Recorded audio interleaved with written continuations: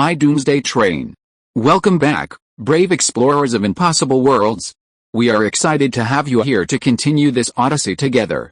Before we continue, everything you'll hear is pure fiction, so please don't try to replicate combat techniques at home. This wonderful story in all its rights belong to its brilliant original author. We are only the messengers of entertainment. Want another dose of adventure?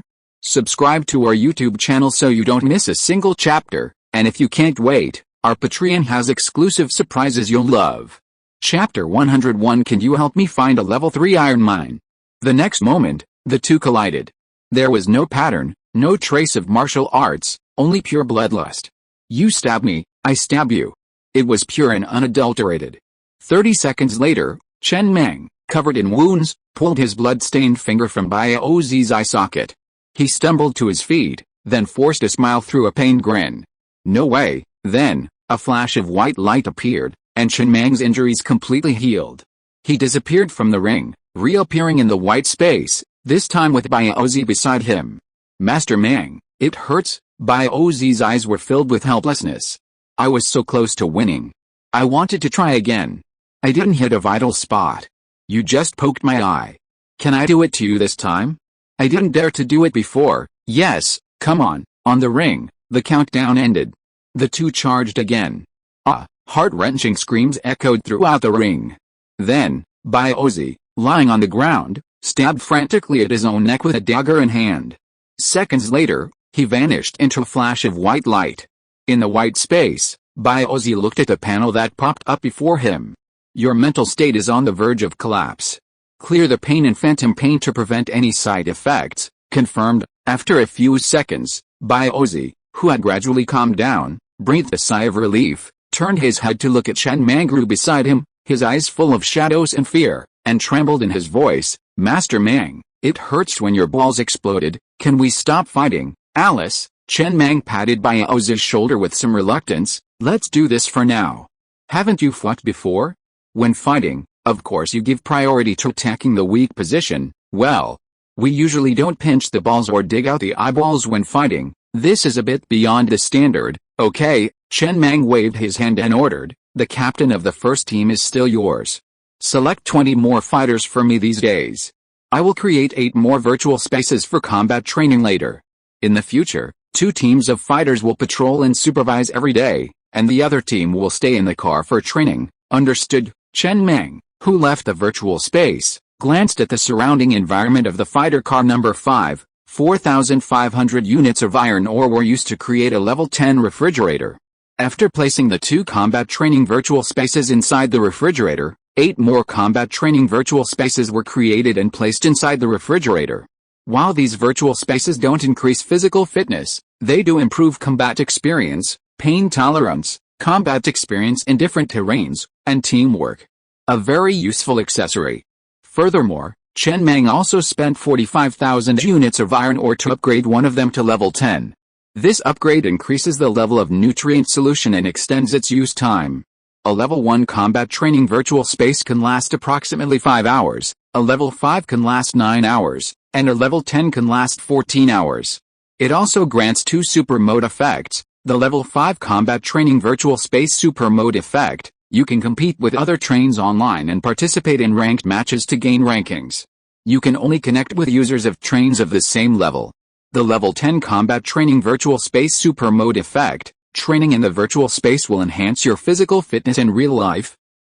Chen Mang smiled at the 2 supermodel effects. They were both very powerful. The first supermodel effect allowed him to compete online with other train users. He had just seen this on the panel in the white space. For example, if he entered this space now, he could compete in ranked matches against all users of the level 3 train combat training virtual space in the world. It was a fair competition. As his rank increased, he would be listed on the leaderboard, which would increase his train's reputation. He had already learned about the existence of reputation points from the train's auxiliary AI. Whether it was through regional announcements or being listed on such lists, it would increase reputation points.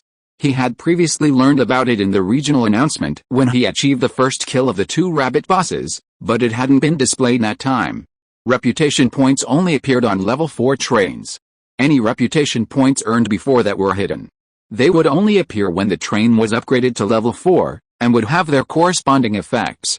The second supermodel effect was simply a supermodel effect of a perverted level. It was a true supermodel. He had originally thought this item only boosted combat experience, but now it seems it can also increase physical fitness, significantly increasing a thug's individual combat capabilities. Pretty good. He liked it. Yellow-grade accessories can only be upgraded to level 5, so the first supermodel effect is available to everyone. However, the second supermodel effect is not so easy to obtain, requiring Murphy stones. The most important thing is, Chen Mang's expression gradually became strange. Not all accessories have supermodel effects, and not all supermodel effects are strong. He could imagine someone dropping 2 Murphy stones on the green crafting table accessory, staring eagerly at the level 5 supermodel effect, only to see it show none behind it. He would probably smash the crafting table right there and then. Who could resist such indignation? He glanced at the train panel and saw that he still had 92,000 units of iron ore. He immediately spent another 45,000 units of iron ore to upgrade the built-in space stabilizer accessory to level 10.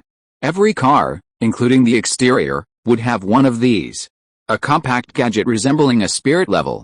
Its function is to keep the train cars in a horizontal, stationary state when the train is in an abnormal state, such as when it's not level. It's a form of high-tech. Upgrading this accessory has no effect. Even at level 1, it can keep the train stable even during a 360-degree rotation.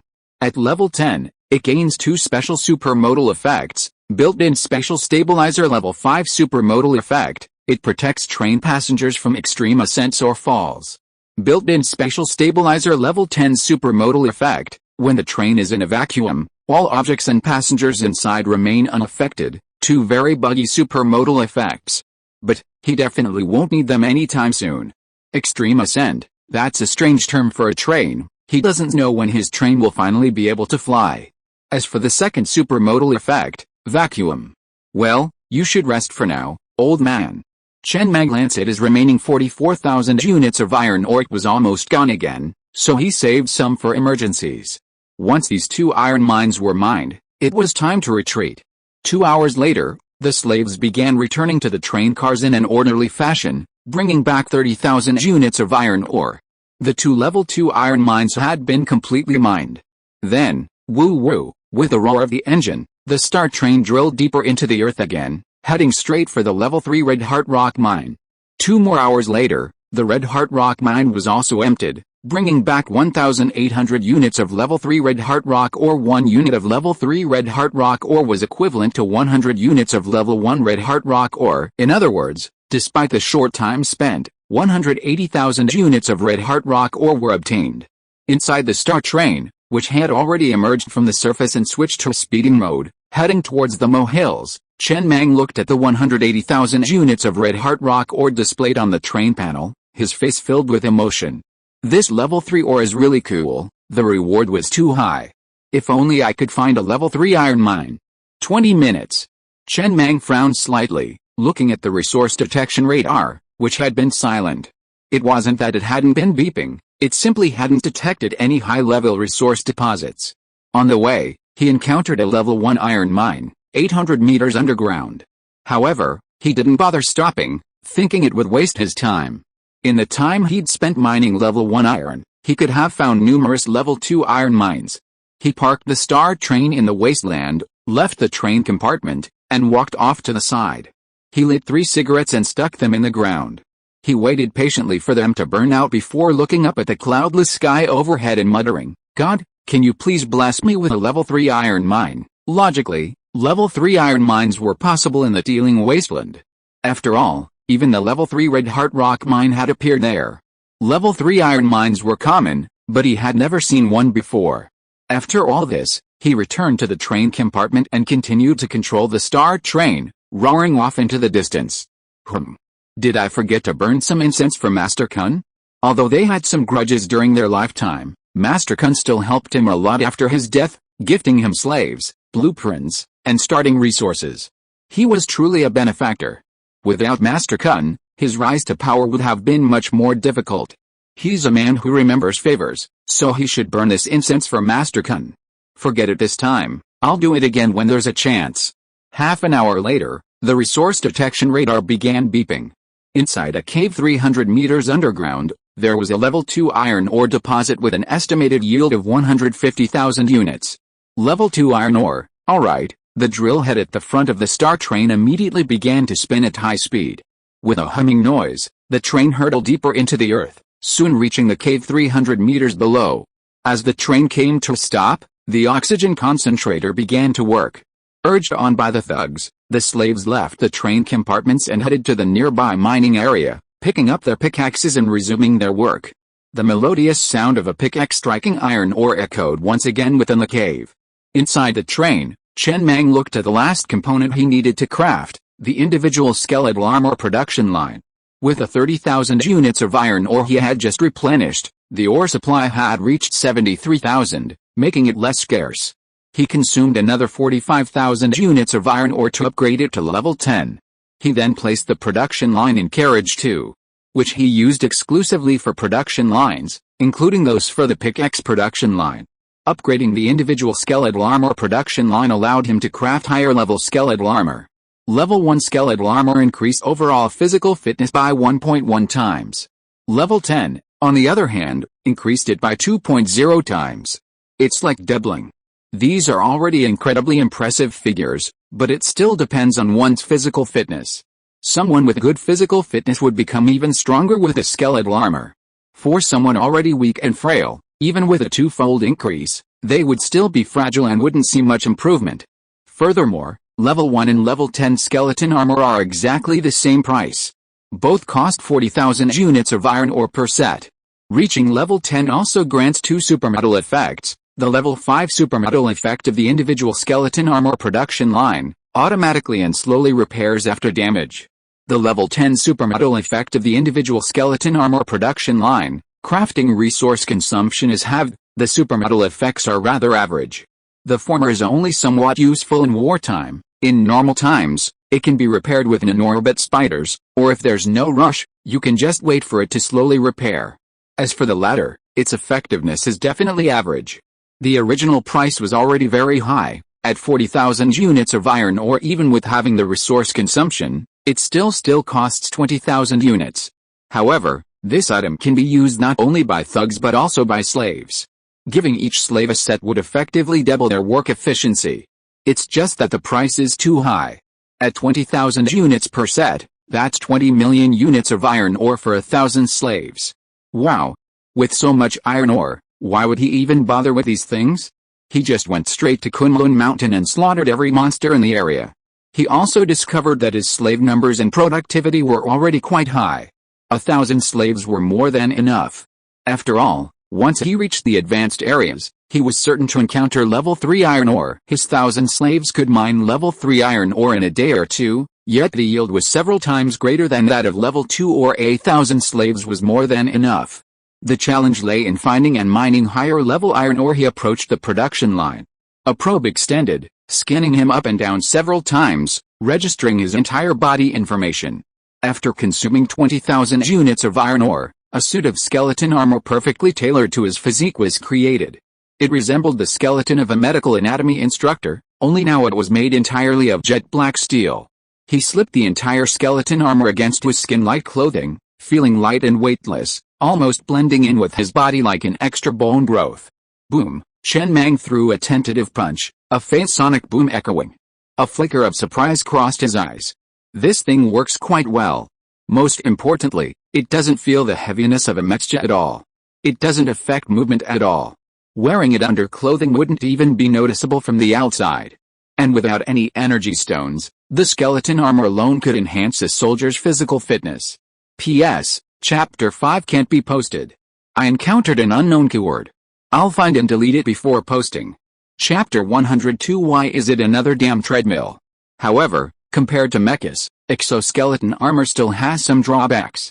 For example, a mecha might be equipped with heavy weaponry like shoulder-mounted rocket launchers and handheld Gatling guns. But these aren't major issues.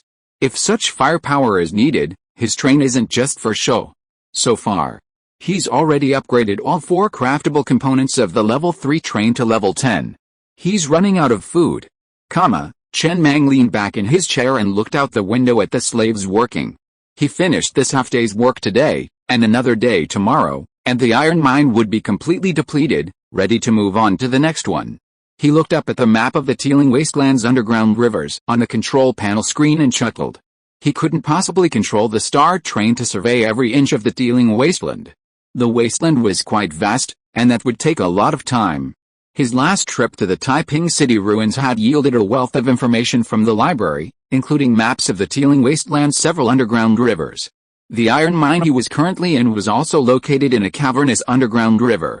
After several attempts at mining, he'd discovered that underground iron ore was generally found only in cavernous areas. With this map, he no longer had to search aimlessly across the teeming wasteland like a headless fly. By following the course of the underground river, he could find roughly 70% of the mines deep beneath the teeming wasteland. As for the remaining 30%, one couldn't be so greedy. Tonight, he'd build a virtual combat training space inside the train compartment. It would be quite fun. Of course, competing against others wasn't what interested him most. That felt a bit lacking. He wasn't particularly interested in ranked matches with other trains either.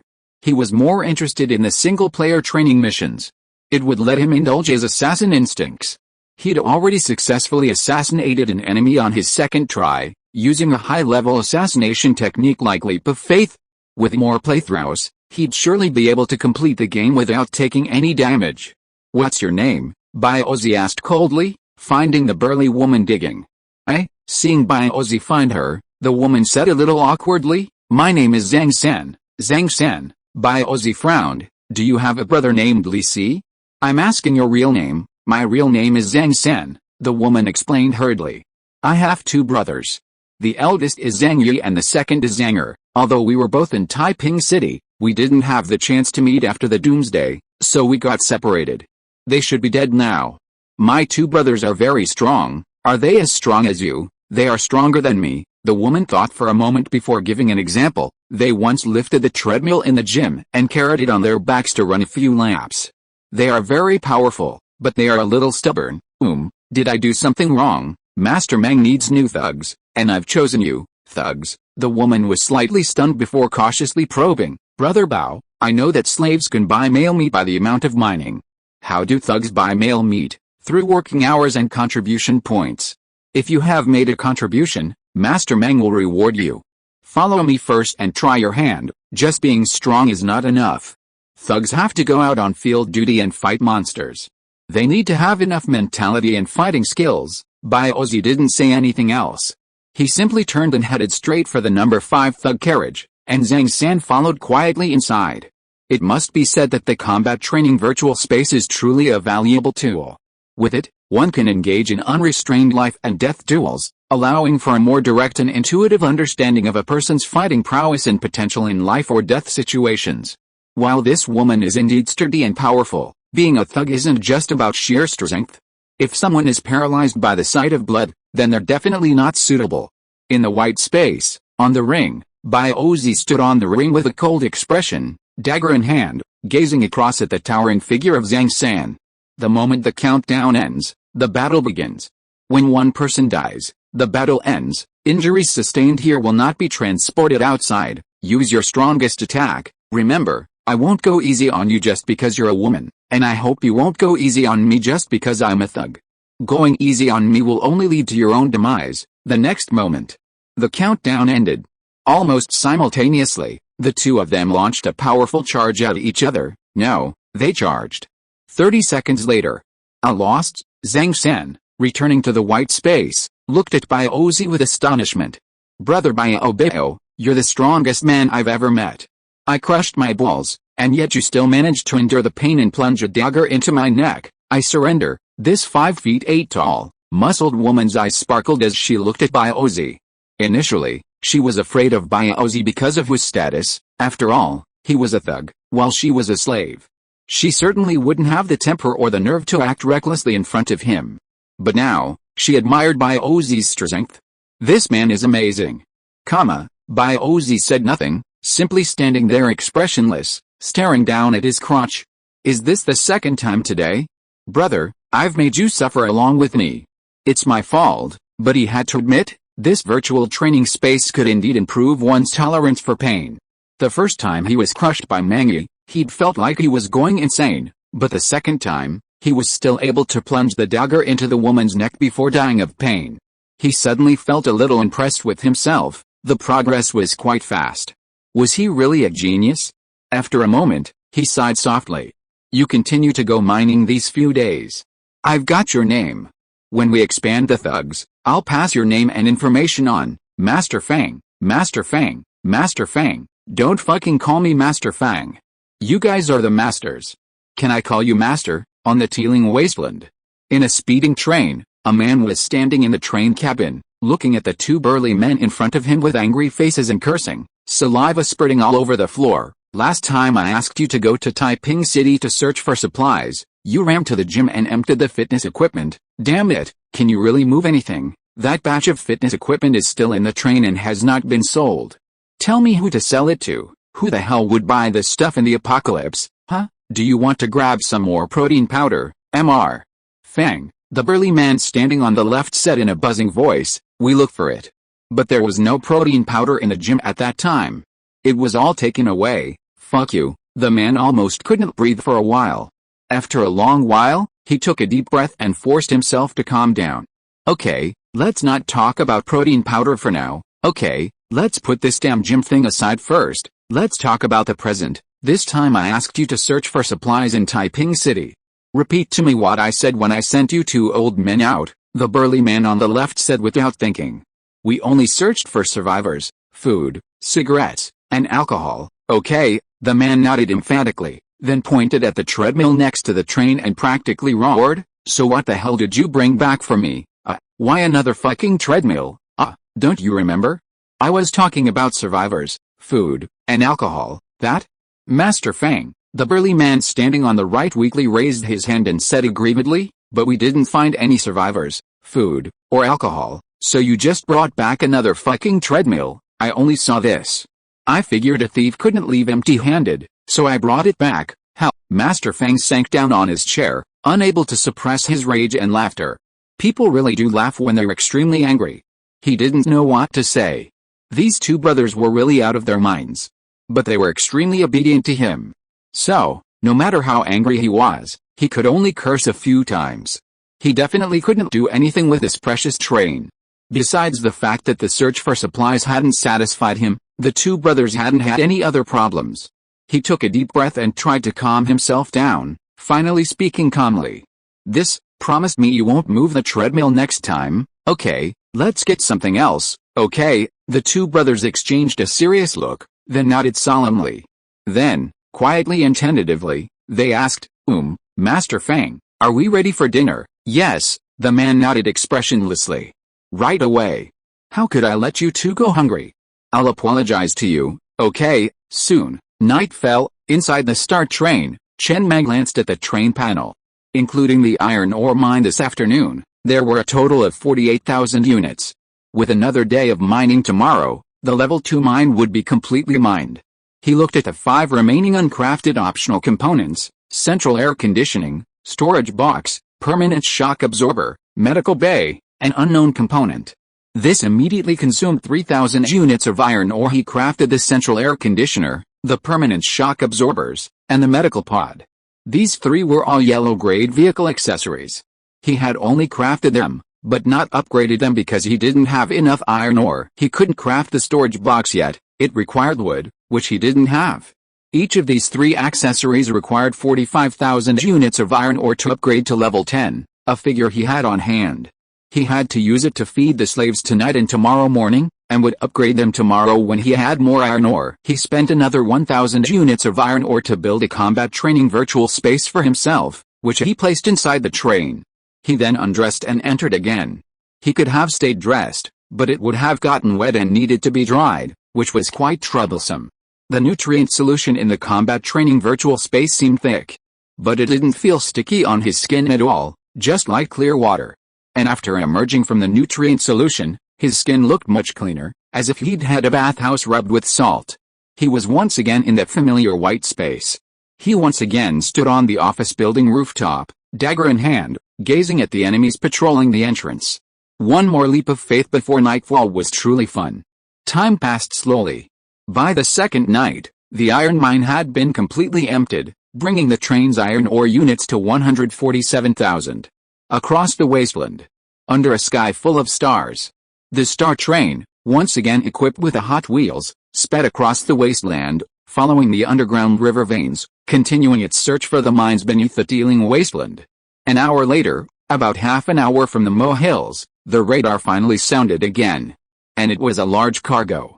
A cargo has arrived. Chen Mang narrowed his eyes and glanced at the resource detection radar. It showed 3 level 2 iron mines nestled together in the underground river cave 8,000 meters below the surface, along with a level 2 copper mine. He couldn't help but smile. This was a real cargo. The train was immediately repaired on the spot, not going down tonight but tomorrow. Although there was plenty of oxygen underground thanks to the oxygen concentrators, it still wasn't as comfortable as breathing the fresh air of the wasteland. He felt a sense of freedom. Although he'd been chased in Kunlun Mountain, no one in the teeming wasteland could challenge him. If a level 3 boss attacked him at night, it was probably delivering blueprints. If a level 3 train attacked him at night, well, he'd really like to see it for himself. So far, he'd only seen level 3 trains on the train radio, never in person. He wondered how his level 3 train would compare. As the sun rose over the teeming wasteland, the Star Train had vanished from the surface and reappeared in a cave beside the underground river 8,000 meters below. The slaves had already begun lining up to receive food and prepare for work.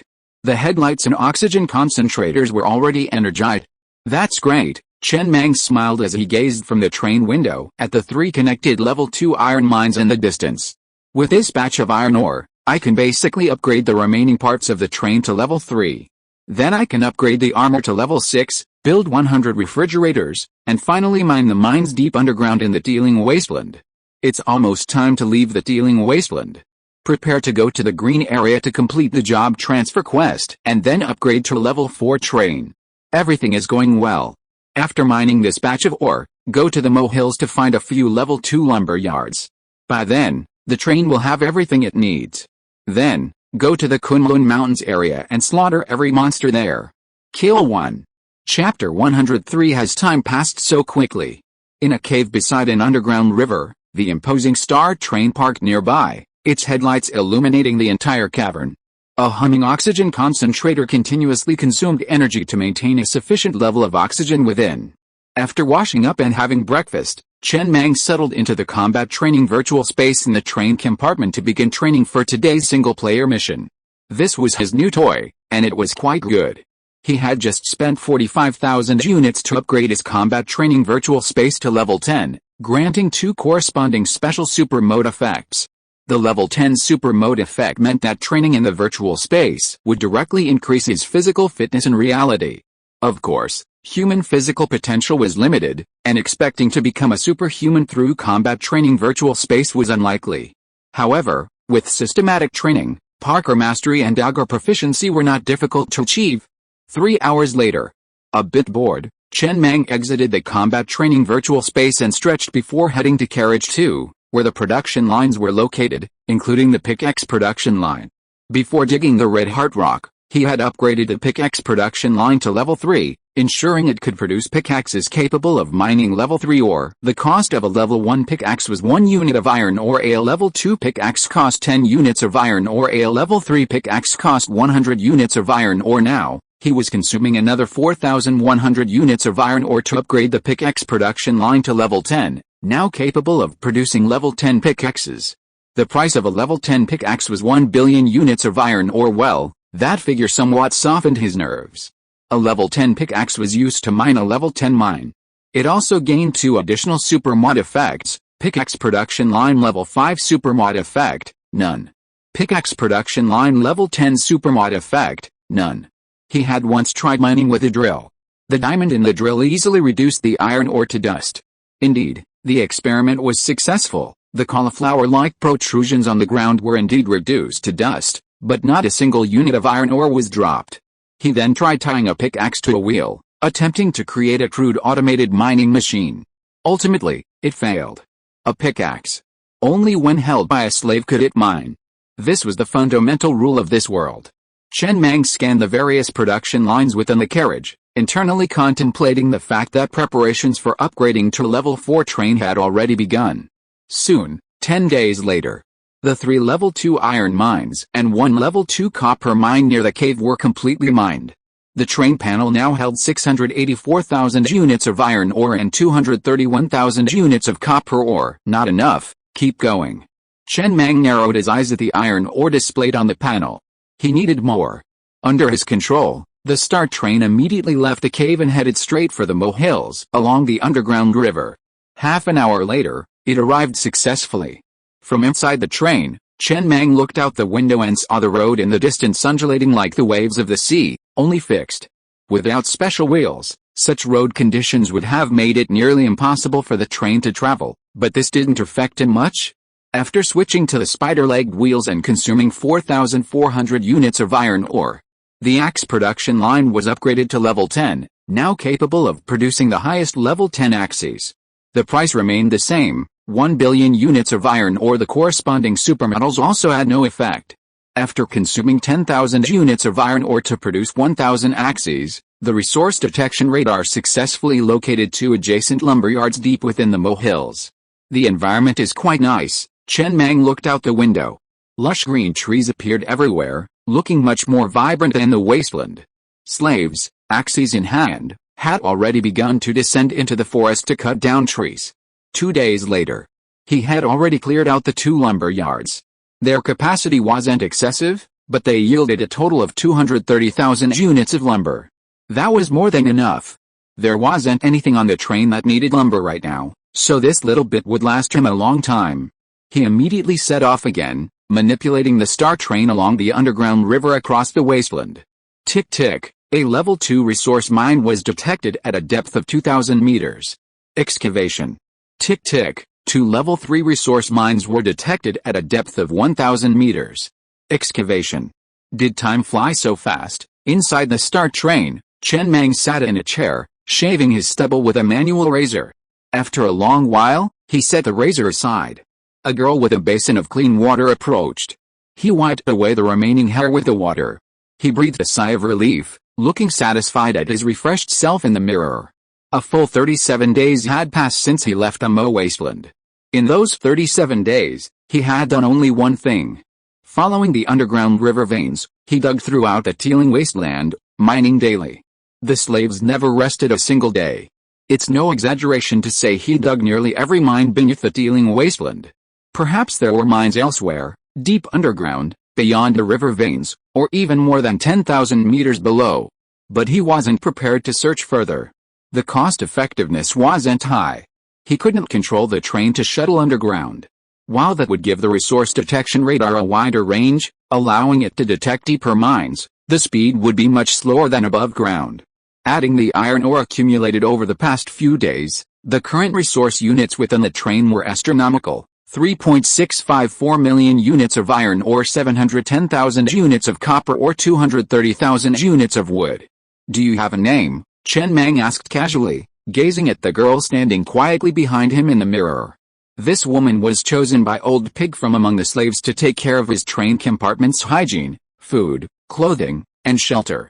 She had performed quite well recently. She was quiet, had no extraneous thoughts, and worked quickly.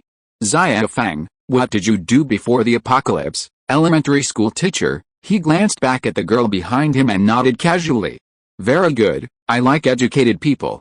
Go on, I have nothing to do now. Yes, Master Mang. After the woman left, Chen Mang adjusted his new clothes with great satisfaction. He looked at himself in the mirror, leaning on his cane with one hand and smiling with satisfaction. After consuming 4,400 units of wood and upgrading the custom clothing production line to level 10, 2 supermetal effects were added. Custom clothing production line level 5 supermetal effect. The produced clothes have excellent heat-retaining effects. Custom clothing production line level 10 supermetal effect. The produced clothes can be made into high-quality clothes, which will enhance the wearer's temperament. It requires 500 times the production materials. The cost of making a set of clothes is 1 unit of wood. Extremely cheap. And since they are custom-made, compared to the price of 40,000 units of individual skeleton armor, this is almost like charity. Even high-quality clothing requires 500 times the crafting materials, which still only amounts to 500 units of wood. The custom clothing production line upgrade has no special effects, but only grants 2 special supermetal effects after reaching the corresponding level. Tomorrow is an important day. Tomorrow will be the day the train officially begins running, all procedures will be standardized, and the term slave will be officially changed. He has specially crafted himself a set of high-quality clothing for his official appearance at the opening ceremony. As the train conductor, his attire influences the people below him. A well-dressed conductor reassures his subordinates. If the conductor himself appears grimy, the people below him will work with trepidation, fearing the train will be breached by monsters one day. The train has no ore to mine today, so it's parked in the wasteland for rest. All slaves have a day off and are free to rest in the train compartments or near the train. Not bad, Chen Mang said with a satisfied smile, gazing at himself in the full-length mirror. He had a black suit made for himself. A suit that's custom-made to fit perfectly looks impressive. A little less expensive, and you could look like a real estate salesman. Adding a white vest and a black shirt, the layering was perfect. The hellcane was the perfect finishing touch. Just then, there was a knock on the door outside the train. "Come in." Li Shiji strode in, clutching a stack of blueprints. "Mr. Mang, I've drafted a few for the armband logo you asked me to prepare for the Star Train.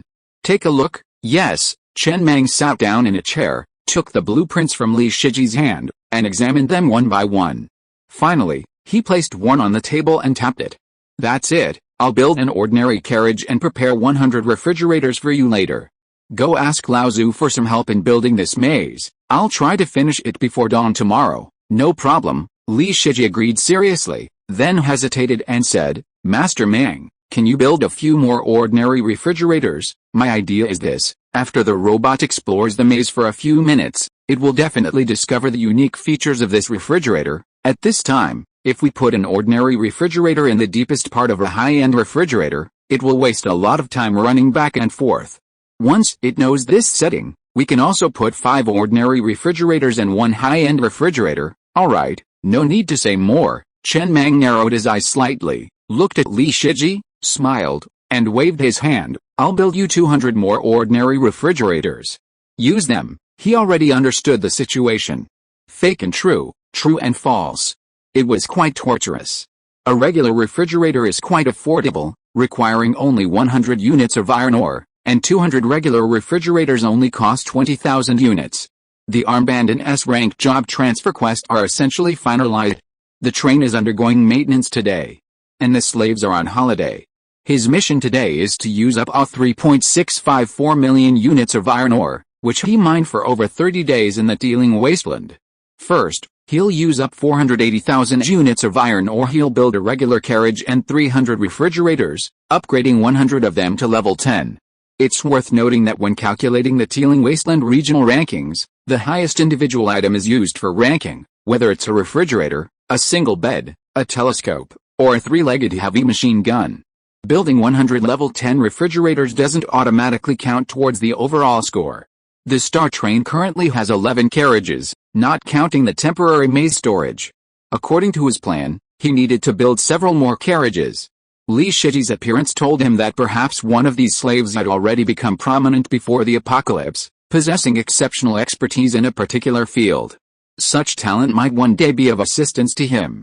Therefore, he constructed 2 additional hard sleeper carriages, both for high-level personnel. One for men, one for women. These high-level personnel would reside in these carriages on weekdays. Each hard sleeper carriage had bunk beds, for a total of 18. These 2 carriages were slotted between carriages 4 and 5. The current layout of the train was as follows. He was alone at the locomotive head. Carriage 2 housed all of his industrial production lines, such as those for pickaxes, heavy machine gun ammunition, and off-road motorcycles. Carriage 3 housed all his ammunition reserves, as well as resources like copper ore and timber. This carriage also contained several level 10 refrigerators for bulk storage of minerals. Carriage 4 houses production lines for moldy bread slices, cola, and steamed buns, among other daily necessities. Lao Zhu and his team would often go to this car to produce slave food. Carriage 5 is the hard sleeper car for female senior personnel. Carriage 6 is the hard sleeper car for male senior personnel. Carriage 7 is the hard sleeper car for thugs. 2 level 10 refrigerators are stacked in a corner. One refrigerator houses 10 combat training virtual spaces, serving as a training ground, while the other is filled with single beds for newly recruited thugs. Carriages 8 and 9 house 101 human slaves, and blankets have been laid out on the floor. Carriages 10 and 11 house the 121 goblin slaves, and 4 level 10 refrigerators house the over 800 new slaves who have joined the train. Carriages 12 and 13 are the firepower cars, providing long-range fire support, equipped with 40-barreled Sakura-falling rocket launchers and a multi-shot crossbow. Chapter 104, Watching a zombie movie in the apocalypse is really immersive. For a long time, the structure of the stellar train would remain essentially unchanged, barring further population growth.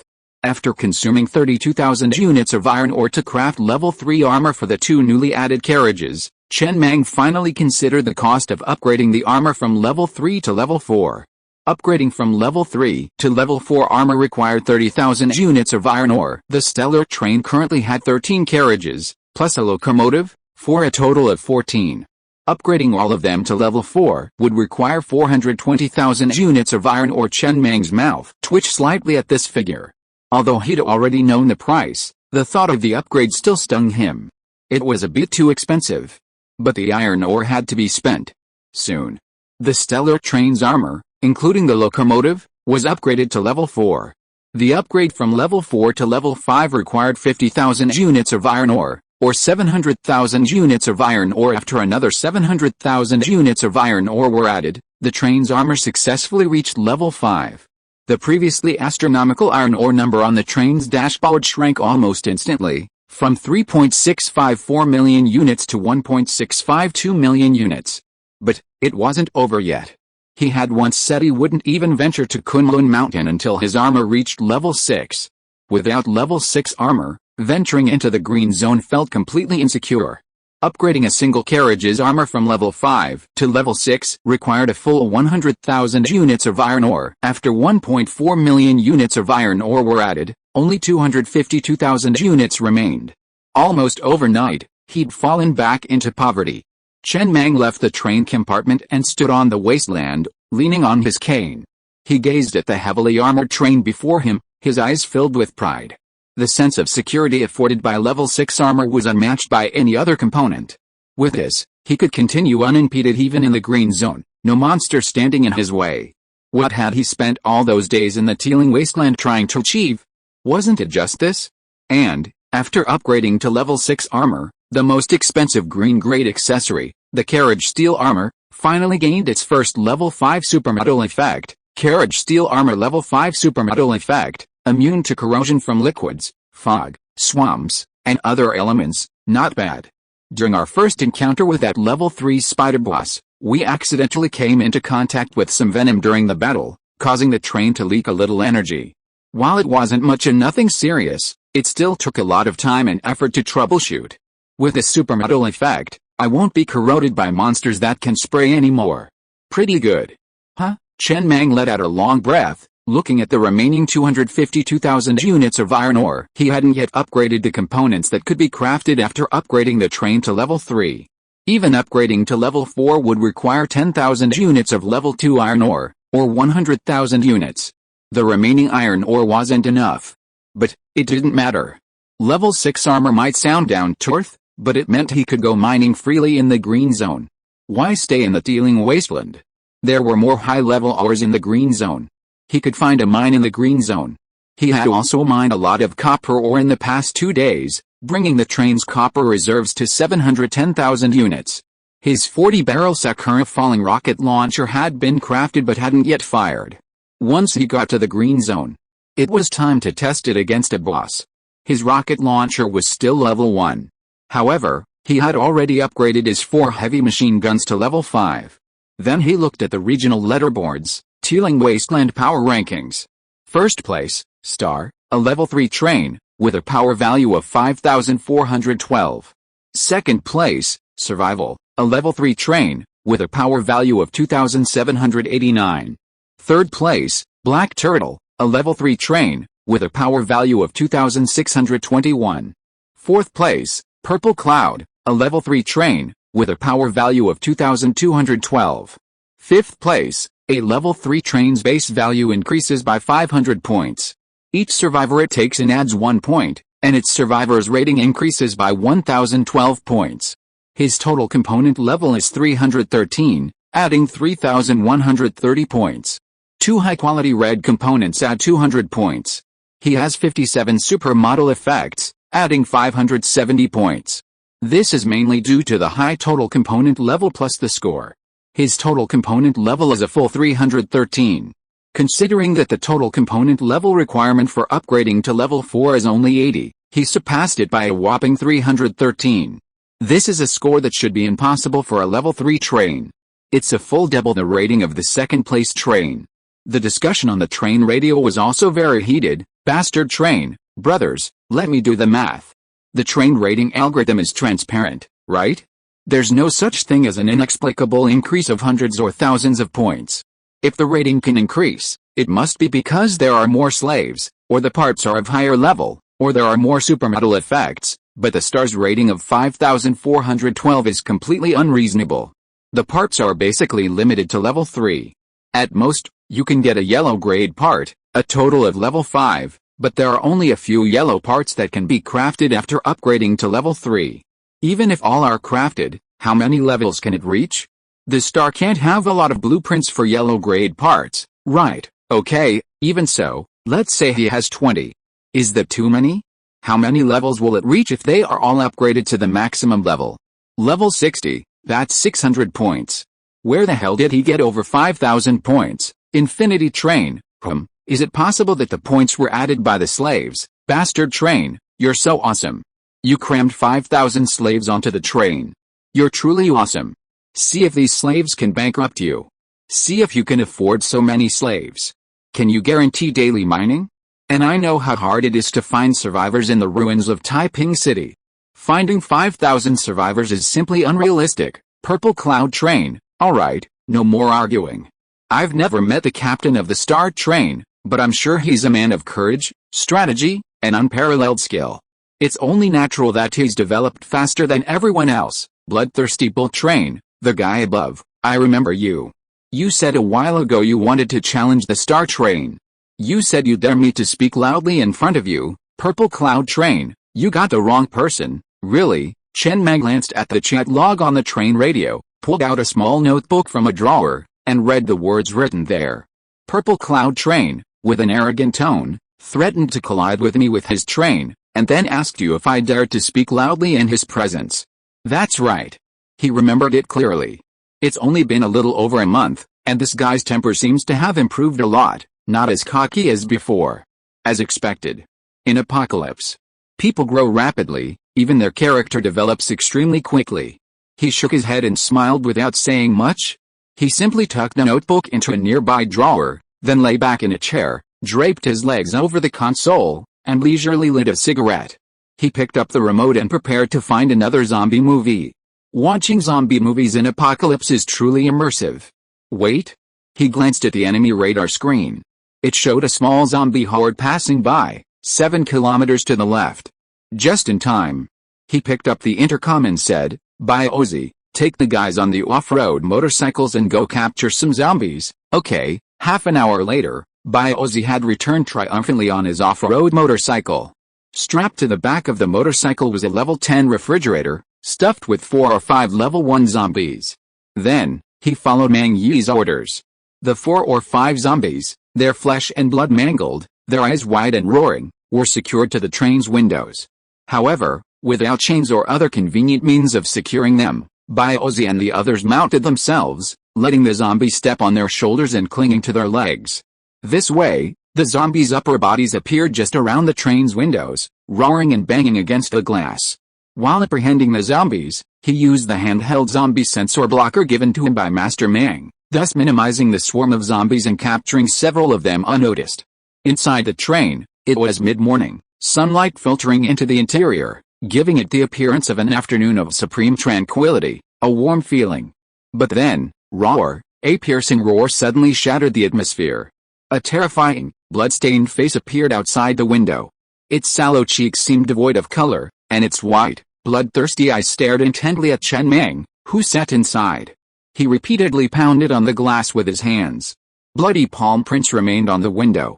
The warm feeling inside the train vanished, and murderous intent filled the air.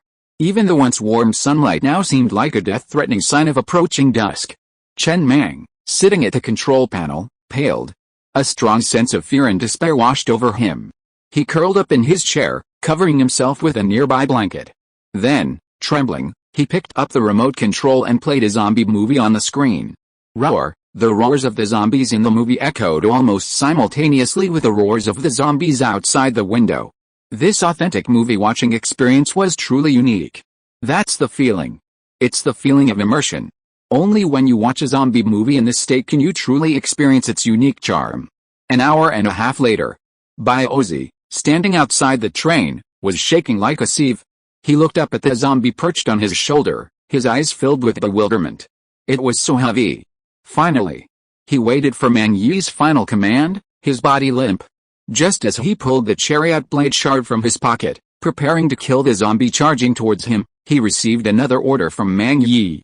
Mang Yi told him to keep these zombies, stuff them in the refrigerator, and keep them from starving. He'd need them next time. Oh, can zombies eat bread? Ozzy stared at the zombie, lost in thought. What if they won't eat bread? Could he use the corpses of other monsters? Not impossible. There were still some corpses piled up on the train. But these zombies were quite professional and wouldn't eat their own people. Let's see if they can eat bread first. Hesitantly, he pulled a piece of bread from his pocket and tossed it into the mouth of the zombie he was stepping on. Crunch, crunch, hey, it tasted delicious. Just eating bread would be fine. He didn't know what Mang Yi was doing with the zombies, but as the train conductor, Mang Yi had a higher vantage point and a broader perspective. Since he was keeping these zombies, they must be useful. Maybe they were the beginning of some grand plan.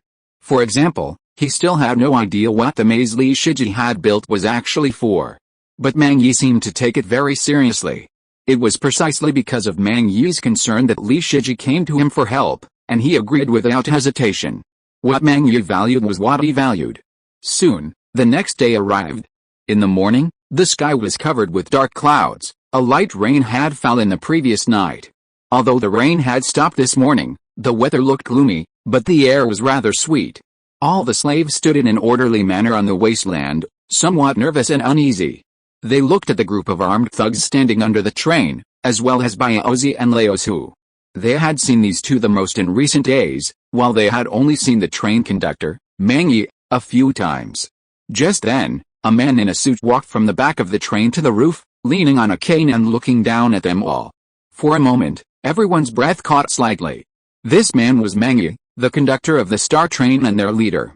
So handsome, Zhang Sen, standing out from the crowd, couldn't help but tug at the corner of his shirt as he watched the scene. He's really quite handsome, he muttered. Uncle Li couldn't help but sigh. Mang Yi had an indescribable aura of superiority. He'd met other train conductors, and many of them had the air of a small-time, successful individual, but Mang Yi had none of that. Add to that the suit, clearly expensive and with a strikingly square cut. The heavy train beneath his feet further enhanced Mang Yi's majesty. And with a wilderness as a backdrop, he couldn't help but feel like a king of the apocalypse. Back then, on Kun Yi's train, he'd never considered rising to prominence, but on Mang Yi's, he truly did. It's okay, Uncle Li. I'm sure your day will come sooner or later. The words were still lingering. Uncle Li quickly covered the mouth of the young man beside him, his eyes filled with panic and fear as he growled hoarsely, "Are you fucking crazy?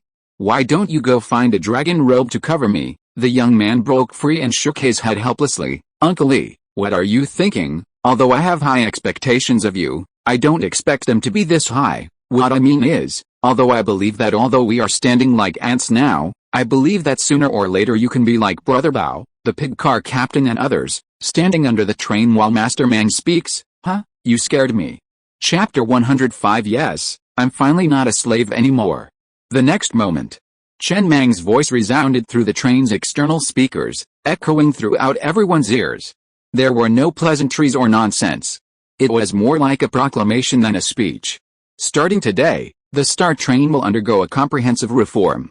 From now on, there will be no more slaves or thugs. Perhaps in the apocalypse, all train conductors will call you slaves, and perhaps you've already accepted that term in your hearts, but from now on, you are not slaves without human rights in my eyes. As long as you work hard, you can still realize your value in the apocalypse. You will have the right to marry, have children, and even raise a family of 3 on this train. The Star Train will not tolerate any worthless parasites, but it will also never let down anyone who has contributed to its success. Standing on the roof of the carriage, Chen Mang looked out at the sea of people before him. After a pause, he continued calmly. You will no longer be slaves, but residents of the train. The thugs will no longer be thugs, but guards. Positions and treatment will be separated. There can be many types of positions, but there are only 6 types of treatment, and each position enjoys different treatment. The lowest treatment is level 3 resident treatment, with 10 slices of bread and 2 bottles of mineral water a day, and living in the refrigerator. Level 2 resident treatment, with 20 slices of bread and 4 bottles of mineral water a day, and living in the carriage. Level 1 resident treatment, the daily food supply remains unchanged, and you still live in the carriage. The number of meat coupons you get is determined by the daily mining volume, and you get 1 meat coupon for every 10 units of resource mines. The excess can be accumulated until tomorrow and rounded up for settlement. Level 3 senior talent treatment, full food every day, and 2 meat coupons a day. Level 2 senior talent treatment, full food, and 3 meat coupons a day. Level 1 senior talent treatment, 5 meat coupons a day. Chen Mang looked at everyone and continued with his cane in one hand. All residents are promoted based on the amount of minerals they mine. If they lack any special talents, their position will remain as a resident, with the highest level being a level 1 resident. Residents who sell meat receive level 3 resident status, and can be promoted based on the number of meat coupons they purchase, up to level 1 resident status. Biozi, Laozi, here, Biozi and Laozi, standing beneath the train, shouted hurriedly, their faces serious and deep. You 2 receive level 1 senior talent status. The other 8 guards receive level 2 senior talent status, and the remaining 20 new guards to be recruited receive level 3 senior talent status. Meat coupons can be used to purchase more than just meat. They can also be used to purchase a wide range of goods on the train, for example, cigarettes, snacks, food, daily necessities, even a 100 square meter refrigerator for a wedding room, train passes, and salary upgrades. In the future, everyone who performs meritorious service will be rewarded with varying numbers of meat coupons. That's what I, Chen Mang, can give you. As the Star Train develops, all benefits will be correspondingly improved. Let Laozi explain the rest of the details. He finished. Chen Mang didn't linger. He returned to his train compartment.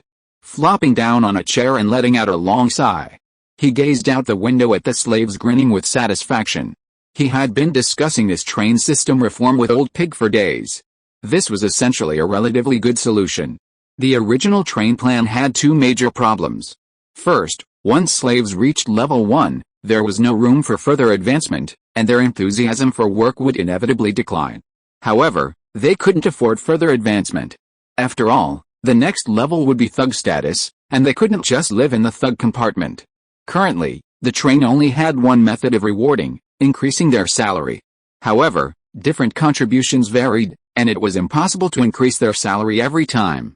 Furthermore, if Old Pig achieved significant merit in the future, how would he reward them? How would he raise their salary?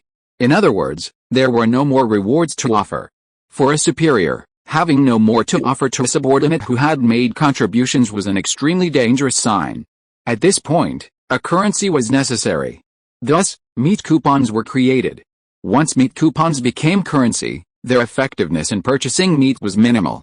The residents who sold meat and the stellar train served as anchors, much like gold and government bonds serve as anchors for paper currency. He no longer had to worry about running out of rewards. He now had complete say over the meat coupons. Although slaves could only be promoted to level 1 resident status, they could continue to earn meat coupons, which could be exchanged for a 100 square meter house and a salary increase. The residents who sold meat, unlike before, now had greater freedom of trade under the market economy. Each person could set a different price based on their appearance, skills, and even emotional value. For example, one woman could get 3 coupons at a time, another 5. Under this system, the train was more efficient than under slavery, and everyone's work enthusiasm was higher than before. In previous slave trains, all slaves were vacant-minded, unaware of what the next day would bring, simply working. But with this system, everyone had a purpose. He stocked the store with a lot of goodies. Left hand created meat coupons and distributed them through benefits. The right hand collected the meat coupons from the meat coupon shop. It was like the left hand passing through the right hand, but it would galvanize everyone on the train. This method of motivating people was far superior to the previous system of collective rewards. Those special circumstances necessitated special measures. The Star Train currently possessed absolute internal and external dominance, and only with ample supplies could the system be used. The other trains didn't have time to dwell on this. They should first think about where to mine tomorrow. He was quite satisfied with his system design. While there were still some imperfections, every system gradually became standardized from a prototype. No group system was perfect from the start. Level 3 Senior Talent Salary, 200 meat coupons. After Old Pig finished speaking, all the slaves gathered around the train, glancing at the prices of various goods on the large posters posted outside the carriages. A resident, receiving level 1 slave status, muttered, his eyes filled with shock, counting on his fingers. I am now being treated as a level 1 slave, and I can get 1 meat voucher every day. That means I can be promoted to level 3 senior talent in just 200 days, and then I can get 2 meat vouchers every day, and I will make my money back in 100 days. After that, it will be purely 2 meat vouchers every day. That's 600 meat vouchers a year. Then, still being treated as a slave next to him poked the man who was talking to himself, and looked at the big character poster posted outside the car with the same difficulty. Mr.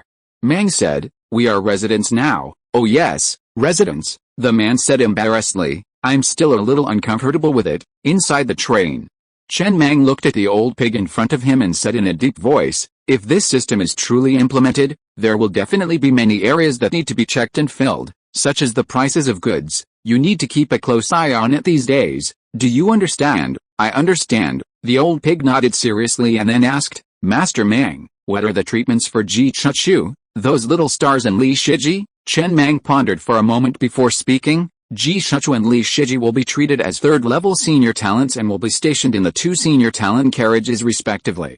Those little stars will be treated as third-level residents directly. After all, they are stars, and they will not set a low price for themselves. "Okay, there is one more thing." The old pig hesitated for a moment before whispering, "Master Mang, didn't you say last time that Ji Chuchu would be rewarded to the slaves with good performance?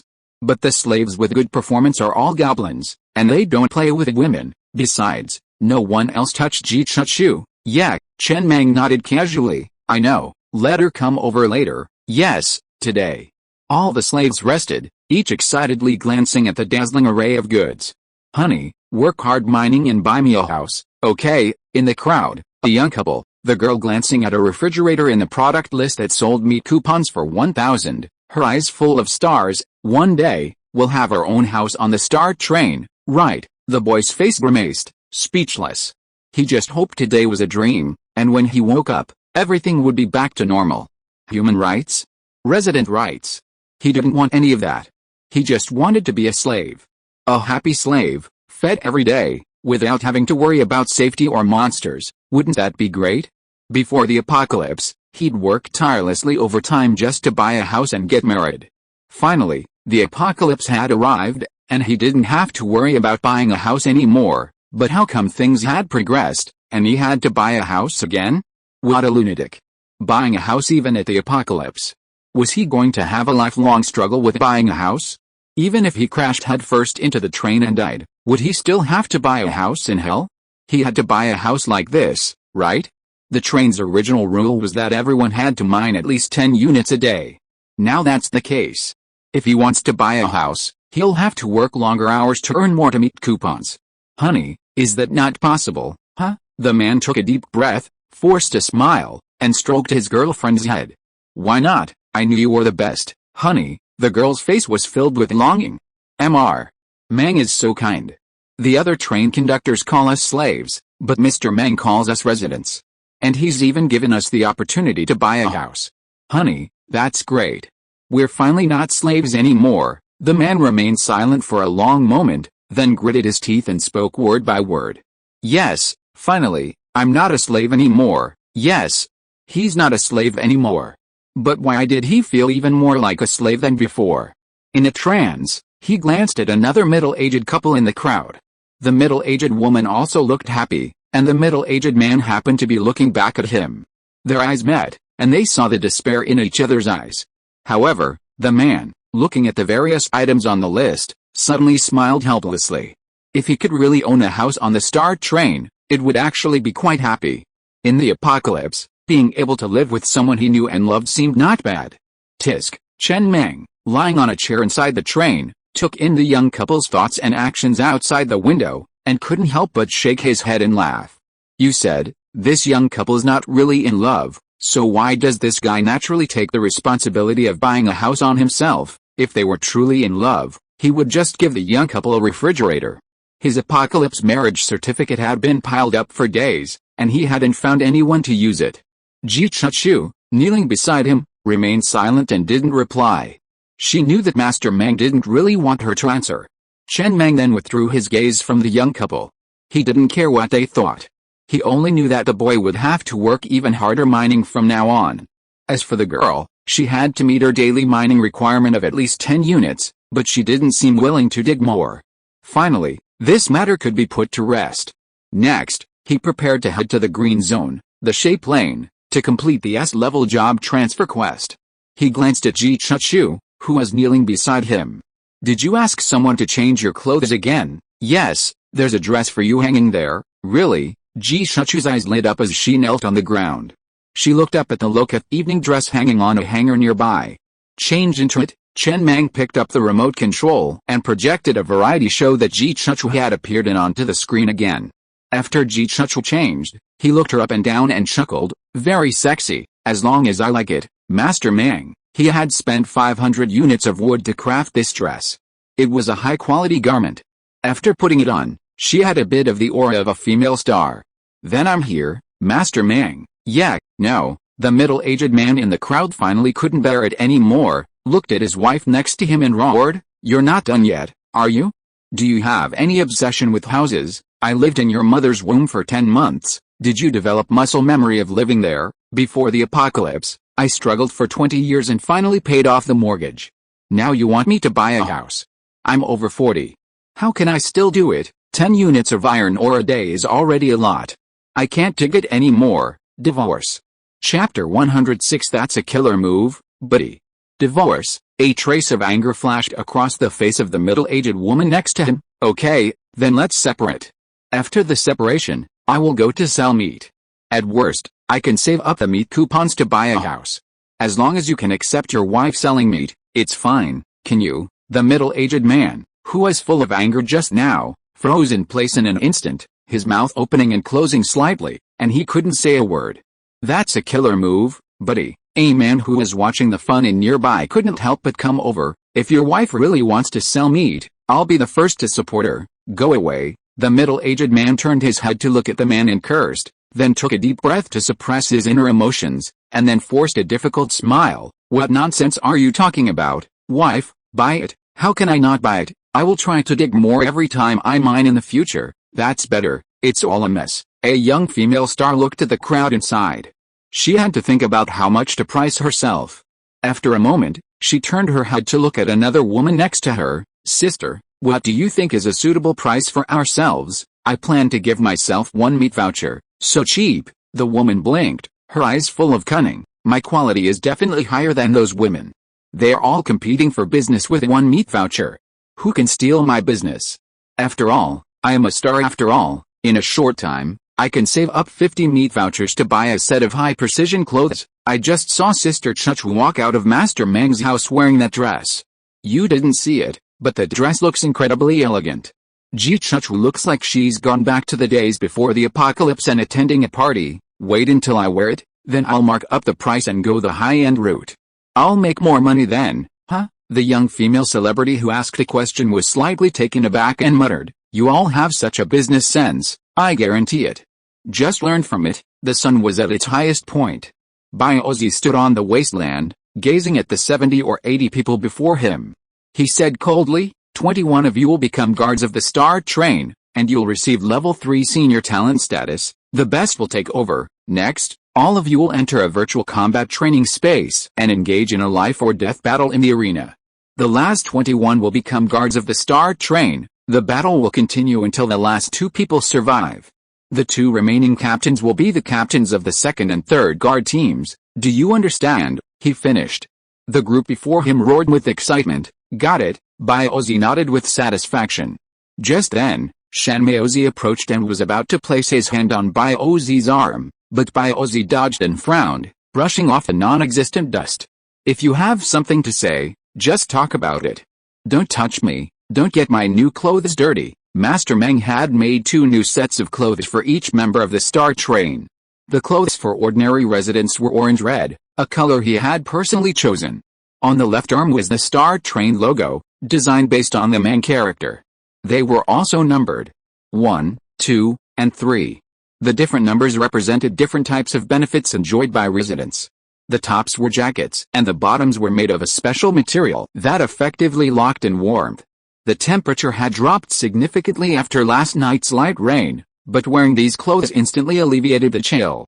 The guard's uniform wasn't as loose-fitting. It resembled the pre-apocalyptic Special Forces uniforms, with numerous tactical pockets, giving it a sharp look. He still liked his outfit. His only regret was that it was the standard version. He planned to buy the premium version once he'd accumulated 50 meat coupons. It would look even more impressive. Well, Shanmaozi whispered weakly, I don't want to be captain. I want to stay in Team 1. What the hell? Biozi was slightly taken aback. I didn't say you were captain. How could Shanmaozi be captain? The captains of Teams 2 and 3 were both his people. That would be crazy. How could he dare insert his own people into those positions? Huh? That's fine. The other guys were saying I might be the new captain, and I thought, that's good. I can't be captain with my personality. It's fine. Brother Bao, keep going. I'm going to eat first. Biozi glanced casually at Shanmaozi's escaping figure before looking back at the group before him. Everyone, listen, enter the carriages one by one. As darkness gradually fell, the makeshift carriage 14 contained only a single refrigerator, its door wide open. Master Mang, Li Shiji, his eyes dark, his tone a mixture of fatigue and excitement, stood aside as he introduced, the maze has been completely laid out. Anyone who enters will be trapped for at least half an hour, no negotiation. This is the entrance right in front of you, the destination is in the innermost refrigerator. As instructed by Master Mang, the word "end" has been painted on the walls surrounding that refrigerator. It's unmistakable at a glance. That's it. There are still 7 people inside who haven't come out yet. Huh? Ahem. Old Big, standing nearby, took over with a slightly embarrassed look. Master Mang, today I found a group of people to assist Li Shiji in building this maze, but a few people are lost and trapped. It will take a while for them to get out. Forget about them. Chen Mang, standing inside the carriage with a cane, frowned. This maze is crucial to the development of the star. Find 10 more people and have them enter the maze to find the destination. Understood? Soon, the 10 residents were found and stuffed into the refrigerator. An hour later, inside the carriage, Chen Mang casually tossed a magazine into the hands of Lao Zu beside him. I'm going to sleep first. Tell me tomorrow morning how soon I can clear the level. Tomorrow we'll be heading to the green zone, Shape Lane. As soon as someone gets out, clear this maze as soon as possible. I need it. Yes, on Shape Lane. Inside the Kanglong train, stationed next to level 2 iron mine, a bald man with dark circles under his eyes, lifeless eyes, hunched over the control console, staring blankly at the intercom before him. He felt like he'd become a wife-waiting stone. Over 30 days had passed. Was there no one stubborn enough to attempt the S-rank job change quest on the mechanical train? He'd been brooding on this matter for over 30 days, barely getting enough sleep, and even dark circles under his eyes. Mom, has this intercom really never rang while I was asleep? No, ain't mechanical. Crisp voice soon echoed from the train. This is the 8th time you've asked me this question. I'm an AI. As long as the train's power isn't interrupted, I won't go into hibernation. Oh my god, the bald man sighed, then climbed from the control console with lifeless eyes. He leaned back in his chair and stared at the ceiling, muttering, God, please give me someone stubborn enough. I really need these 30 Murphy stones. The moon set, the stars shimmered, and the constellations shifted. Daylight soon dawned. When Chen Mang emerged from his sleep, he stretched lazily and glanced at the calendar hanging on the wall with a hint of anticipation in his eyes. Today was the day to go to the Shape Lane. The Shape Lane and the Kunlun Mountains were both green areas. But the last time he went to the Kunlun Mountains, the resource detection radar hadn't detected a single resource mine, not even a lumber yard. Although the mountains were covered with forest, the trees in those forests didn't drop wood after being felled. So he was very skeptical. Are there any resource mines in the Kunlun Mountains? He currently needs a batch of iron ore for upgrading components and upgrading the train to level 4. The Shay plane is his best option, or perhaps his only option. As for the S-level job change quest, it can only be completed in the Shay plane. No matter the difficulty, the job change quest can only be completed in the Shay plane. After successfully changing jobs, the train will not be upgraded to level 4 immediately. It will only be upgraded after all the requirements for a level 4 train are met. Only then will the special features of the job change be truly revealed, and lower level areas will no longer be accessible. For example, the white area, the Teeling Wasteland. He had been in the Teeling Wasteland since he arrived in this world, and after spending over 2 months there, he had almost grown attached to it. It was just the beginning of autumn when he crossed over, and now it was almost winter. Fortunately, with central air conditioning and the clothing he had crafted, the people on the train would not freeze to death. Just then, Old Pig arrived to report yesterday's completion list. The fastest person had found their destination in about 4.5 hours, while the slowest had just emerged this morning. He seemed a bit unremarkable, his pupils dilated and unable to focus. Everyone in the maze had been led out by Li Shiji. Li Shiji had an exceptionally strong spatial sense, and he had a clear mental map of the entire maze. Navigating this maze felt like returning home, but it was also exhausting. Searching every dead end to find lost residents was a physically demanding endeavor. Everything was ready, only the east wind was needed. All the residents and guards had returned to their seats on the star train. Chen Mang sat at the control console, gazing out at the wasteland ahead, lost in thought. They were about to leave the wasteland plains, and he needed to think about anything he hadn't yet dealt with. Returning would be difficult. Oh, right. He found the young man in his private chat list who had given him the blueprint for the oxygen concentrator component and sent him the coordinates of 13 level 1 iron mines on the surface. These were the ones he had come across recently. They were all level 1 iron ore, and he was too lazy to stop digging. But he felt that this information would be quite valuable for a novice train. This way, when there were no more mines to mine, he wouldn't have to search the wilderness blindly like a headless fly. He could just head directly to these coordinates.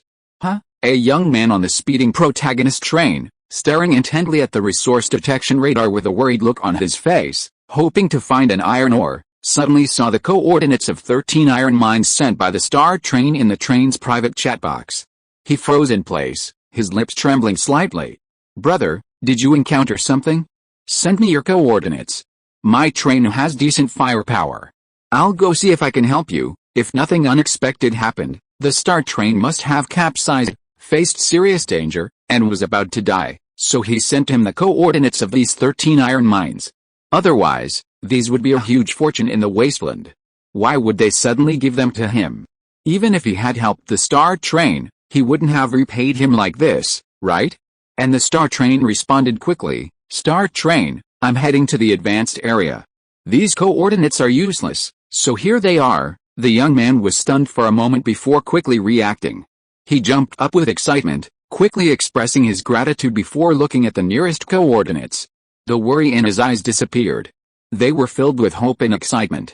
Like a pirate king, he stood at the control console, looked out at the deserted wasteland ahead, and shouted, "Forward!" He knew that the star train was destined to be the protagonist. After the protagonist's thighs were embraced, there would definitely be a lot of gains. Look, the coordinates of these 13 level 1 iron mines, aren't they worth more than a missing oxygen concentrator? For a long time to come, he wouldn't have to traverse the wasteland searching for mines. Even if one of the mines was occupied by monsters, he could easily move on to the next one. By the time he finished mining the 13th mine, the first mine would be almost ready. Perhaps before heading to the advanced area, he wouldn't even need to look for iron ore. These 13 iron mines would be more than enough for him. Yet, Chen Mang glanced at the thank you message from the protagonist train without looking too closely. The oxygen concentrator parts this person had given him had been of great help to him, and he didn't mind giving something in return. And he opened the small notebook in the drawer, which had 2 sentences on it: "Soda, malicious speculation. Purple Cloud Train, arrogant tone, wanted to drive a train to collide with me, and asked you if I dared to speak loudly in front of him." He immediately turned on the train radio and pinned this sentence to the top of the train radio. "Star train, Please ask the conductors of the Soda and Purple Cloud trains to contact me. I want to make a deal with you.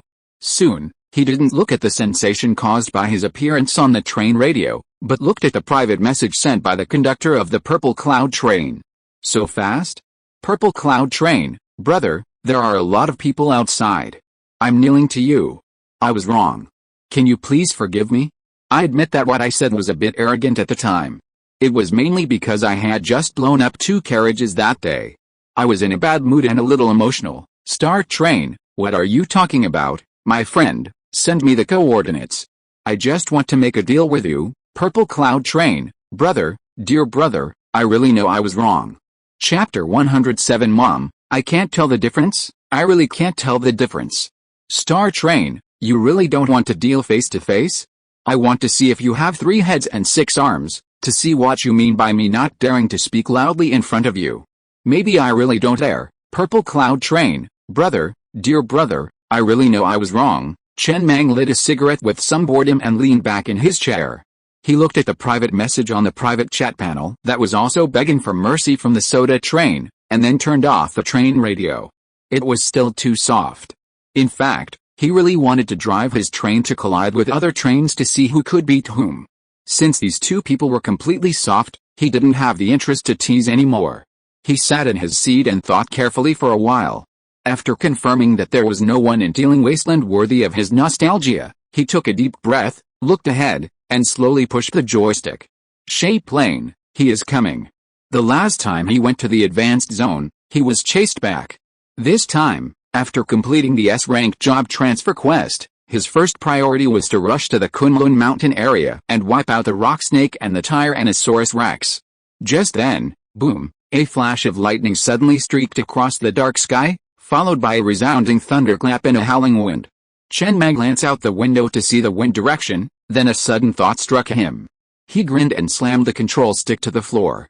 Then, let's fly high, the next moment. Boom.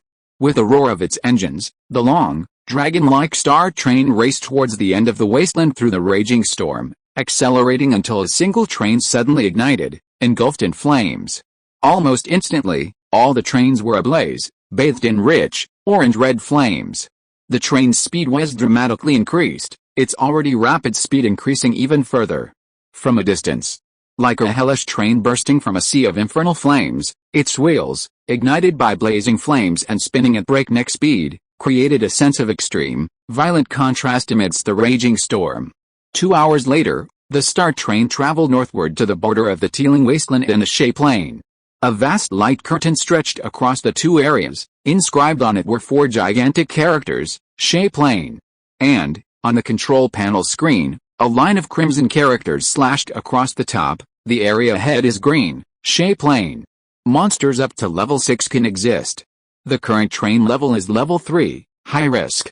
Proceed with caution, Chen Mang chuckled at the words on the screen. The last time he'd traveled to the Kunlun Mountains, the message had advised immediate retreat. Now, it had changed to proceed with caution. He was already being cautious enough.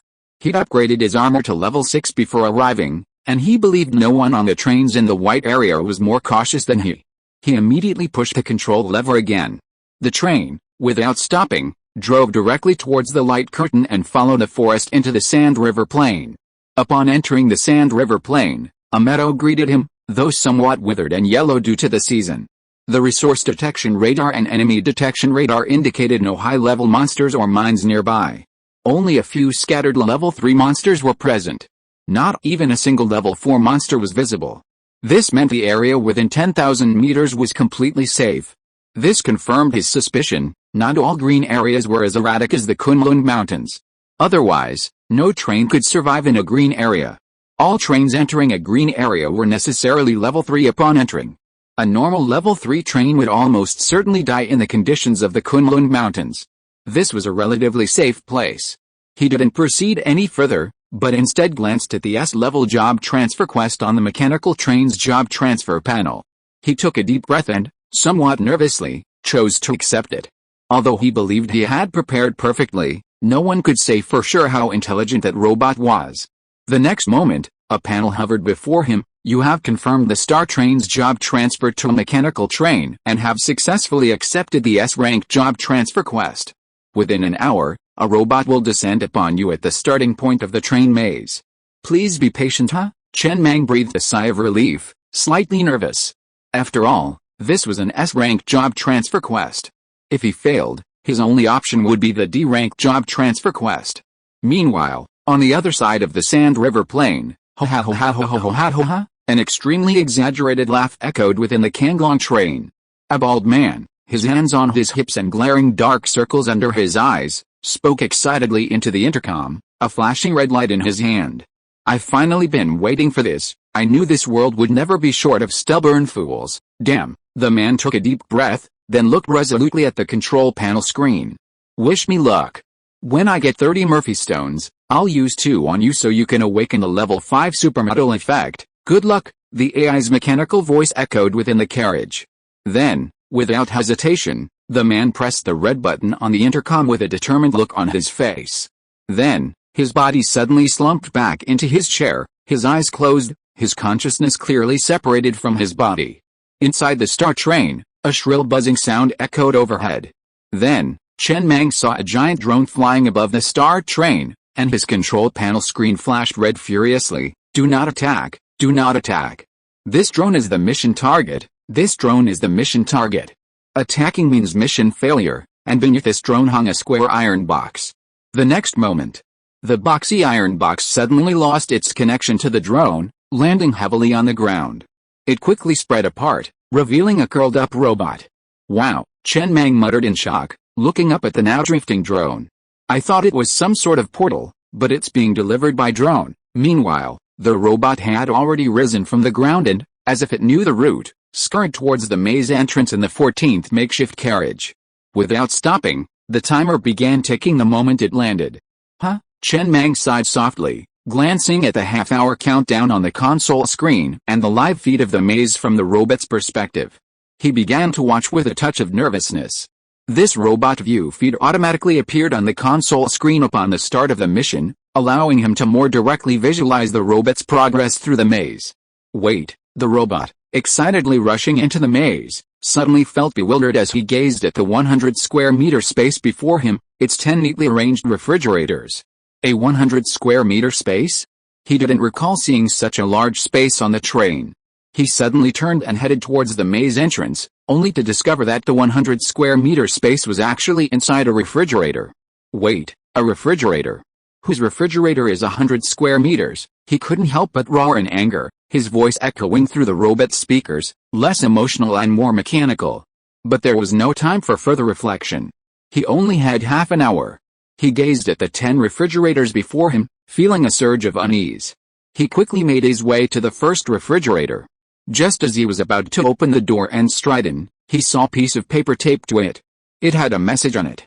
As expected, when faced with a choice, do we still instinctively choose the first one on the left? Actually, the first one on the right is the correct route. The man was slightly stunned. He instinctively opened the refrigerator door, and sure enough, behind it lay a 100 square meter space, still filled with 3 refrigerators. Mom, is there a way? Luckily, the train's assistant AI had descended into the robot's body with him. A crisp, decisive voice soon echoed in his ears. No, then you're fucking useless. The man gritted his teeth, pondering for a moment. Just as he was about to charge headfirst into the refrigerator, he suddenly noticed another, extremely hidden refrigerator in the corner. The interplay of light and shadow shone through the 10 refrigerators, causing him to overlook the hidden refrigerator in the corner. He suddenly laughed and strode towards the hidden refrigerator in the corner. The rules required a route from the starting point to the destination, so the train conductor must have hidden the correct route.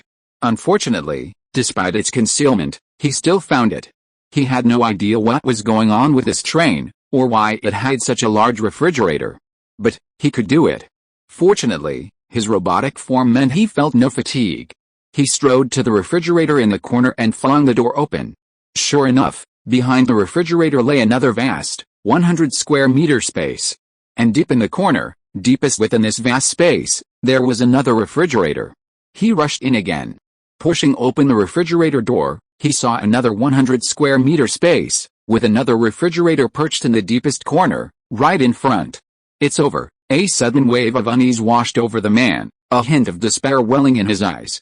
He glanced at the refrigerator, more than 10 meters away, feeling the situation was not good, and immediately prepared to run. Look to the left, there's a refrigerator over there. Hearing the AI voice beside him, the man jerked his head to the left. Sure enough, a refrigerator sat quietly there. He couldn't help but grin. What a blind spot.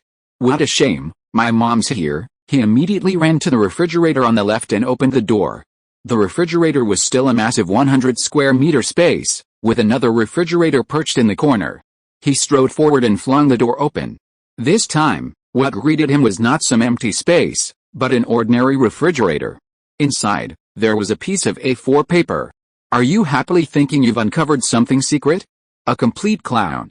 Bang! The man slammed the refrigerator door shut with an angry expression, turned back and walked towards the refrigerator door he'd come from. He returned to the upper level and continued running towards the refrigerator deep in the far right front. This time, he opened the door, revealing the same vast space behind it, with another refrigerator perched deep in the corner. After entering 3 massive refrigerators in a row, the man opened the refrigerator in the corner again. This time, it was just an ordinary refrigerator. On the shelf lay a bottle of Coke and a piece of A4 paper. Thirsty? Want a drink? Look at you. I told you the first refrigerator on the right was the correct route, yet you insisted on running to this small refrigerator in the corner. People always think the answers they stole are the absolute answers. Be good, hurry up and run back to the first floor. Time's running out. Fuck you. The man, already on the verge of collapse, slammed the refrigerator door shut and immediately turned back to run the way he came. Finally, he returned to the first floor and reached the first refrigerator on the right. There was still an A4 paper taped to it. You believe everything they say?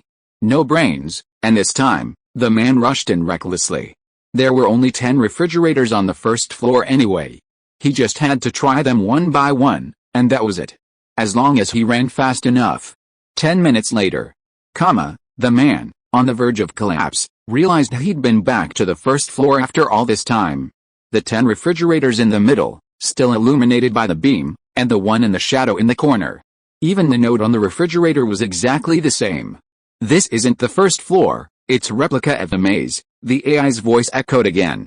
The man turned abruptly and looked behind him.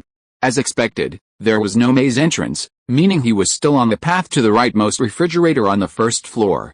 He took a deep breath and strode towards the first refrigerator on the left. It was no big deal, there were only so many routes, he'd explore each one. Soon, the first refrigerator door opened, and a piece of A4 paper fell out, with a single word written on it. Stupid, he opened the second refrigerator door, and it was still an ordinary refrigerator. Another A4 paper fell out, with the same word written on it. Fuck, he opened 10 refrigerator doors in a row, all ordinary refrigerators, even forming a sentence. Fuck, let's go back the way we came, we're going the wrong way. The man suddenly laughed in anger, and without another word, he quickly returned to the first floor. Finally, with 30 seconds left on the countdown, the man stumbled open a refrigerator door and peered into the interior of the refrigerator in front of him with a last glimmer of hope. If there wasn't an end in this refrigerator, his mission would be a complete failure. He could only hope for a miracle, and that behind this refrigerator would be the destination he had been searching for. And then, he saw dozens of refrigerators quietly placed in every corner of the space. His body trembled slightly, and the last glimmer of hope in his eyes instantly disappeared. After a sudden, miserable laugh, his body limp and he fell to his knees. Looking at the dozens of refrigerators in front of him, and the countdown that was about to end, his eyes were filled with despair. He completely collapsed and smashed his head on the ground, his eyes filled with tears, and his voice was filled with sobbing and heartbreaking despair. I can't tell, Mom, I can't tell, I really can't tell. I really can't tell, Mom, I want to go home. Chapter 108 Congratulations, you have officially changed your job to a mechanical train. Soon, the AI's crisp, mechanical voice echoed. I can't tell. Meanwhile, the final 30-second countdown was about to expire. The bald man, his nerves nearing collapse, knelt on the ground, as if resigned to his fate. He slowly straightened up, looking at the dozens of refrigerators before him, eyes filled with despair, and suddenly laughed a wry smile. The next moment, the robot suddenly seemed to lose control and plummeted to the ground. The countdown ended. The man's consciousness was instantly ripped away. Chen Mang, who had witnessed the entire event from the control room, didn't have time to sigh before his eyes suddenly lit up. He looked out at the sky. No drones were approaching. Was this the robot's trophy? He immediately grabbed the intercom. Old Pig, have Li Shiji dismantle this maze, neatly store all the refrigerators in one, and then bring the robot out. Yes, Old Pig's voice swiftly echoed over the intercom. As the saying goes, the person who tied the bell must untie it. Only Li Shiji could dismantle this maze. Anyone else entering would be lucky not to be dismantled by it, let alone dismantling it. This batch of refrigerators cost him a whopping 480,000 units of iron ore. Now it seemed like it was all worth it. Even if they were recycled in the Earth's core furnace, they could still recoup nearly half their investment. However, he planned to recycle the regular refrigerators. He had a use for the level 10 refrigerators, so it would be a shame to recycle them. He could use them all as storage or single-room cabins for residents. 100 square meters was quite a lot. A square space with zero common areas, a true zero common area, unlike the old-world concept of many real estate developers taking into account areas like balconies and terraces. With a small refrigerator, a single bed, and some daily necessities collected during the apocalypse, it could be considered a cozy little home. The bald man regained consciousness aboard the Kanglong. He leaned back in his chair, his eyes dull, staring into the distance, as if he had lost his soul. It was unknown how much time had passed. The bald man finally came to his senses and looked at the few lines on the screen he had been reluctant to face. Level failed. But you are the first train conductor to encounter this underwater maze. Given your courage and spirit of exploration, you can still receive a consolation prize. The bald man looked at the 2 lines of text and the badge-like object that had appeared on the control panel at some point. His eyes gradually brightened. He shook his head, reached out to pick up the badge, and said with a resigned smile, "Whatever, at least there's a consolation prize." However, the next moment, as he took the badge item in his hand, a panel appeared before him. Special item, Brave Badge. Item effect. Wearing this badge will soothe your fears in desperate situations and fill you with courage. The bald man was silent for a long time before casually tossing the badge on the table. What good was this damn item? He was already in such a desperate situation. Did he need courage? He needed that damn solution. In a daze, he tilted his head to look at the refrigerator in the corner of the train compartment. It was a white accessory among the 17 craftable accessories for a level 1 train, and it could be upgraded to level 2. He had crafted several of them and placed them inside the train. This was normal. Although he hadn't upgraded the refrigerator to the supermodel stage, he could probably guess. A level 5 or 10 supermodel refrigerator would give him a space of 100 square meters. This wasn't hard to guess, and it was normal. Upgrading from a refrigerator to a cold storage unit was completely understandable. But it was a refrigerator. It was a single accessory. Upgrading one refrigerator to level 10 didn't automatically upgrade all the others. He had seen at least 70 or 80 refrigerators with that much space. How many Murphy stones would that cost? How could anyone possibly obtain that much Murphy stone? Does it make sense? Murphy stone, a special item that can surpass the level cap. Of course, even with Murphy stone, the upgrade still requires the resources it consumes. He didn't know if this item was found in higher level areas, but he knew it was extremely rare in the green areas. Otherwise, the competition for the supermodel effect rankings wouldn't be so fierce in the shape lanes. From 1st to 100th, there wasn't much of a gap. Only yellow-grade vehicle parts could be upgraded to level 5 to create a supermodel effect. The number of yellow-grade parts available to everyone was roughly the same. Wait, the bald man suddenly straightened up, a thought flashing through his mind, his eyes gleaming with disbelief. He'd once seen a level 2 train in the Kunlun Mountains, and it had impressed him immensely. It could travel freely on nearly 90-degree cliffs. He'd even wondered if the person had used a large amount of Murphy stone to upgrade the spider legs accessory to a high enough level. Perhaps he was a relative of a powerful figure. But after some thought, it seemed unrealistic. That was Murphy stone. What powerful figure would be willing to use such a resource to support his relatives, not even his own children? Wouldn't it be safer to just let the relatives and children stay on his own train? And now, these two trains have one thing in common: they've consumed a huge amount of Murphy stone. Could they be the same train? The man frowned and pondered for a long time before shaking his head. He was certain it wasn't the same train. The train he'd seen in the Kunlun Mountains had 2 open-air carriages at the back, and there weren't so many machine guns. Yes. Although time pressured him, he didn't have time to inspect the train's interior, but the 10 heavy machine guns mounted on the ceiling of the carriage housing, the maze still left a deep impression on him.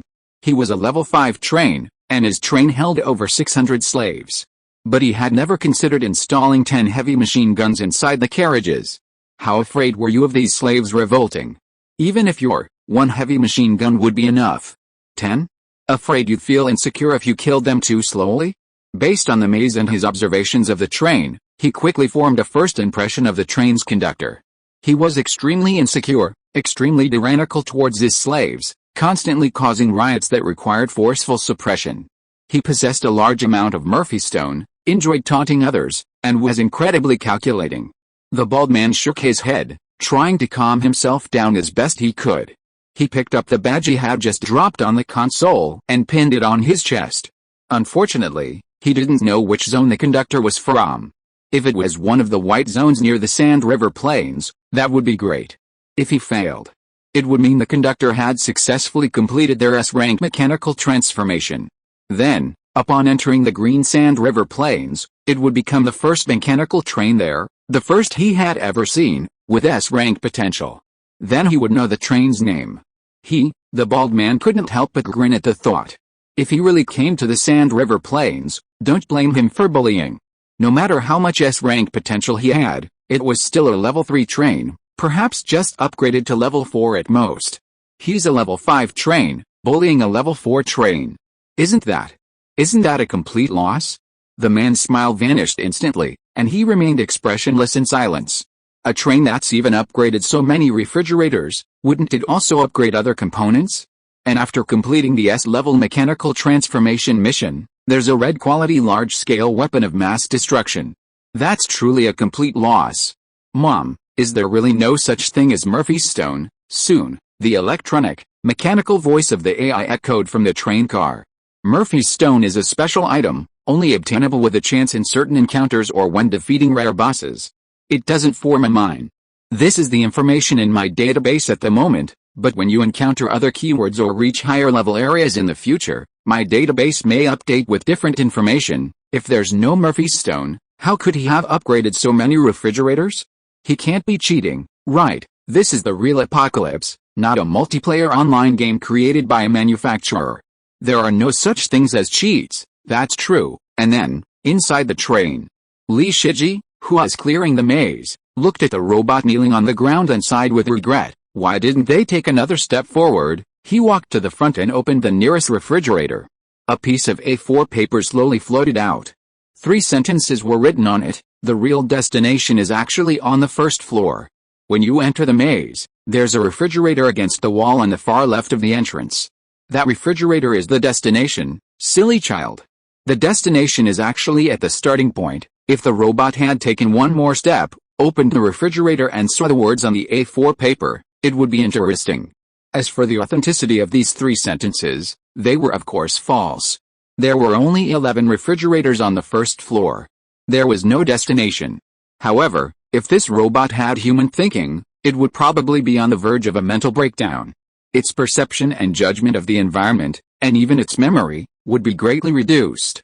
Upon seeing these 3 sentences, it might even tamper with its own memory, actually picturing the moment it entered the maze entrance, and then seemingly seeing a refrigerator against the wall on the left side of its peripheral vision.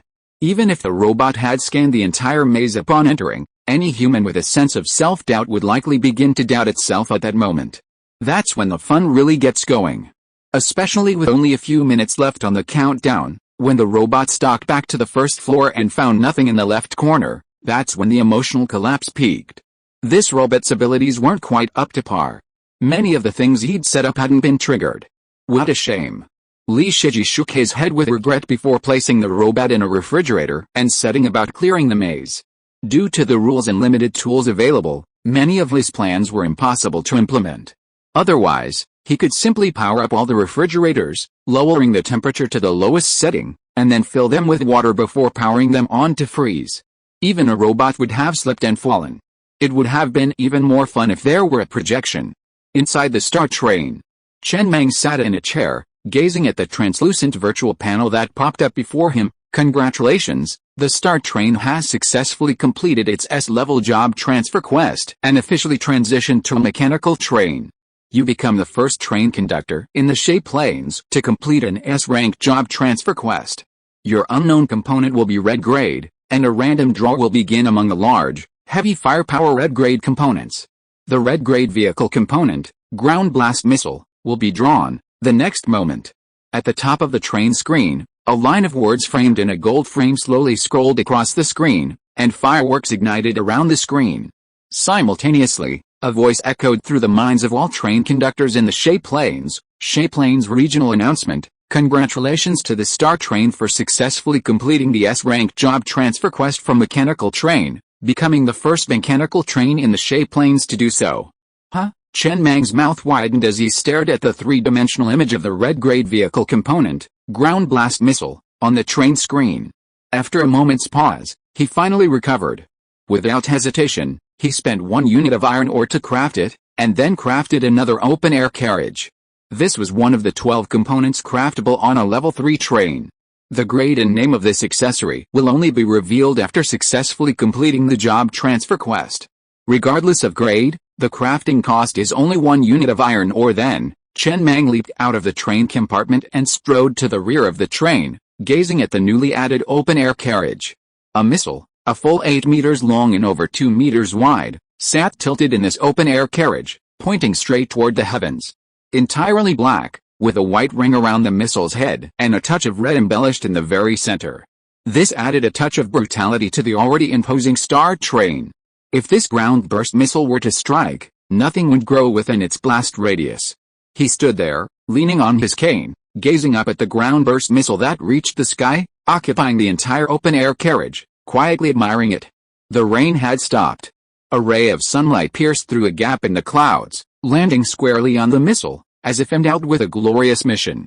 In the dim, apocalyptic ruins, it seemed especially sacred and dazzling, a single glance impossible to take your eyes off. How wonderful! Chen Mang's lips curled slightly. He lowered his head, pulled a cigarette from his pocket, brought it to his lips, lit it, and exhaled a long puff of smoke. All the frustration and anxiety he had felt since crossing into this apocalyptic world also vanished with this puff of smoke. If you are listening to this novel on a channel other than Fanfic World, it means it was downloaded and re-uploaded without effort. We warmly invite you to visit our channel, Fanfic World. There you will find the original version of this story and many other novels of various genres. We look forward to seeing you dive into a world of incredible novels. Chapter 109. The weak must be severely humiliated. A cigarette burned out. Chen Mang tapped his cane lightly with his fingertips, and the ground-burst missile, controlled by the elevator, slowly retracted into the open-air carriage. From the outside, it looked like an ordinary carriage, not even armored. He strode back into the train. This carriage would definitely be armored. It would become his 14th official carriage. The carriage originally used to house the maze would be consumed by the Earth's core furnace after Li Shiji dismantled the maze. Sitting inside the train, Chen Mang looked at the ground-burst missile data on the screen. Currently at level 1, it couldn't damage level 2 monsters. This was one of the most basic rules of this apocalyptic world. Being level crushed meant it couldn't deal damage. But if it were upgraded to level 6, and one were to launch one into the Kunlun Mountains, who knew what the effect would be? The level of any firepower component only determined its ability to penetrate the defenses of high-level monsters. Its specific power depended on its quality and level. The power of all firepower components generally increased with each level increase. For example, the chariot glaive, the rapid-fire crossbow, and the 40-barrel cherry blossom rocket launcher. Even the basic heavy machine gun is the same. While upgrading the heavy machine gun itself only increases its rate of fire and range, without increasing its power, the corresponding heavy machine gun ammunition production line, after upgrading, can produce more powerful, higher-grade ammunition. At the same level, higher-grade firepower accessories will undoubtedly deliver greater damage. For example, if the chariot glaive and the ground-burst missile are both level 10, the former will undoubtedly be far less powerful than the latter. For example, a level 10 chariot glaive, according to the underlying rules of this world, can penetrate the defenses of a level 10 boss and deal damage. However, While it can only penetrate defense, the actual amount of damage it can inflict depends on the power of the accessory. Against a level 10 boss, it might not even be enough to scratch. Huh? Chen Mang took a deep breath.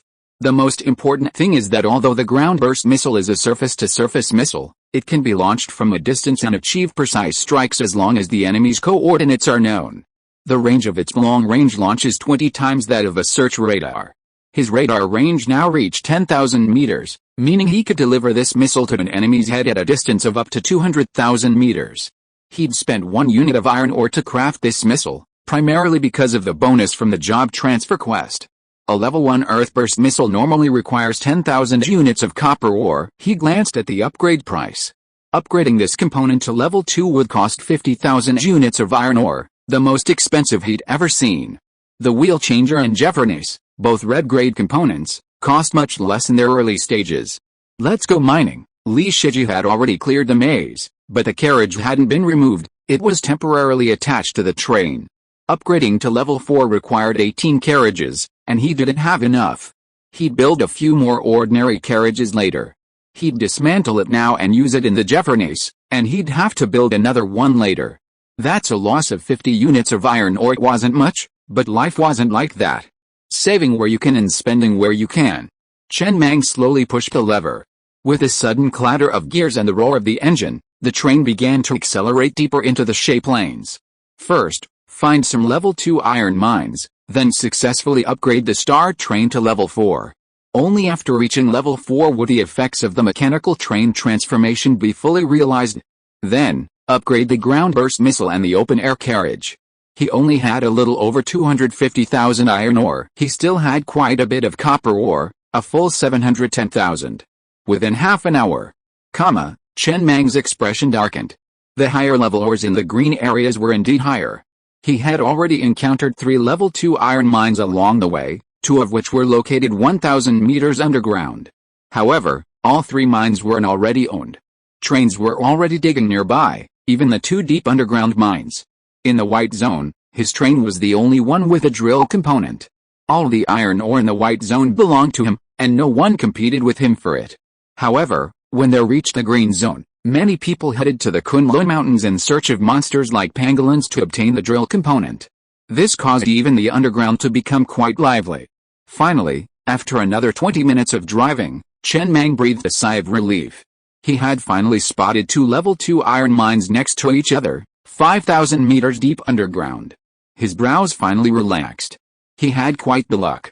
Upgrading to level 4 trains requires 100,000 units of iron ore. He currently had that much on board, but he didn't dare use it. He had to save some for backup, such as food, to craft mechanical nanospheres in case of damage to combat components, or to make energy stones. It was like a resident's spending power wasn't determined by their current savings, but rather by their expectations of future income. Only when he stayed near these 2 level 2 iron mines and began digging did he feel confident enough to use the train's stored iron ore. He did so without hesitation. A massive drill slowly emerged from the locomotive's front and began spinning rapidly. Like a pangolin spirit, it quickly carved a short, temporary tunnel, and the train sped deeper into the earth. Its target was the 2 level 2 iron mines. Just then, Chen Mang's brow furrowed slightly. The radar showed a level 4 train over 9,000 meters away, seemingly also targeting the 2 iron mines deep underground. It was moving slowly underground, much slower than his own. He could reach speeds of 170 kilometers per hour underground, while the other train's was barely over 60 kilometers per hour. He glanced at the radar display on the control console screen, detailing the train's component levels. Unknown level 4 mechanical train, 19 carriages. The train's detailed components and levels are as follows. Green-grade components include level 3 steel armor covering the entire carriage. Yellow-grade components include level 2 energy shields covering the entire carriage, and blue-grade components include 6 level 5 hull cannons. The text then abruptly shifts topics. The text then abruptly shifts topics. The text then abruptly shifts topics. It's almost like displaying the color of the enemy's underwear on the radar. This is the super modern effect of his level 10 radar. If a train appears within radar range, its components and levels will be clearly displayed on the control panel. Chen Mang glanced at the information on the screen and, expressionless, pushed the lever again, showing no sign of retreat. He even slightly increased his speed. He and the level 4 train headed from different directions towards the 2 iron mines deep underground. He was faster. A few minutes later, he had successfully reached the 2 level 2 iron mines within the cave and breathed a sigh of relief. Not bad, speed is good. The rules of the wasteland are, whoever arrives first gets it. Just then, his train radio suddenly chimed faintly, and the screen flashed red, a forced private message from a nearby train, "Get lost." Upon seeing this, Chen Mang, who was about to pick up the intercom to give Lao Zu his orders, suddenly laughed. He looked at the red dot within the enemy radar range, 3,000 meters away, moving at a snail's pace deep underground. It seemed the enemy's radar range was only 3,000 meters. Without a moment's hesitation, he pushed the lever again, driving straight ahead, deep underground, along the train heading his way. He slowed down to minimum speed. What does this guy mean? Deep underground, inside a level 4 train, a man looked at the red dot on the radar moving rapidly towards his train, his face dark. I told him to get lost. Is he trying to challenge me? He's a level 3 train. How dare he challenge me? Those were 2 level 2 iron mines, far too far for a level 3 train to reach. He had no problem telling the train to get lost, though he didn't know how it could achieve such rapid speed underground. But a glint of cruelty flashed in the man's eyes. He looked at the rapidly approaching red dot on the screen and suddenly laughed. Remember, on the shape lane, the weak will be severely humiliated. Getting angry out of shame is just courting death. Then, a pale blue light curtain quickly enveloped the entire train. Within the curtain, the muzzles of 6 hell cannons on the roof of the carriages began slowly spinning, warming up, ready to unleash a fierce and terrifying attack. And the red dot was getting closer and closer. The next moment, the soil in front of the train suddenly loosened, revealing countless fragments of rubble visible to the naked eye. A train with a high-speed drill appeared before them. The man approached with a smirk. Sure enough, even the energy shield, however. Boom! As the 2 trains violently collided deep underground, a flash of horror crossed the man's eyes, and he abruptly sat up from his chair. Almost a moment the 2 high-speed drills collided, his drill shattered instantly. The energy shield covering his entire train cracked and on the verge of shattering the moment the other drill made contact. How could it be possible? His level 3 armor and level 2 energy shield combined provided a total of level 5 defense, yet why did the enemy drill begin to shatter the moment it made contact? But there was no time for such contemplation. The muzzles of the 6 level 5 hell cannons atop the carriage began to rotate. As the copper ore within the train dwindled, countless shells, their orange-red tails piercing the train, completely enveloped it. 3 seconds later, the man gazed expectantly at the smoke-shrouded tunnel before him. The train should have exploded, right? But then, he watched the cracked energy shield shatter completely. The train passed through the smoke with almost no resistance, crashing straight into the train. In his final moments before losing consciousness, he saw the locomotive's armor offering virtually no resistance to the enemy's high-speed drill, and a fragment of armor blasted towards his chest. The man sat at the control console, looking down at the armor fragment that had pierced his chest, his eyes gradually blurring until consciousness faded completely. If. Unfortunately, there are no ifs. Boom! Amid the roar of the engine, Chen Mang pushed the control lever almost all the way down, until the drill was completely inserted into the locomotive. Then he steered the train back a little, casually lit a cigarette and put it in his mouth, picking up the intercom. Collective thinking activated. By Ozzy, take your men and take away the survivors from the train, as well as any removable parts and take away items. Understood. Quickly, 30 guards in black combat uniforms, led by Ozzy and armed with Tamron assault rifles, quickly jumped out of the carriages and strode towards the train at the front of the tunnel. They then filed into the completely damaged locomotive. Immediately afterwards, the angry roars of Ozzy and his men echoed faintly from the train. Don't move, put your hands to your heads. 20 minutes later, Ozzy returned from his mission perfectly, bringing with him 400 survivors and a large amount of supplies. The supplies were temporarily stored in a refrigerator. There were no removable parts on the train, and everything that could be taken away had already been taken away. Only an empty train husk remained. Normally, when the train conductor is killed, no one on board, including thugs and slaves, would resist. After all, in the apocalypse, everyone is simply trying to get by, so who would be loyal to the conductor? With the conductor dead, why would they resist? Why not just move on to another train? And since they could destroy their original train, this one would surely be stronger and safer. However, nothing is certain in this world. If one of the conductor's relatives or children seeks revenge, it would be extremely dangerous. Therefore, Biozi and his companions were extremely cautious, fearing that their search for the train might lead to a disaster. The survivors were temporarily detained in 2 refrigerators. After a thorough inspection, and confirmation that none of them were relatives of the conductor, they would proceed. Once Biozi and his companions had boarded the train, Chen Mang pushed a lever again, retracting the drill. He temporarily spent 11,000 units of iron ore to upgrade the Earth's core furnace to level 4 and activated it. The train slowly advanced, its bloody maw, comprised of countless gears, opening wide. As the train advanced, the damaged level 4 train gradually shortened, and the piercing sound of gears rubbing against armor echoed through the tunnel. A minute later, only the star train could be seen. He immediately switched out the drill again. With a flick of the lever, the drill rushed to the side of the tunnel, preparing to circle back toward the 2 level 2 iron mines. This time, the world was clear. The console screen displayed, consuming this level 4 train yielded a total of 70,000 units of iron ore. Not bad, Chen Mang said with a satisfied smile. The drill shattered the rock before it, and the train re-entered the cave, slowing to a stop beside the 2 level 2 iron mines. Chapter 110. My name is Li Yi, and that guy calls me Uncle Li. 70,000 units of iron ore, that's equivalent to half a level 2 train, worthy of a level 4 train. It's far more than what he'd gained from devouring Kun's locomotive. The amount of iron ore the Jeffernish gains varies depending on the component.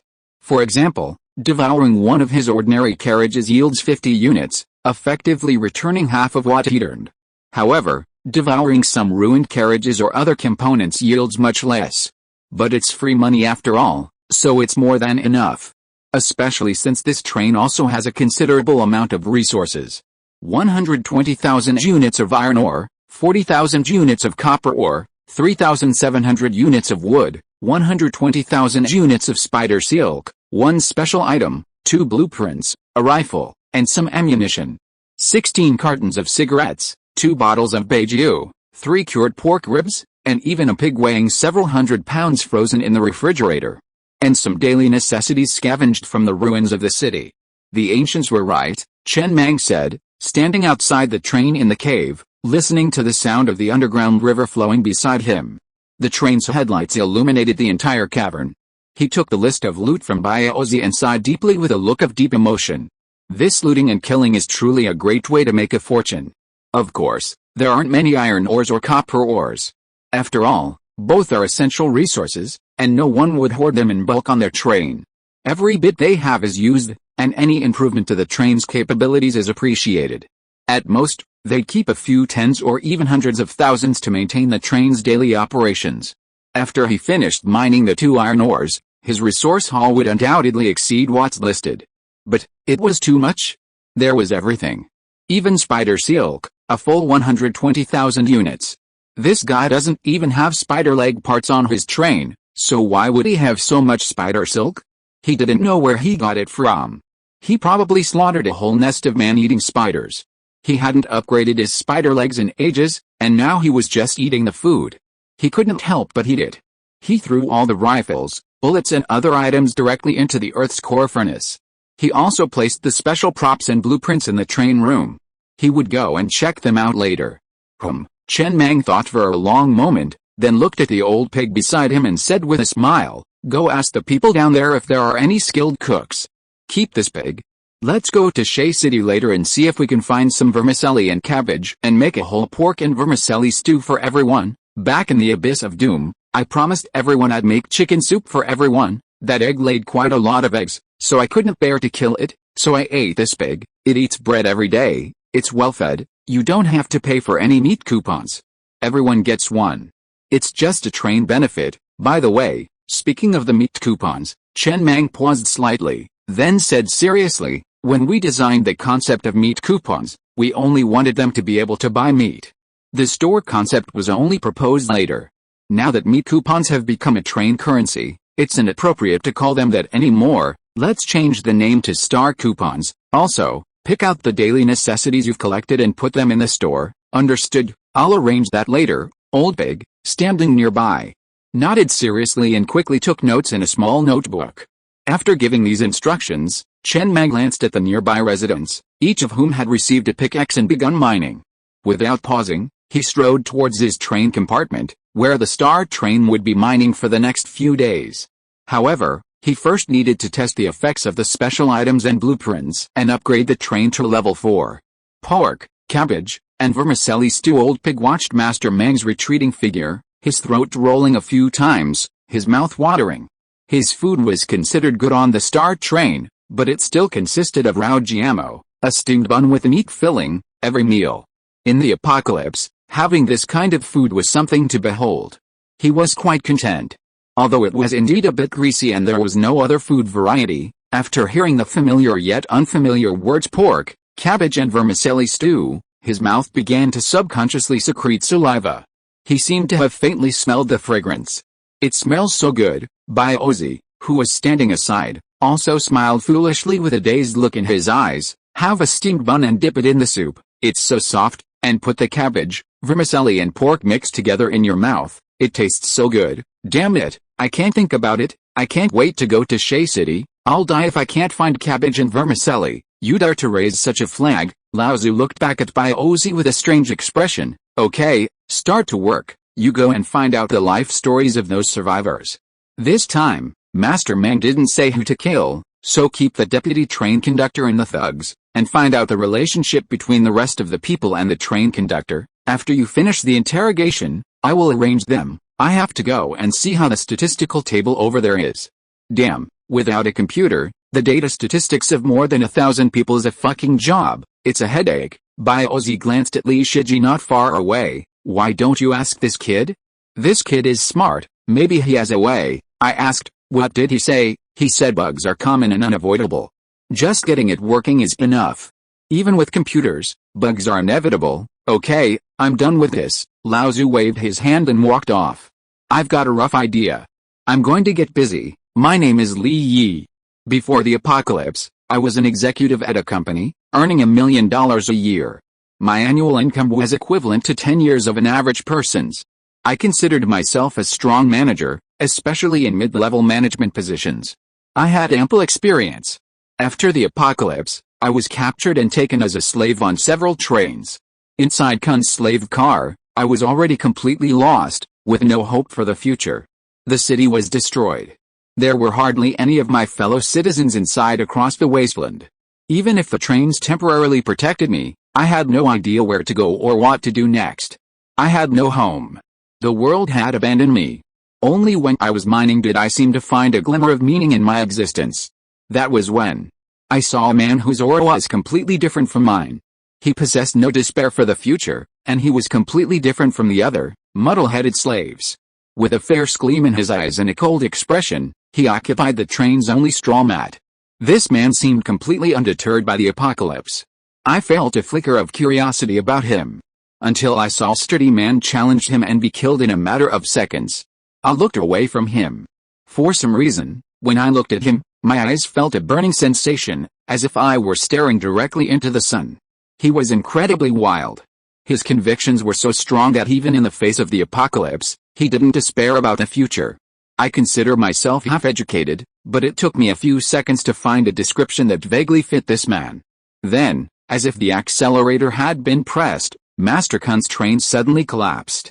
This man established a star train, and I became the first slave to join it. I watched this newly born train grow at a visible pace. I saw with my own eyes the increasing number of carriages and the proliferation of various firepower equipment. I saw with my own eyes the rapid growth of the slave population on the train. Before I could even register, the star train had grown into a towering behemoth in the wasteland. I saw with my own eyes how the slaves' treatment improved from 2 slices of moldy bread a day to 20 slices of soft sandwiched bread. The train's conditions improved steadily. I saw the train upgrade from level 1 to level 2, then to level 3, even reaching the advanced Sand River Plains. I witnessed the growth of the star train. I considered many ways to stand out from the crowd of slaves, to become a mid-level manager on this train. I believed this train would go far, perhaps even become a Noah's Ark in the apocalypse, carrying the remnants of human civilization to a lingering survival in this hopeless and despairing world. Perhaps this train was humanity's last hope. I wanted to contribute to the Star Train's development. I was eager to join its construction and follow that man.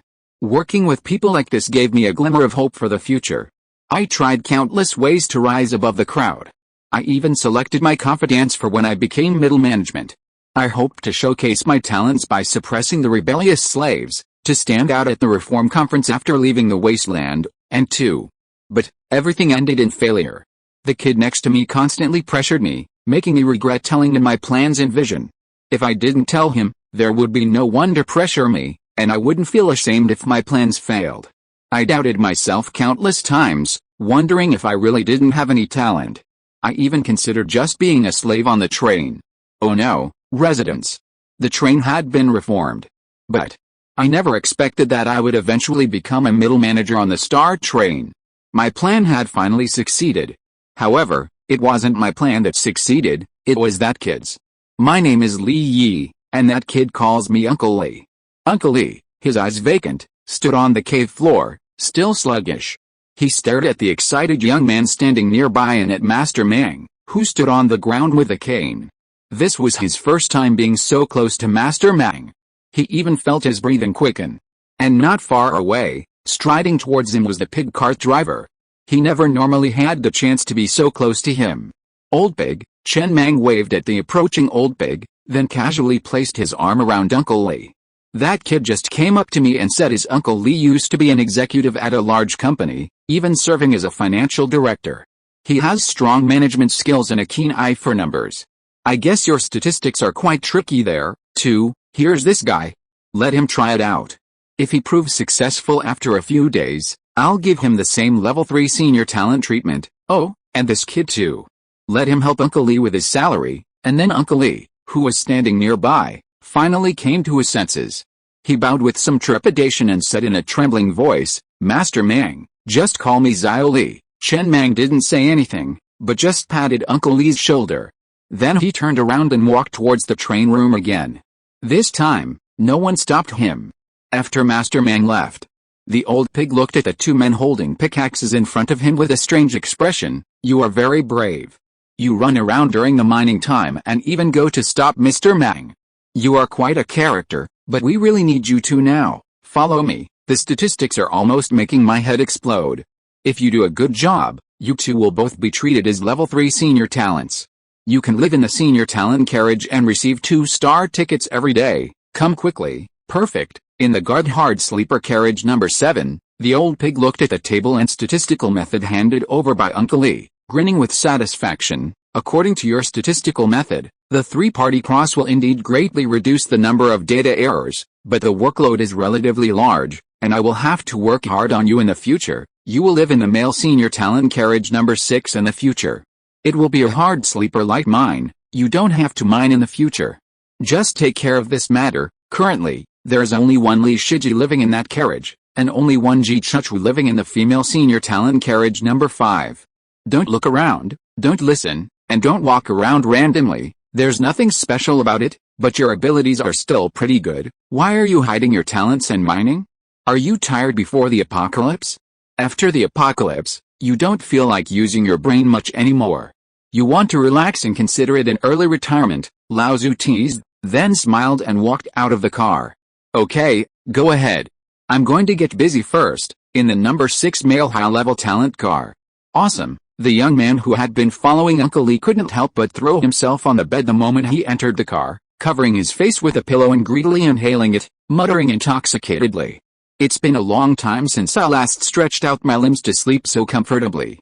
What's more, it's so soft, and there are special pillows, mattresses and quilts. The space is so big, it's so fucking cool. Uncle Li, why do you look unhappy? Uncle Li, standing in the aisle of carriage number 6 and looking at the group of mining residents outside the window, had a complicated expression on his face and was silent for a long time before he said hoarsely, although the result is exactly as I expected, it's just that the process is a path I never imagined. Is that right? Isn't that right? The boy stretched out with satisfaction, lying on the soft pillow with a look of enjoyment on his face. This is not a school exam. The teacher will give you points based on the process of answering the questions, as long as the answer is correct. Who cares what the process is? Chapter 111. There are 12 volumes of military books, and my name is in every volume. But, Uncle Lee turned to look at the boy writhing on the bed behind him. His mouth opened and closed slightly, but no words came out. He couldn't find a way to refute him. After a long pause, he muttered in a daze. But how dare you stop Mr. Mang, because I think compiling the daily data of so many people must be extremely troublesome. Uncle Lee, you happen to be an expert in this, and there's a need for this person on the train. Of course I have to recommend myself. What's wrong with me? Your process is wrong. How can success be so easy? Uncle Lee felt his own values being shattered, and for a moment, it was difficult to accept. If you had the ability to recommend yourself, why did you only make a few thousand yuan a month before? He had always believed that talent was like shit in the stomach. Only when a little bit of it peeks out from behind can others see your talent. Otherwise, even if your stomach is full of shit, no one can see it. So, his idea had always been to show off his talent. But this boy taught him a simpler and more direct way, to pull it in someone's face. Me, the boy lying on the bed said with some annoyance. Uncle Lee, I'm just a small-town kid with nothing, no skills, and no experience. What can I possibly recommend myself for? Besides, I just recommended you, not me. You're the one who's capable, and I'm not, but, well, in the end, my plan was successful, so I deserve credit for this.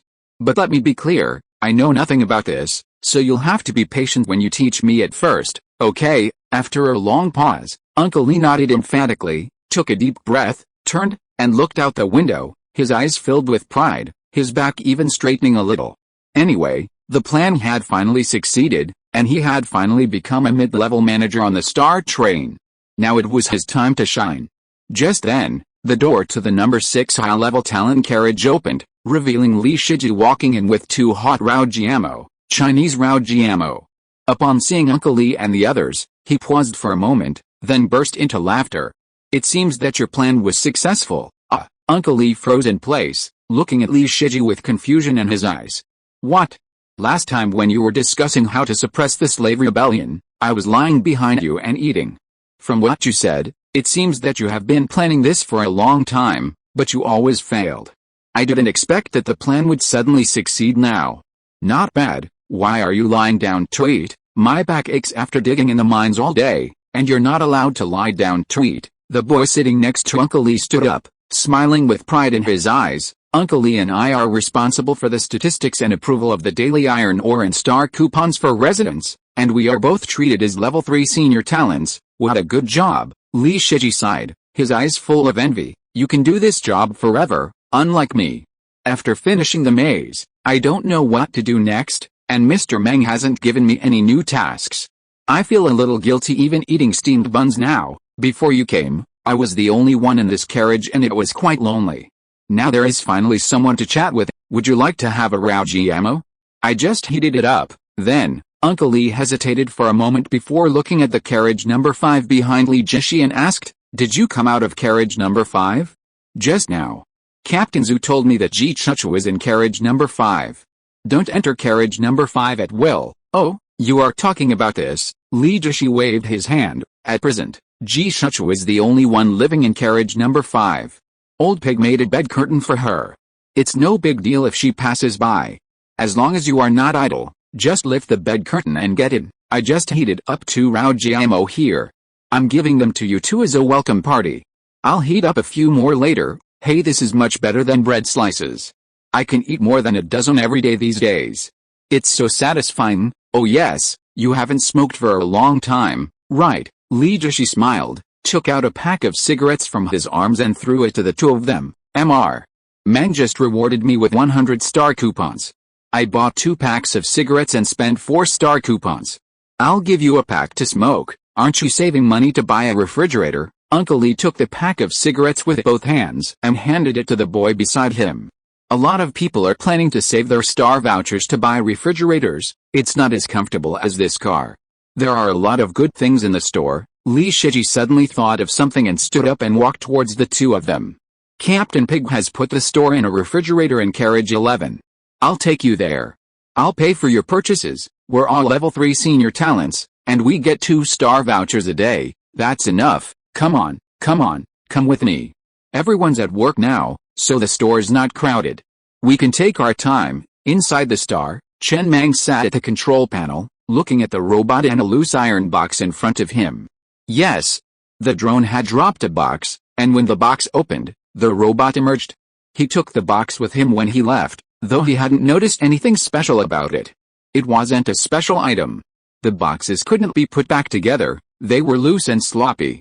But after all, they were items from the S-rank job transfer process, so he'd collect them and put them in the refrigerator. He had a level 10 refrigerator in the train compartment. He chilled some Coke. And all the random things he'd collected, maybe they'd come in handy someday. As for this robot, special item, living robot. Item effect, serves as the body of the train assistance AI and can perform some light manual labor. The robot's exterior was a sleek, painted blue steel, with no exposed wiring or armor, and no ports for heavy weaponry. It was simply a living robot, without much combat capability. It could serve as an assistant. Can you come in? Yes, the AI's mechanical voice echoed from within the train, and then a wire suddenly extended from the console screen toward the robot. The robot quickly stood up and faced Chen Mang. Chen Mang frowned slightly and tilted his head to glance at the screen beside him. Can you still control those components now? Yes, a slightly muffled mechanical voice came from the robot speaker system in front of him. I am a level 10 AI, with higher computing power and intelligence. Only a portion of my consciousness occupies the robot. The majority of my consciousness is still in the train's auxiliary AI. The powerful computing power allows me to operate multi-threaded. Currently, if all the train's components are fully activated, it will only consume 37% of my total computing power. If I could eat, I could even leisurely crack a few sunflower seeds. Chen Mang looked at the robot in front of him and paused for a moment. Give you a name? Okay, let's call you Xiao AI. Okay, master. You can always tell Xiao AI what to do. This robot was just a side dish in this harvest, not even a snack. The special item and 2 blueprints in his hand were the appetizer. They were all seized from the level 4 train. All special items have no grade or level. Most of them are small props that have auxiliary effects and are used by a single person. For example, this special item in his hand, special item, salted fish headband. Prop effect, when wearing this headband, you have the ability to breathe underwater for 10 minutes, it looks like a salted fish headband, stuck on the head. He tried it on, looked in the mirror, and immediately took it off and put it in the drawer. It looks a bit silly when worn. A prop that may be used at certain times. Then he looked at the 2 blueprints. The first blueprint is the green grade accessory nitrogen exhaust, and the second is the yellow grade accessory blueprint rabbit cloud. Wow, Chen Mang looked at the second yellow grade vehicle accessory blueprint, and a hint of surprise flashed in his eyes. This time he really picked up a treasure. On his last trip to Kunlun Mountain, he'd been deeply impressed by a train with cloud-shaped wheels that could fly. He was still on a level 2 train at the time, and the sight had left a deep impression on him. He'd even wondered when his own star train would be able to fly. He'd never imagined it would happen so soon. Bunny clouds are a special type of cloud-shaped wheel that allows trains to fly, but they're currently unavailable. Only when the train's maximum speed reaches 650 km per hour can a train equipped with bunny cloud wheels take to the skies. Even if he upgraded his bunny clouds to level 10, he wouldn't be able to reach that upper limit. Normally, level 4, 5, or even 6 trains wouldn't reach that speed. To achieve this speed, speed-boosting accessories are required, such as the green-grade nitrogen exhaust, which increases train speed. Presumably, after obtaining the bunny cloud blueprint, this level 4 train began collecting speed-boosting accessories, hoping to reach the upper limit and achieve flight. What a pity. It died mid-flight, this poor child. After sorting out all the gains from this train, he looked at the resource units on the train panel: 430,000 units of iron ore, 750,000 units of copper ore, 224,000 units of wood, 120,000 units of spider silk, 180,000 units of red heart rock, 1,158 units of corpse flesh. He then looked at the requirements for upgrading to level 4 train. Upgrade requirements: 18 carriages, all 4 required vehicle components crafted, 10,000 units of level 2 iron ore, and a total component level of over 80. After crafting 3 ordinary carriages, he finally had 18 carriages.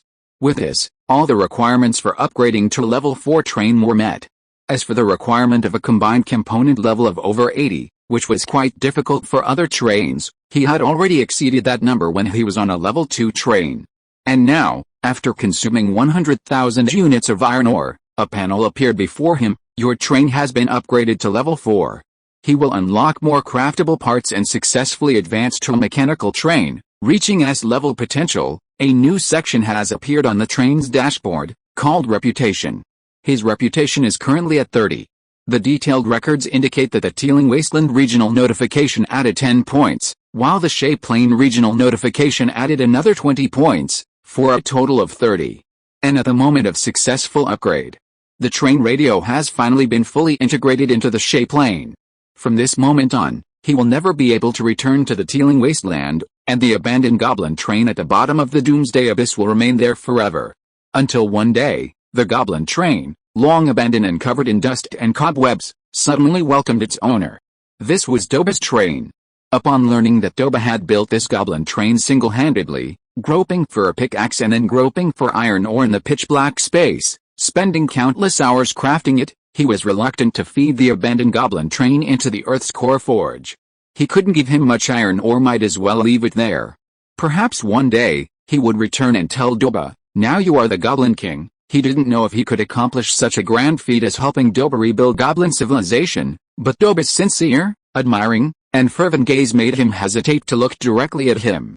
If he could one day truly accomplish this, then this abandoned goblin train, slumbering at the bottom of the Doomsday Abyss, would silently record it all like a cosmic historian. At least it would be a reminder.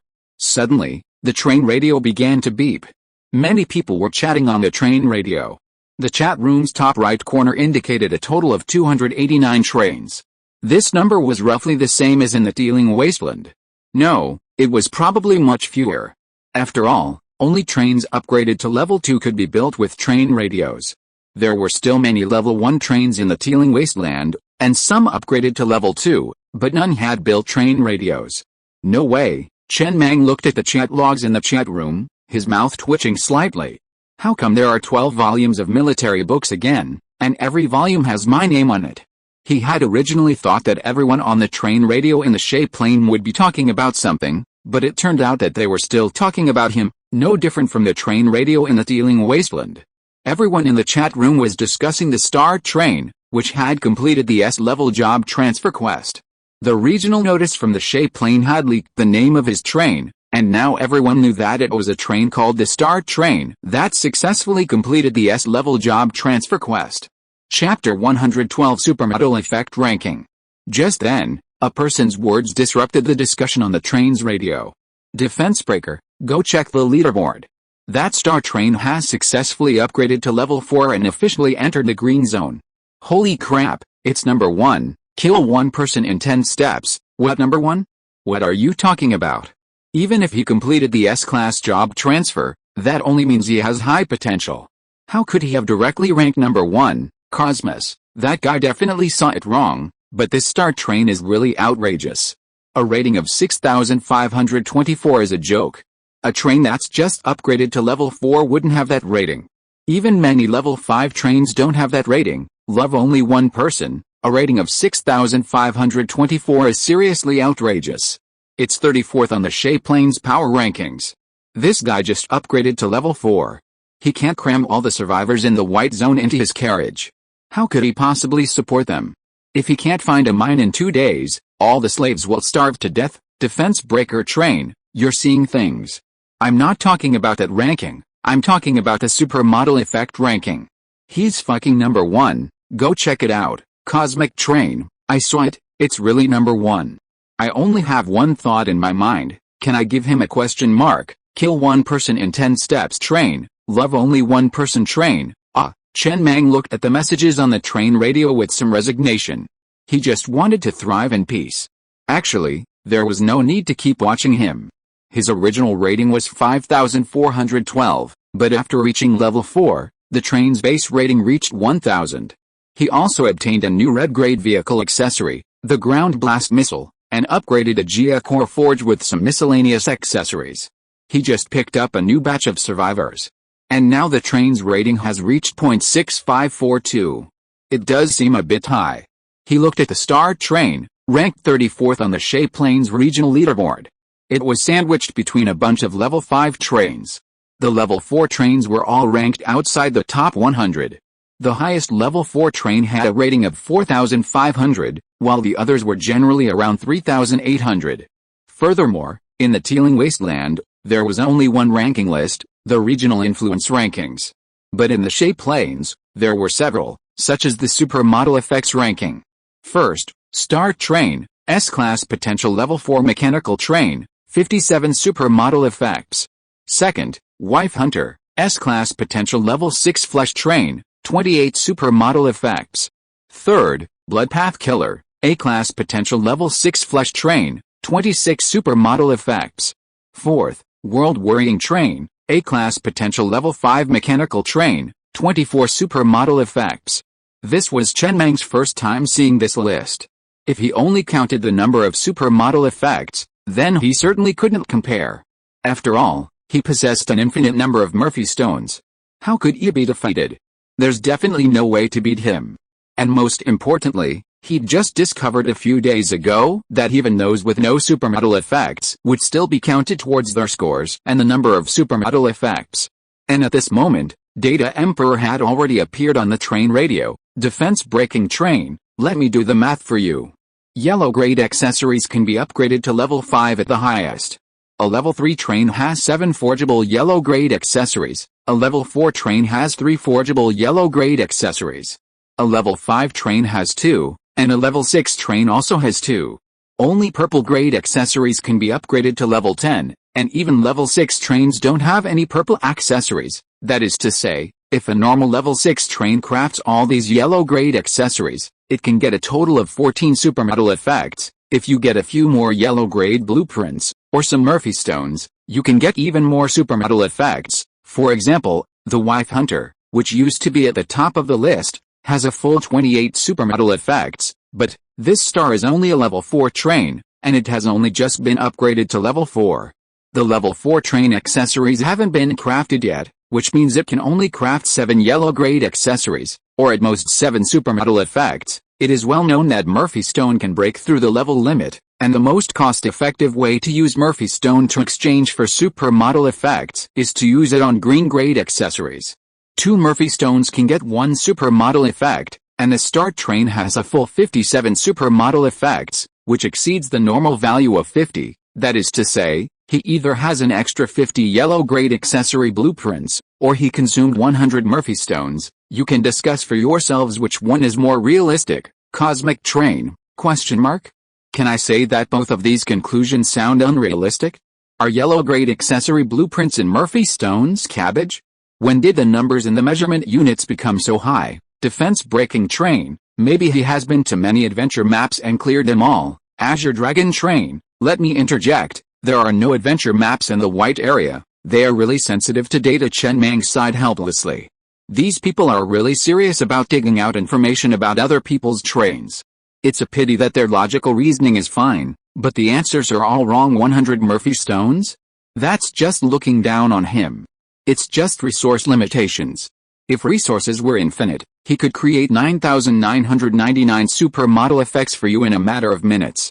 However, he looked at the World Warship, ranked 4th on the supermodel effects leaderboard. It was a level 5 Metro train with a level potential. Only 2 Metro trains made the top 10, him, and the World Warship. The other 8 were all flesh trains. After all, flesh trains hunt monsters for years, so their chances of dropping Murphy Stones were definitely higher than others. It's impossible to just mine and get a single Murphy Stone. He was primarily interested in the World Warship.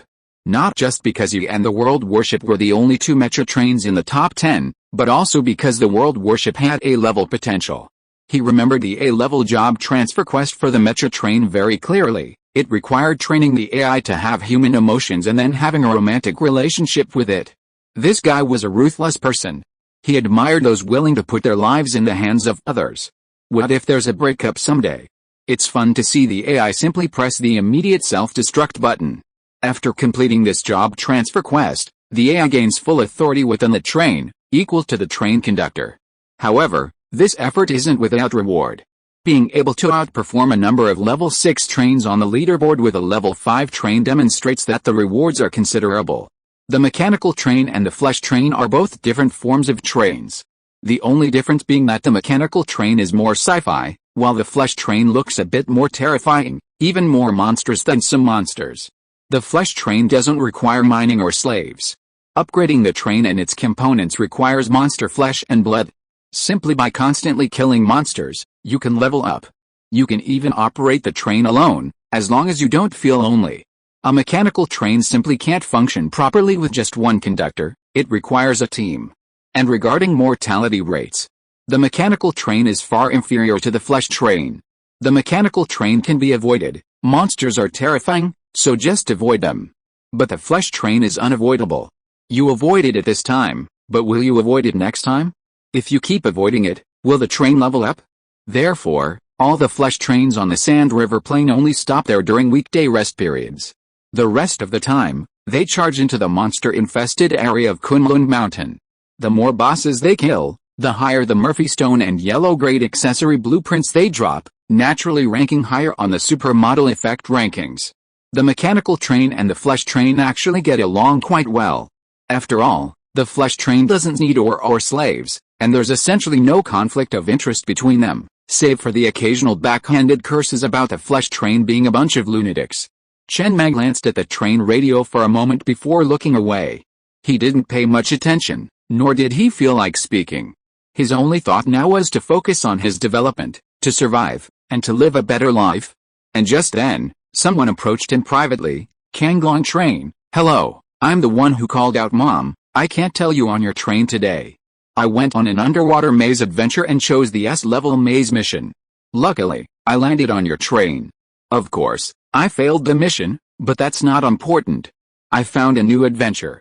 Are you interested in exploring it with me? Chen Mang looked at the person who had privately messaged him with a slightly strange expression.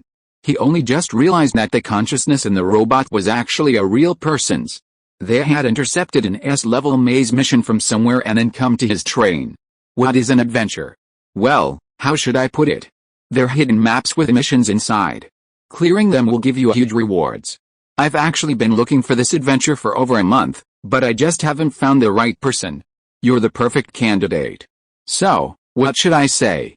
Wasn't you the one on the train that day running along the nearly 90-degree cliffs of Kunlun Mountain? Wasn't that the one flying in the air? It was me. That adventure map is called the Tower of Babel. Only your train can reach it. No one else can. Don't you know how to fly? I can only fly up to 3,000 meters, and that map is at 5,000 meters. You can tow my train up there. I'll provide the coordinates, and you'll provide the means. Once we get there, if it's a cooperative effort, it's a 50-50 split. If we're going it alone, it's up to each person. On the Sand River Plains, the bald man sitting in the Kanglong's train cabin sighed deeply. He hadn't expected this guy. When he heard the star had completed its S-rank job transfer and entered the Sand River Plains, he knew the two trains were the same. If they were in different areas, it would be fine. But with several adjacent areas nearby, how could they not be the same person? That guy. He'd secretly calculated that the spider leg accessory needed to be upgraded to at least level 13 to be able to navigate cliffs. Where on earth did this guy get all that Murphy Stone? And he knew more than the people on the train radio. He'd upgraded at least 100 refrigerators to level 5 or 10, consuming far more Murphy Stone than the data expert on the train radio had guessed. That's right. He slapped his head. The other party must be extremely alert right now. After all, it was because of the Star Train that his S-rank mission failed.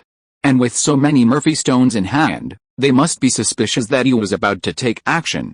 But he didn't really have such thoughts. His only joy was exploring adventures and unlocking those hidden maps. The rewards were one thing, but it also brought him a long-lost sense of joy in this awful, damned world. He'd found the Tower of Babel adventure map long ago, but had never been able to ascend.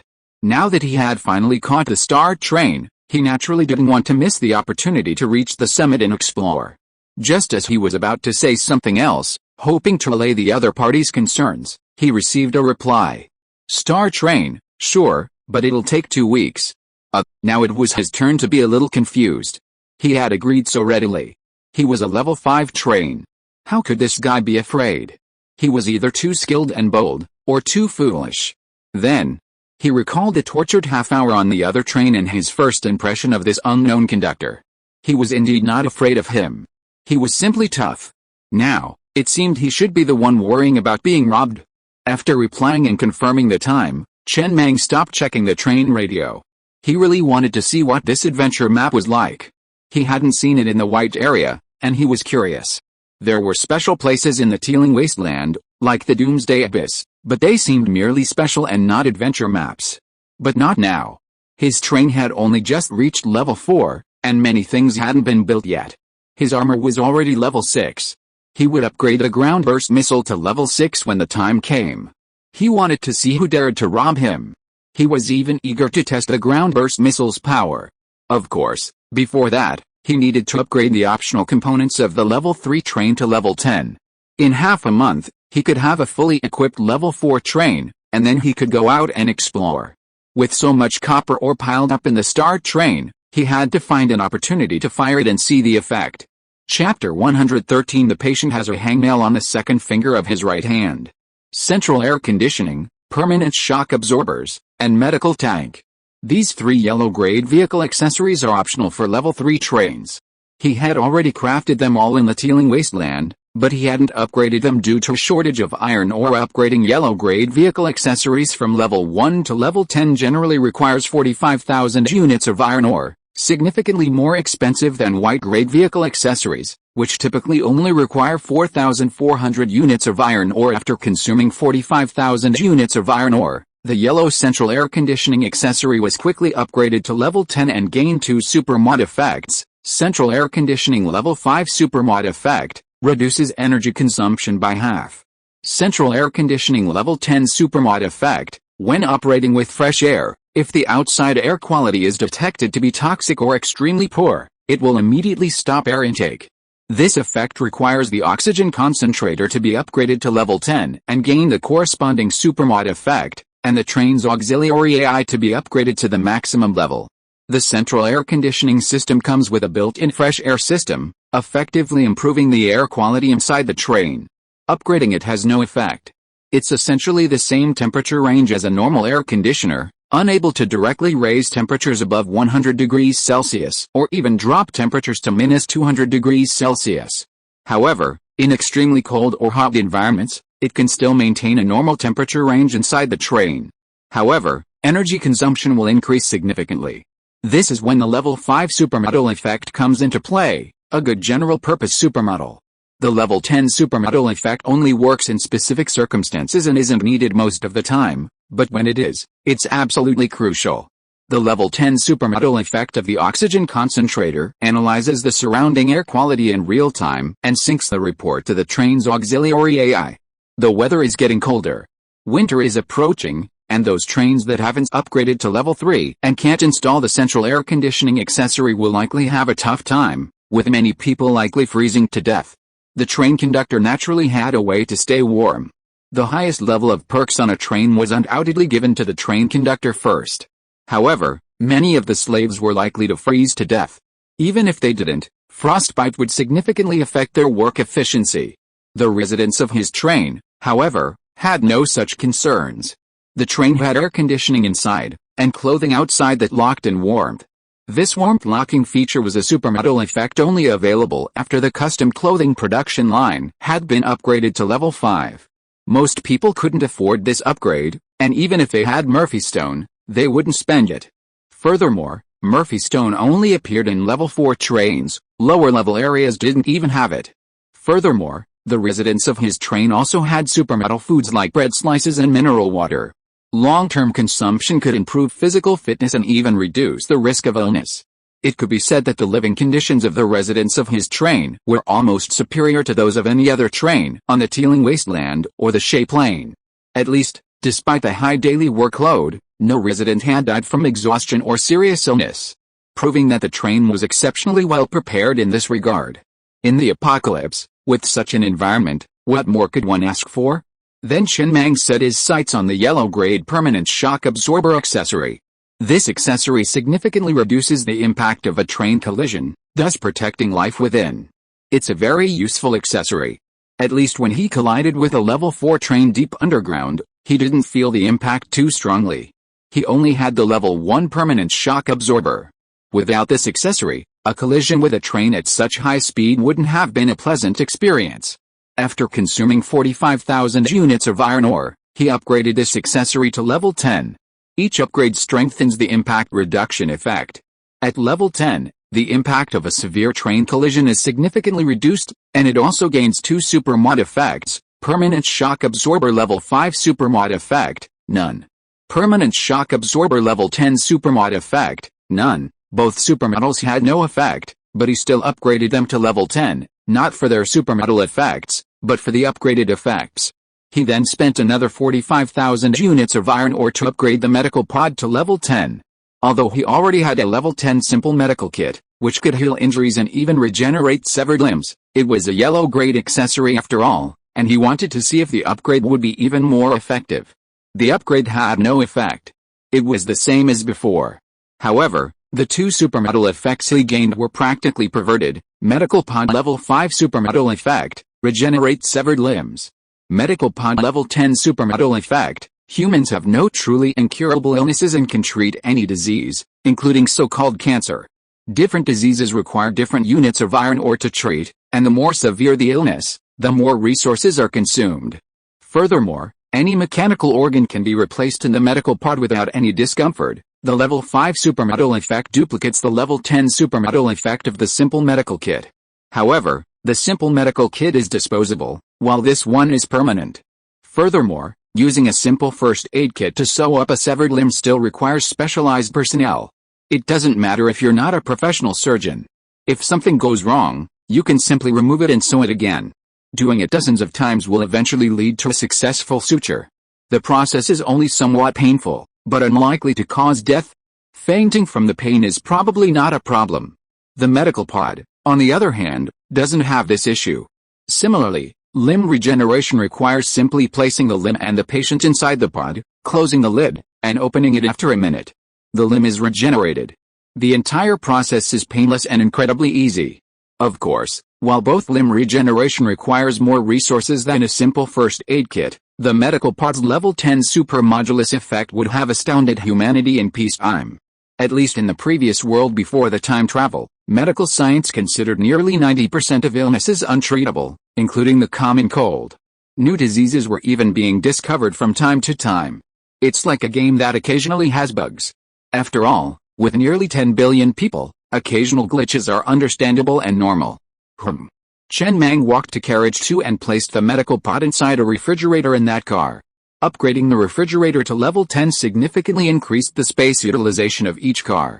Building an extra car wasn't a simple task, after all. It definitely needed armor, and armor wasn't cheap. He stood there, gazing at the medical pod before him, which resembled the combat training virtual space, all white but with a more technological feel. He remained silent, pondering a question. His body didn't seem to be in any way ailing, nor did he suffer from any illness. After some thought, he undressed and laid down inside. As he lay inside, the lid quickly rose from both sides and slowly closed. At the same time, a sticky white liquid began to overflow from the bottom of the pod, quickly enveloping the entire body. Inside the lid, a smaller screen emerged.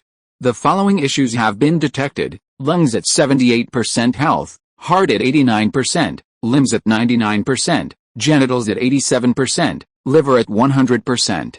To repair a specific organ, tap the corresponding area on the screen. The price will pop up. Repairing all organs will cost 43,000 units of iron ore. So expensive. Chen Mang's first thought was that the price was ridiculous. He hadn't sustained any injuries or illnesses, not even a cold. He'd just gotten a full physical exam, and they were telling him he'd need 43,000 units of iron ore. Why did this routine sound so familiar? How many units of iron ore would be needed for any terminal illness?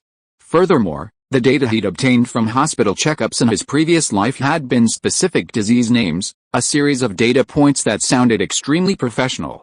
This medical pod was simply evaluating each organ based on its health. It sounded strange, like repairing a train part.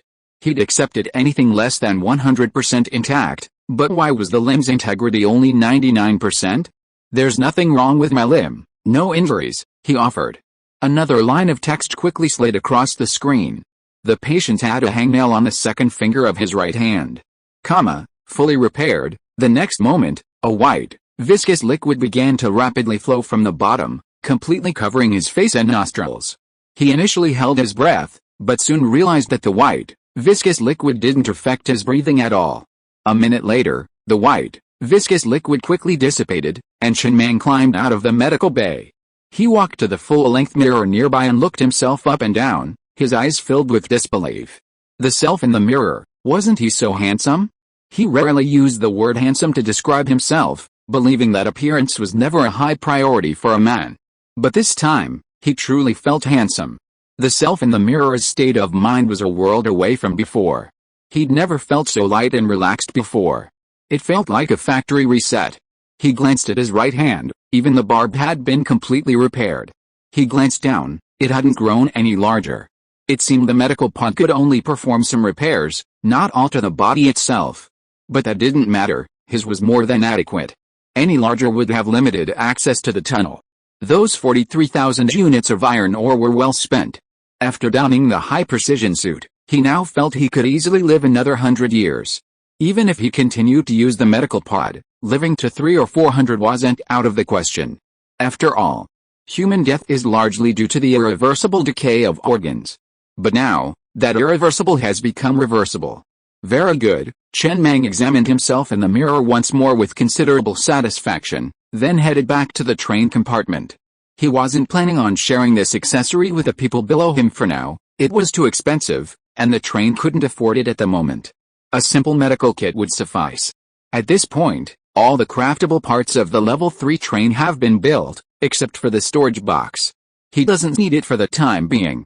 There are also 100 level 10 refrigerators in the train, more than enough storage space. In the number 5 high-end talent car, Ji Shuchu is sitting in her seat, looking at the lively scene outside. Captain Pig and others were standing at the entrance of the number 4 high-end talent car, constantly carrying bread slices as food for today's residents. Master Meng hasn't looked for her for a long time. Those little stars who used to chat with her to relieve her boredom no longer have the permission to enter this car. There's not even anyone she can talk to. Ji Shuchu's expression gradually became dazed and her thoughts drifted away. The train had already arrived at the Shay Plain. I wonder if Master Meng still remembers what she said, that her best friend Yan Yao was hiding in a safe house in a villa in Shay City. Her status in the train was affected by her own conditions. She relied on Meng Yi's current affection, avoiding the need to sell her body like those starlets. But how long would this affection last? She understood men better than she knew herself, she relied on this for her livelihood, and once the novelty wore off, it was easy to get bored. The only way she could maintain her position on the train was through Yan Yao. Her best friend was slightly more beautiful than her, a virgin, and a celebrity, giving her considerable capital. Even if Yan Yao couldn't rise to the top, Meng Yi would undoubtedly favor her more. Then, through Yan Yao, she could maintain her position on the train. Besides, Yan Yao knew nothing, so someone would have to teach her. No one was more suitable than her. It took a long moment for her to come to her senses. She looked down at the lipstick in her hand. Cosmetics were rare in the apocalypse. She had just bought this lipstick at the store with a star voucher. She didn't know why Meng Yi would look for her, nor when he would pass by this carriage. All she could do was to maintain a perfect posture so that Meng Yi would see her for a moment and provide him with a certain emotional value with her beauty. That was enough. Outside the train compartment.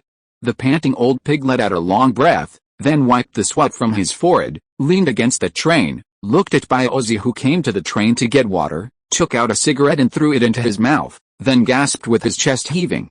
You work really hard, Baozi. Are you saving money to buy a train order? Hey, Baozi, how about calling me Baozi when the time comes? I'll be your deputy conductor. I think there's more future in following you.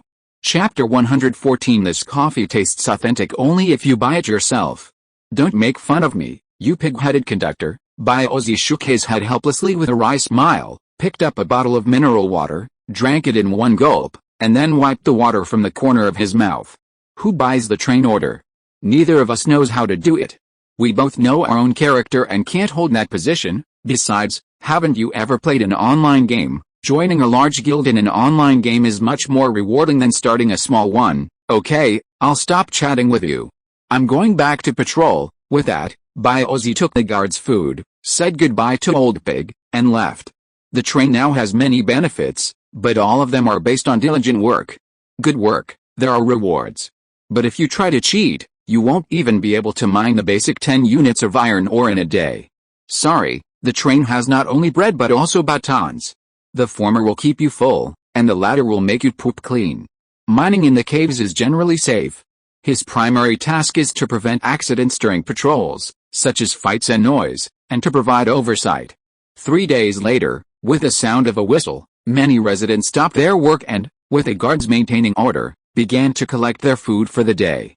Star vouchers were distributed based on the amount of iron ore mined above the guaranteed limit. Yes, Uncle Lee, sitting on a stool, glanced at the number on the collar of the resident in front of him. Resident 117, you exceeded your guaranteed limit by 7 iron ores a few days ago.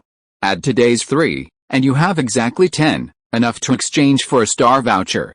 This is yours, thank you, the resident with the number 117 embroidered on his collar accepted the star voucher made from a mineral water bottle cap with gratitude and excitement, then quickly left to make room for the person behind him. Star vouchers are made from mineral water bottle caps. When a mineral water bottle cap is placed on the ground, a train will crush it, leaving a thin flake. This is the anti-counterfeiting measure. Using a pickaxe or other means, it's impossible to squeeze a bottle cap to such an extent.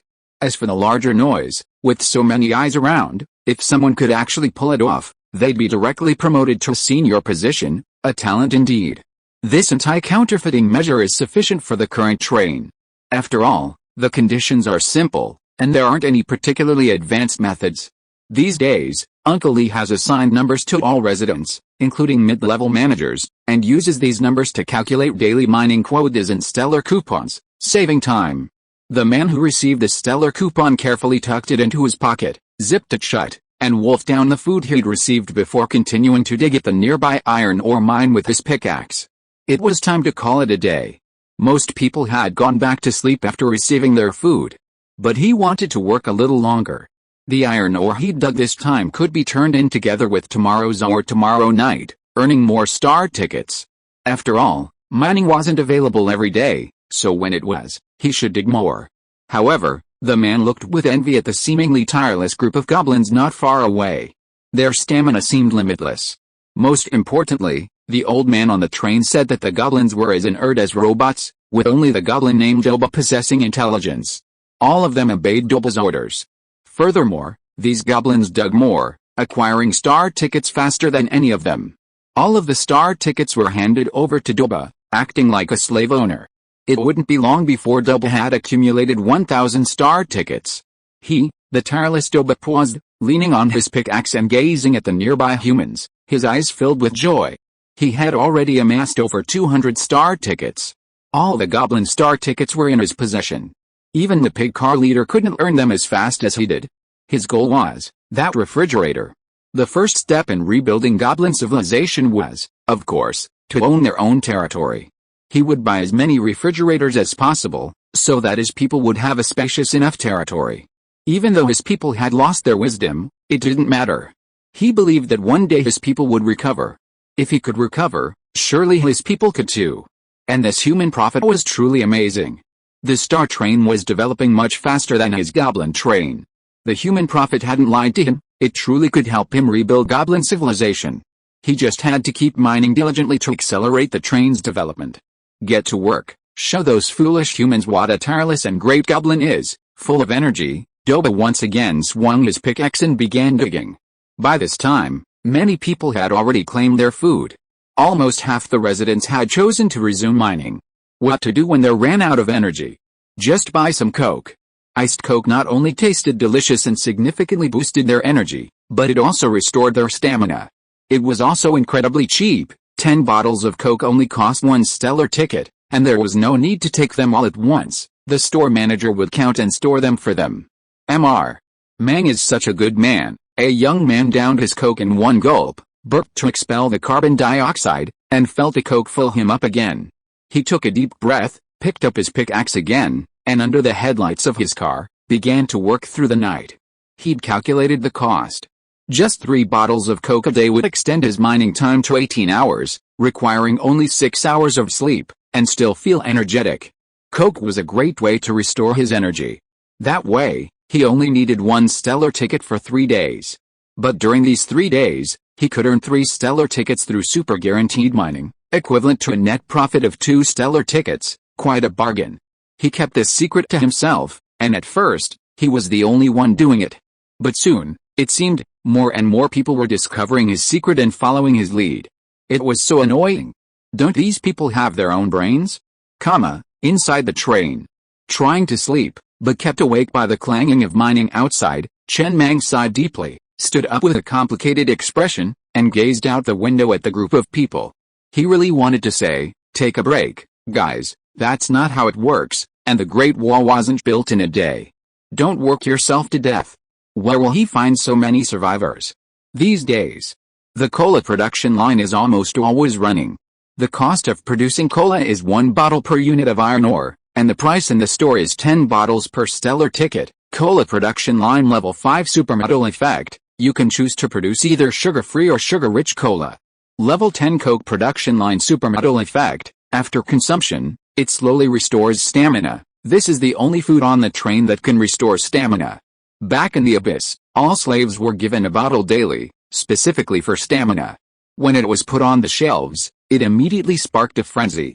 Many people drank 3 bottles of Coke a day and went to work with their pickaxes. Mining efficiency was dramatically increased.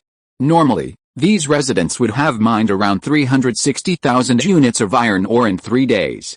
Instead, they unearthed 510,000 units in just 3 days. Almost everyone volunteered to work overtime, some working a few hours a day, others only sleeping a few hours a day. The 2 level 2 iron mines, totaling only 520,000 units, were nearly depleted in 3 days, leaving only 10,000 units. At this rate, the mines would be completely mined before dawn tomorrow. This bunch of people, Chen Mang sighed helplessly.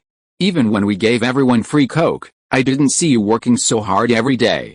Now that it's your turn to buy your own Coke, you're really working harder. Initially, this institutional reform has been quite effective. It's a bit like the white-collar workers in his previous world who had to buy their own coffee every day. This coffee tastes only authentic when you buy it yourself.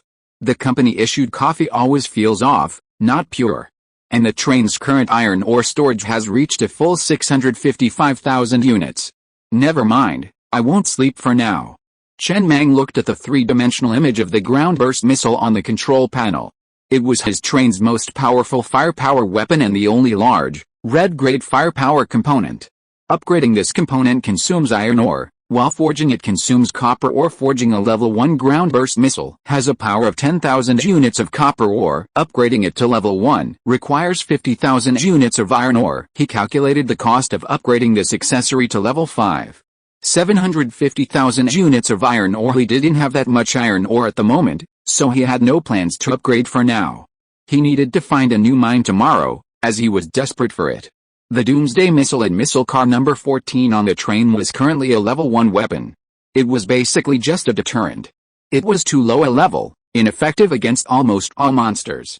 So, he planned to use it as a firework during the day to see how it worked. It was late at night, and many on the train were asleep. Even Doba, feeling a bit exhausted, was about to go to sleep. But when he saw the 7 or 8 humans still mining, a flicker of confusion crossed his eyes. Were these people transformed into goblins by the train? How could they dig better than them? Would they not live to see the next day? Finally, morning arrived. The star train set out on its journey once again. After emerging from the ground, it switched to the Hot Wheels mode and sped off towards the unknown, ready to search for new mines. While his efficiency had improved, he was struggling to keep up. Where can we find so much iron ore? The train slowed down, finally stopping on a plain. At the urging of Lao Tzu and the others, all the residents were forced off the train and stood around the train, staring blankly. There was no mine in sight. Where was the mine? Even the 400 survivors were driven off the train and stood with the others. For days, these 400 survivors hadn't worked. Only given a few slices of bread and a bottle of water each day, starving and staring longingly at the other residents of the Star Train. They needed to be motivated to join the Star Train as full residents, only then would they work properly. Just then, under everyone's gaze, the mechanical gate on top of Missile Car 14, the last car of the Star Train, slowly opened with a clang of gears.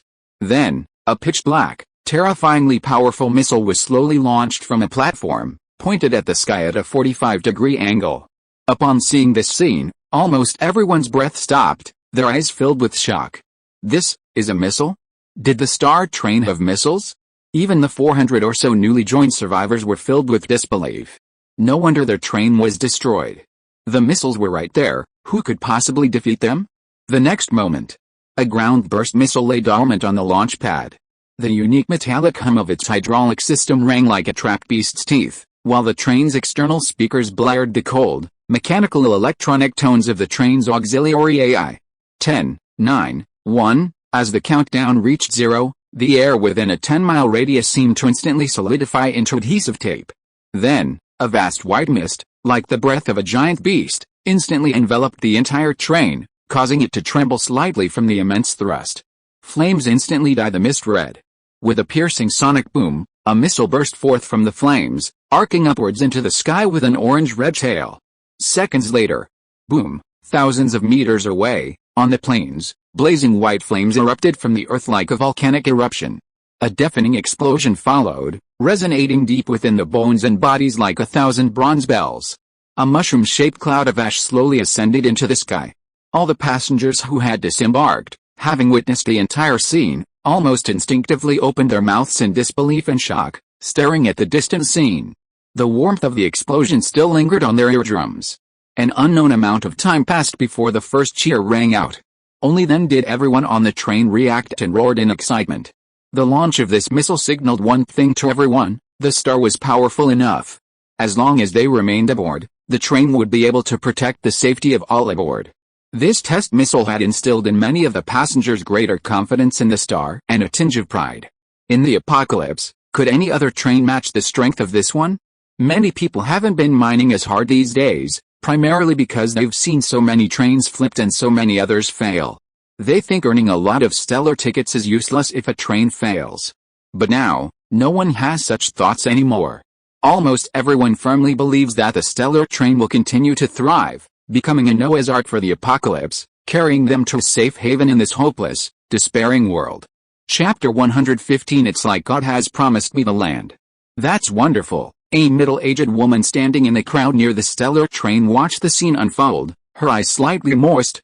She'd been mining diligently these past few days, earning enough stellar vouchers to buy a refrigerator and a home of her own on the stellar train. It wasn't that she was obsessed with a private space. Rather, after the apocalypse, her husband had died before her, her child had also died, and she had lost contact with her parents. She had nowhere to go. She didn't know where she should go, or where she could go. Even if she survived until tomorrow, what would she do? Nothing. A person's connection to the world is essentially friends, family, and loved ones. When these are gone, they suddenly feel like the world is rejecting them, like they have no place to stay. In peacetime, there are many ways to mitigate this feeling, but in the apocalypse, it's exacerbated. Even if they survived a few more days, how many more would they have in the apocalypse? In reality, many shared her sentiments. Everyone was extremely pessimistic and hopeless about the future, their faces etched with numbness, even as they mined daily. But, the moment the missile exploded, her eyes welled up uncontrollably. She felt as if humanity had found hope again, as if the future wasn't completely hopeless. One day, the Star Train would carry them towards the future.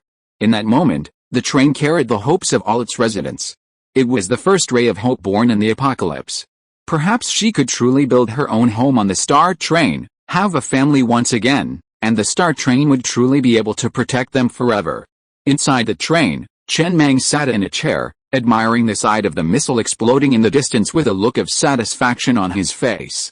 It was the largest firework he had ever set off in his 2 lifetimes combined. Fireworks had to be big to look good. But at that moment, the control panel screen suddenly began to flash crimson. A long, golden frame text streaked across the top of the screen. Numerous fireworks exploded around the edges. Simultaneously, a voice echoed in the ears of every train conductor on the Shay-Plane regional announcement: "Congratulations to the Star Train for becoming the first mechanical train on the Shay-Plane to complete the hidden mission, Car of Hope." Huh? Chen Mang looked at the words, slightly bewildered. What had he done? Then, Several lines of text flashed across the panel. Successfully completed the hidden mission Train of Hope, gaining plus 100 heritage and plus 20 reputation. After reading the description of the hidden mission, he finally understood what was happening. To complete it, over 500 survivors must place their faith in the train itself, believing it would lead them to hope. Completing the mission would reward 100 heritage, and the remaining 20 reputation came from regional announcements. Each announcement in a green zone would increase reputation by 20. This was a pleasant surprise. Chen Mang breathed a sigh of relief, reclining in his chair and gazing out the window at the crowd. His initial idea had been simple, a fireworks display. After all, level 1 missiles were useless beyond fireworks. He'd also like to show everyone on the train a glimpse of its power, demonstrating it to everyone on board. Unexpectedly, he'd completed this hidden mission by accident. Pretty good. Chen Mang then glanced at the Shaplane reputation rankings. With 50 points, he ranked 6th. Currently, there were only 2 ways to earn reputation. One was through regional broadcasts. The other was through achieving a high enough ranking in the combat training virtual space. He didn't know what reputation was used for yet, but it was certainly useful. His inheritance value had finally reached 100, having gone from 0 to 100. This was mainly due to the Doomsday marriage certificate being unused, otherwise, it could have reached 200. According to information he'd received, higher inheritance values offered more adventures. For example, some adventure maps might have certain requirements for both inheritance and reputation. Let's continue searching for iron ore. After all the residents returned to the train, the star train began to accelerate across the wasteland. As for the missile, aside from causing some damage to the terrain, it didn't kill a single monster. 20 minutes later, the resource detection radar suddenly began to beep frantically. Chen Mang's eyes flashed with anticipation. He quickly glanced at the radar screen, which showed 3 level 2 iron mines clustered side by side 10,000 meters above ground. There were even 2 level 2 copper mines nearby. Wow! This is definitely a high-quality resource area. How could such a dense concentration of mines, above ground, remain empty and unoccupied? But when he saw the 2 level 5 monsters and a swarm of level 4 monsters on the radar, he finally realized what was happening and pondered, could it be because of these monsters? Even if a level 4 train couldn't handle these monsters, a level 5 or 6 train could easily handle them.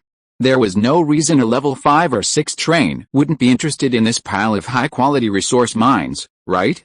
Let's go check it out. Without a moment's hesitation, he immediately turned and sped madly towards the red dot on the resource detection radar. A few minutes later. I see. Chen Mang narrowed his eyes slightly as he gazed at the pitch-black swamp before him. He finally understood why no one had ventured into this resource area. The high-quality resource mine lay in the very center of the swamp, and the console screen indicated that the swamp was extremely corrosive to energy shields and armor. The lower the level, the faster the corrosion. And those monsters lived in these swamps. Now, with the constant warnings from the enemy radar, a dozen red dots began to race towards the star train parked at the edge of the swamp, a foul-smelling swamp. The toxic substances and swamp water emitted were extremely corrosive to the train, and the lower the level, the faster the corrosion. Furthermore, flying over and drilling were prohibited in this area. It wasn't an adventure map, but rather a high-quality resource mine with relatively demanding mining conditions. But others couldn't go there, but he could. The level 5 supermetal effect of whose carriage's steel armor made it immune to corrosion from liquids, fog, swamps, and other factors, making it just enough for him to pass through. The Hot Wheels couldn't reach this area. They had to use special wheels similar to caterpillar tracks, but he had spider legs, so he could pass through it without any problems. Although spider legs didn't offer any corrosion resistance, he could still do so. But at a high level, a full 13, the rate of corrosion is extremely slow. And even the little that does corrode can be quickly repaired by the mechanical nano-spider.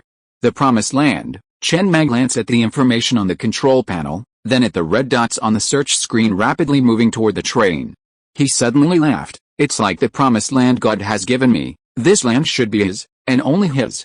The next moment. Roar, accompanied by a roar, more than a dozen crocodiles suddenly burst out of the swamp, charging towards the star train with terrifying force. Carriage 12 was already prepared, with 8 rapid-fire crossbows rolled out from the elevator. Locked on by the train's auxiliary AI, several crossbows fired, nearly all of them hitting the target, with a hit rate of 96%. In an instant, 3 level 3 crocodiles, hit in the eyes, fell to the ground. The remaining crocodiles, with powerful crossbows inserted into their bodies, endured the pain and rushed towards the train. A level 4 crocodile, the fastest of the pack, rushed in front of the train, roared, leaped into the air, and slapped down with its claws. Bang! With a resounding crash, its claw broke. Another claw snapped, and another. Another swipe, and all its teeth were gone. The defenseless crocodile glanced at its shattered teeth on the ground, then at the undamaged armor before it. A human-like flicker of bewilderment flashed across its eyes, and it instinctively glanced at the 2 level 5 crocodiles behind it. But then, the next moment, swish, blades, tinged with electricity, extended from both sides of the train and began to spin rapidly. In an instant, they sawed the nearby level 4 crocodiles in half, sending the others fleeing with injuries. Bang, bang, bang, the 4 heavy machine guns on the train locked onto the 2 fleeing level 5 crocodiles and the rest. A dull, piercing roar of gunfire rang out, and a storm of metal enveloped the train.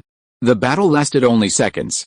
The Star Train, perched like a giant iron dragon at the edge of the swamp, was as steady as a tiger. In the blink of an eye, the local tyrants of the swamp were purged.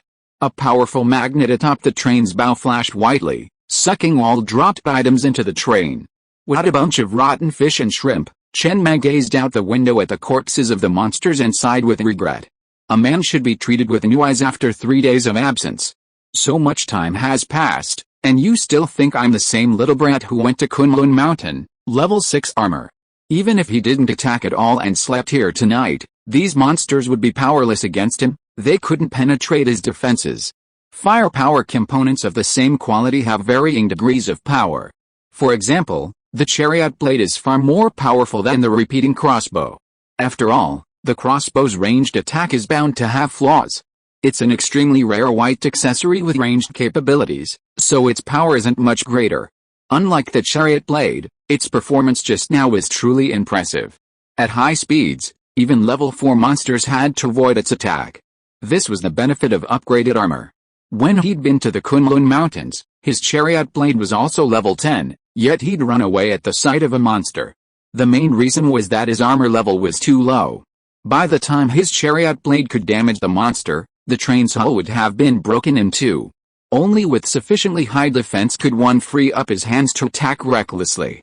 Furthermore, the heavy machine gun bullet production line had 2 super modulus effects, fragmentation and armor-piercing bullets, with the same price.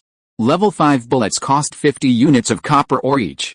He'd just consumed over 400 rounds, or 20,000 units of copper ore, a paltry sum compared to the train's internal copper reserves. However, their power was truly impressive. Each bullet split into 3 in midair, each with armor-piercing properties. Almost instantly, the level 5 crocodile's scales were shattered, and the bullets penetrated its body. Also level 5. But these 2 level 5 crocodiles, under his level 5 bullets, melted like snowy mountains in an instant. They were completely on a different level. Great, Chen Mang, with a satisfied expression, switched to his spider legs and pushed the joystick, aiming deep into the swamp. Did he really think his promise to destroy Kunlun Mountain was just talk?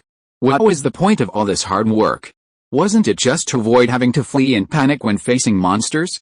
Beep, an alarm blared inside the carriage. Toxic gas from outside was detected penetrating the train. The central air conditioning was shutting off the fresh air, and the oxygen concentrator began to operate. In an instant, under the control of the train's auxiliary AI, several components within the train began to operate simultaneously, preventing the outside poison from entering the train.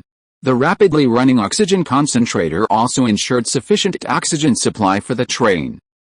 It's true that the level 10 central air conditioning supermodel is quite useful, just like right now. He suddenly had a vague sense of some underlying logic of this world. After being bitten by a 7-step snake, there must be an antidote within 7 steps. The stinking swamp contained an extremely dense concentration of high-level resource mines, but entry required central air conditioning upgraded to level 10, armor upgraded to level 5, and special wheels. It also happened to be located right next to the Kunlun Mountains. After obtaining enough Murphy Stone, one could enter the swamp, where the high-level resource mines were the reward. That was the logical logic, but he had somehow transcended the 5 elements. A few minutes later, the train had successfully reached the center of the swamp. Before them lay a barren expanse of land, surrounded by the swamp. There was no toxic fog in this area, and the control panel indicated that the air quality was normal, preventing the toxic fog from reaching the area. Yet, there, 3 level 2 iron mines and 2 level 2 copper mines lay quietly, like shy brides wearing red veils, waiting for him to remove them. Great, Chen Mang hopped off the train, taking in the scene before him, a satisfied smile on his face. The sun had just risen, and the morning was the most important part of the day. It was the perfect time to get to work. Good luck will indeed favor everyone who works hard. After taking a deep breath, he picked up the intercom and shouted, "Get to work." The next moment, several carriage doors were suddenly opened from the inside, and countless train residents jumped out of the car with pickaxes on their shoulders, rushing towards the mining area with excitement. "Stupid human, don't fucking squeeze me." Doba, who had just jumped out of the carriage and had no time to move, was squeezed aside by the train residents who jumped out of the train behind him. He couldn't help but curse angrily. "Stupid human, what are you going to do?" If you are listening to this novel on a channel other than Fanfic World, it means it was downloaded and re-uploaded without effort. We warmly invite you to visit our channel, Fanfic World. There you will find the original version of this story and many other novels of various genres. We look forward to seeing you dive into a world of incredible novels. Chapter 116 Train Stunts. It's not fun to curse like that. A young man who also jumped off the car, tightened his belt, carried a pickaxe, and looked down at Doba on the side with a grin. "You curse everyone like a woman. What era is it and there are still people cursing stupid humans? They think you are flirting with them. Come, learn from me, a bunch of idiots. Get the fuck out of here." Doba, with an angry face, was about to continue cursing, but after hearing the words of the human next to him, a trace of hesitation suddenly flashed in his eyes, and he whispered tentatively, a bunch of idiots. Get the fuck out of here." How, it seems. It does make me more angry." Then Doba took a deep breath, raised the pickaxe high in his hand, and roared angrily, "A bunch of idiots, get the fuck out of here," to the great goblins. Then he forced his way into the crowd, and with a group of green goblins behind him, he opened a path in the crowd like Moses parting the sea, roaring and clearing the way. Soon, everyone was in place, and the clanging sounds of mining pounding echoed once again through the heart of the swamp.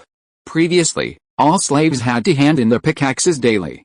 This was partly due to concerns that pickaxes could be lethal weapons in the event of a riot, and partly due to the potential for fatalities in fights between slaves. But after the slaves were transformed into residents, this custom of handing in pickaxes gradually faded. This was primarily due to the fact that everyone's mining schedule varied, making it difficult to store the pickaxes uniformly. It was also due to the fact that most residents had grown comfortable with the star and were reluctant to riot. Even those who were tempted to riot would be remiss if they saw the 10 machine guns pointed inwards from within the train car. "Keep going, kids," Chen Mang said, sitting inside the train, gazing at the enthusiastic residents outside. Seeing him, he felt a urge to get down and wield his pickaxe. Then he looked at the parts available for crafting after the train reached level 4. He had been hoarding iron ore for days, leaving many of the level 4 train parts uncrafted. There were 5 craftable parts in total, 3 yellow, 1 blue, and 1 white. These 5 components are all required to upgrade the train to level 5. As the train's level increases, the number of components available for crafting decreases, from the initial 17 to the current 5. Hell Cannon, a blue-grade component, requiring 3,000 units of iron ore to craft. Energy Shield, a yellow-grade component, requiring 1,000 units of iron ore to craft. Train Ticket, a white-grade component, requiring 100 units of iron ore to craft. Special Stunt Console, a yellow-grade component, requiring 1,000 units of iron ore to craft. Radar Jammer, a yellow-grade component, requiring 1,000 units of iron ore to craft. Of these 5 components, the 3 that have significantly improved the train so far are the Energy Shield Special Stunt Console and the Radar Jammer. Especially the Special Move. After reaching level 4, a new button has been added to the control panel, called Train Special Stunt. He had already crafted the yellow-grade Special Stunt Console within the past 3 days, but it was still at level 1 and hadn't been upgraded. A level 1 stunt console has 1 slot for a stunt, And as the level increases, more slots become available. In the upper left corner of the console, there's a triangular slot that looks like a hollowed-out desktop speaker. This is the stunt console. If the train has B-level potential, after crafting the stunt console, you gain a random train stunt. If it has A-level potential, you can choose one of two. If it has S-level potential, you can choose one of three. His mechanical train has S-level potential, but he hasn't decided which one to choose. Since there's no time limit for this choice, he's left it undecided, waiting to decide later. Chen Mang swiped the console screen a few times, quickly revealing the panel. The start train has S-level potential, so you can choose one of the following three train stunts. Train stunts are special abilities that only the conductor can use, affecting the entire train. The maximum number of stunts you can possess depends on the level of the stunt console. 1. Unlimited ammo. For 10 minutes, any firepower attachments on your train, such as heavy machine guns and cannons, that consume bullets will have unlimited ammunition. However, you must replenish the amount of copper ore corresponding to the ammunition consumed during this period within 30 days. 2. Doomsday Rush. For 10 minutes, your train's maximum speed will triple, and any attachment on your train will function normally even if its integrity drops to 0%. 3. Death Spin. Activating this stunt while your train is traveling at high speed and has a drill attachment will cause the train to briefly levitate and rapidly spin into enemies, unleashing a deadly burst of force. Higher level drills increase the damage. It's recommended to upgrade the internal space stabilizer to at least level 5, these days. He would frequently check the train radio. Entering a new area was always the quickest way to get information, and through conversations with others, he learned about the train's special abilities. This is a feature only available on level 4 trains. There's a chance it'll drop when clearing adventure maps or defeating rare bosses. It's a triangular token. Once inserted into the stunt console, you can use the train stunts associated with this token. However, once inserted, it cannot be removed. Forcibly removing it will shatter and become unusable. The stunt console accessory can be upgraded to a maximum of 5 levels. This means each train conductor can only possess a maximum of 5 train stunts. However, this restriction is largely ineffective. Almost all train conductors in the Shay Plains don't possess even a single train stunt. While there's a chance they drop from completing adventure maps and defeating rare bosses, no one has yet obtained them through such means. Many speculate that this area simply doesn't have them. This is perfectly normal. Monsters like pangolins aren't found in every green zone. Without them, accessories like drills can't be obtained. The only areas in the Shay Plains that can be found are connected to the Kunlun Mountains, but not every green zone is connected to the Kunlun Mountains. Train stunts don't have tires or upgrades, just like special items. Chen Mang frowned as he looked at the 3 options on the screen. He actually wanted to use all 3 train stunts, but the one that suited him best was definitely the third, Death Spiral. The higher the drill level, the greater the explosive power. He'd been waiting and seeing if there was a way to select all 3 at once. But he hadn't come up with a particularly good idea, leaving him with only one last option. Chen Mang took a deep breath, then extended his finger and tapped the 3rd option on the screen. Almost simultaneously, he quickly tapped the other 2 options, but it seemed to have failed. He looked at the triangular token with the words Death Spiral slowly emerging from the control panel. At the same time, a faint laugh echoed from the corner of the train. Chen Mang tilted his head expressionlessly to the robot standing beside him. Did you laugh just now? No, the AI's cold, emotionless, mechanical voice quickly echoed from the train. If you laugh again next time, I'll smash this robot. Do you understand? He finished. The robot's hands entwined nervously behind its back, and it whispered anxiously, "Sorry, conductor." Chen Mang averted his gaze from the robot. Ever since acquiring this robot, the AI had acted like it had found a new toy, often steering it around and even attempting mining, though ultimately failing. Like a child finding a toy they'd always dreamed of. However, while this AI usually pretended to be emotionless, it was something he had upgraded himself, and he knew better than anyone how intelligent it could be. The higher the train's auxiliary AI leveled up, the higher its intelligence would rise. While it usually acted convincingly, it would occasionally reveal flaws when teased. Like now. This guy truly cherished his robot. He had even seen it standing for a long time next to the custom clothing production line, perhaps hoping to have a suit made for himself. It was quite interesting. On the train, Lao Tzu and Baozi were too reserved around him, and Ji Chuch wanted to just pull his pants off. He didn't have anyone to chat with normally, so Xiao AI filled that void. It was nice to tease Xiao AI when he had nothing else to do. People always talk. Go make yourself some clothes, Chen Mang said casually, not even raising his eyelids, as he slid the triangular token into the stunt control console. Really? The robot's excited voice soon echoed within the train. The sound, transmitted through the robot's external speakers, had a thick mechanical and electronic twang, but it still evoked a rich sense of human emotion. Really, conductor, really, go quickly, Chen Mang waved his hand unhappily. You have nothing to do these days, so you just go there for a stroll. I'm almost carving the words you want clothes on your forehead. Go quickly, conductor, you're so nice. I don't make high-precision clothes. I just make an ordinary set of clothes. Wait, Chen Mang looked at the robot that was about to run out of the train room, suddenly stopped it and frowned. What is your gender?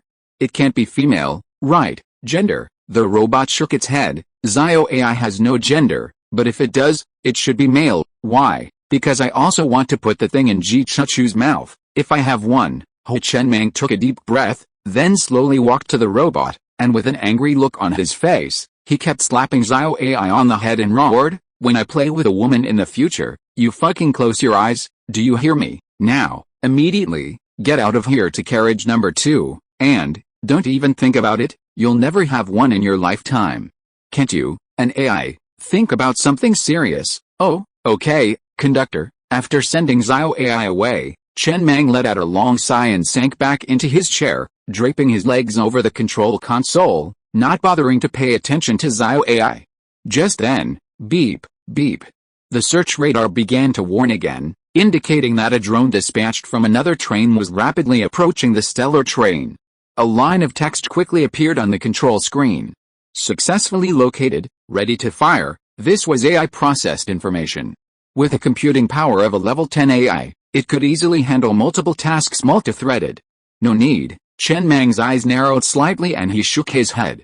The death spin train stunt had just been acquired and he hadn't tested it yet, so he thought he'd give it a try. When the drone was a few hundred meters away, he pushed the control stick hard, and the train accelerated rapidly into the swamp. Speed continued to increase. Just as contact was imminent, he quickly pressed the death spin triangle button on the stunt console. The next moment, all the spider legs suddenly bent and straightened simultaneously, like a catapult, launching the train into a rapid rotation at low altitude. The drill head at the front of the train also began to spin rapidly. Boom! With a piercing sonic boom, the entire star train, spinning at high speed, slammed directly into the approaching drone. Bang! The drone's faint sound of shattering echoed outside the train. As the star landed heavily in the swamp, Chen Mang shook his slightly dazed head, pushed the control stick, and continued toward the clearing in the center of the swamp. He didn't care who sent the drone. But that didn't matter. He was standing right here, and anyone with an idea for him could come to him. He had just acquired a new skill, so there was no reason not to try it out. However, even with a level 10 internal spatial stabilizer, he still felt a little dizzy. How could he describe the experience just now? The train was spinning at high speed, but the interior remained largely stable. It felt like sitting on a swing that was swaying rapidly from side to side. The head wasn't tilted downward, and the maximum tilt was only about 30 degrees. It was just a bit wobbly, and I still felt a bit dizzy. Not bad, though. Chen Mang sat inside the train, curling his lips. It was a pretty good train stunt, and it would be very useful against larger monsters. Heavy machine gun bullets and rapid-fire crossbows wouldn't be effective against larger monsters, forcing them to resort to larger firepower accessories. But now that I have this train stunt, I can try it out next time I encounter a larger monster. If nothing unexpected happens, it should be even more effective than heavy machine gun bullets. Chapter 117. It's just spinning, what's the big fuss? Wait a minute, a light suddenly flashed through Chen Mang's mind. If he activated the wheel blade while starting the train's special death spin, wouldn't the power be greatly enhanced? The entire train would be like a huge, high-speed rotating crossbow bolt, heading straight for the monster. Level 10 wheel blade, level 10 drill, level 6 armor. Combined like this, the drill and wheel blade will have an effect of 1 + 1 greater than 2. As expected, the power is greater when they are spinning. The theory works. Chen Mang nodded, but he didn't know how effective it would be in practice. When he had the chance in the future, he would find a large monster to try it out. At this moment, his peripheral vision noticed a group of residents in the open space, all of whom were frozen in place, and his brows furrowed slightly. What's going on? Are they poisoned? That, after an unknown amount of time, Lao Tzu was awakened by the cigarette that burned his fingertips. He hurriedly threw the cigarette on the ground in pain, and then stuffed his fingers into his mouth to cool down quickly. His eyes were still full of shock as he murmured, "Biozi, did you see that the star train just now? Did it turn?" "I saw it." Biozi took a deep breath. His throat was even slightly sore because his mouth had been open for too long. After swallowing several times, he rubbed his throat and said hoarsely, "It did turn." I'm a little confused. How do you mean? I've also been a train conductor, but in my impression, trains shouldn't turn. This is a bit beyond my understanding. Is it a unique function of level 4 trains? Lao Tzu looked at the star train that was parked quietly in the wasteland in a daze and trance, as if it had not moved at all and had stayed in the same place from beginning to end. If he didn't remember the scene just now clearly, he would even suspect that he had an illusion. "I don't know." Biozi shook his head. "I was at most the conductor of a level 2 train, and I died not long after. How can I know what a level 4 train has? But I can be sure of one thing, even a level 4 train should not be able to do what Mang Yi does." "What do you mean? If every train can do what Mang Yi does, then we won't be the only ones who can come to this resource area. Others would have come long ago. That drone is probably from another train that wants to see which train is mining here." "Makes sense." Then Lao Tzu took a deep breath, looked at the group of residents behind him who had frozen in place for a long time and shouted, "Stop looking, and work. Isn't it just turning? What's the fuss? Hurry up and work." And the 400 or so newcomers, you are all treated as level 3 residents. If you don't work hard and are lazy, your treatment will not be reduced. Those who can't have their treatment reduced will be directly sold to other trains. If you want to be sold, the voice fell. The residents immediately looked away, suppressed the shock in their eyes, and began to work even harder. The more powerful the train, the more secure their lives would be. When they had been slaves on other trains before, their biggest concern wasn't food. After all, the train conductor wouldn't starve them to death, they simply wouldn't feed them much when they weren't mining. Their biggest fear was the train's demise. If it perished, with a bit of luck, they might be accepted by other trains and continue their slavery. With less luck, they'd be killed. The power the star train had currently demonstrated brought them immense peace of mind. Who wouldn't want to be on a supremely safe train during the apocalypse, especially one with such good treatment? This was especially true for the 400 newcomers. They were now anxiously wielding their pickaxes, digging for iron ore at a frantic pace, fearing they'd be sold off by the star train if they slowed down. Having witnessed the treatment of the slaves, no, the residents, on the star train, they weren't slaves, but residents. Now they understood the hardship they'd once endured. "So, we're all living in the apocalypse, we're all slaves, and yet you're living so well. You can eat 20 slices of bread a day, even with filings, and there's even a promotion system. If you mine more, you'll not only get better treatment, but even your own house, cigarettes, meat, and many other things you couldn't even dream of as slaves before. This isn't the apocalypse. This is pure paradise." At this point, the 400-plus people had no desire to cause trouble.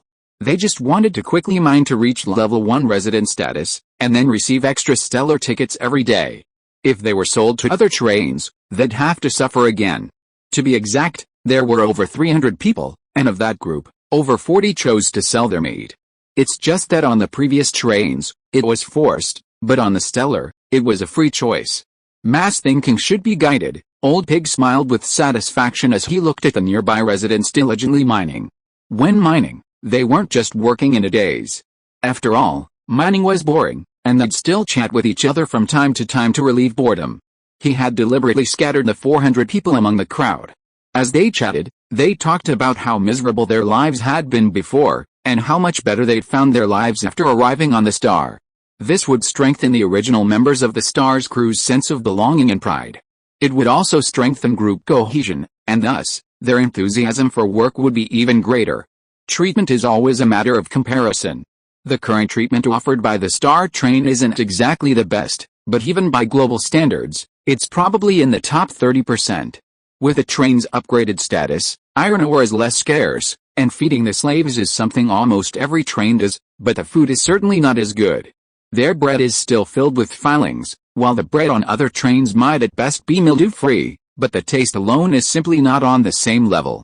Not to mention they have a clear promotion system and various redeemable items. While this group already has a strong sense of identity with the train, seeing the outside world would only strengthen that sense of identity. Inside a train on the shape lane, a middle-aged man sitting at the control console stared at the abruptly interrupted video on the screen, his face filled with bewilderment. He subconsciously looked up at the deserted plain before him. He was driving the train across the plain, prospecting for minerals.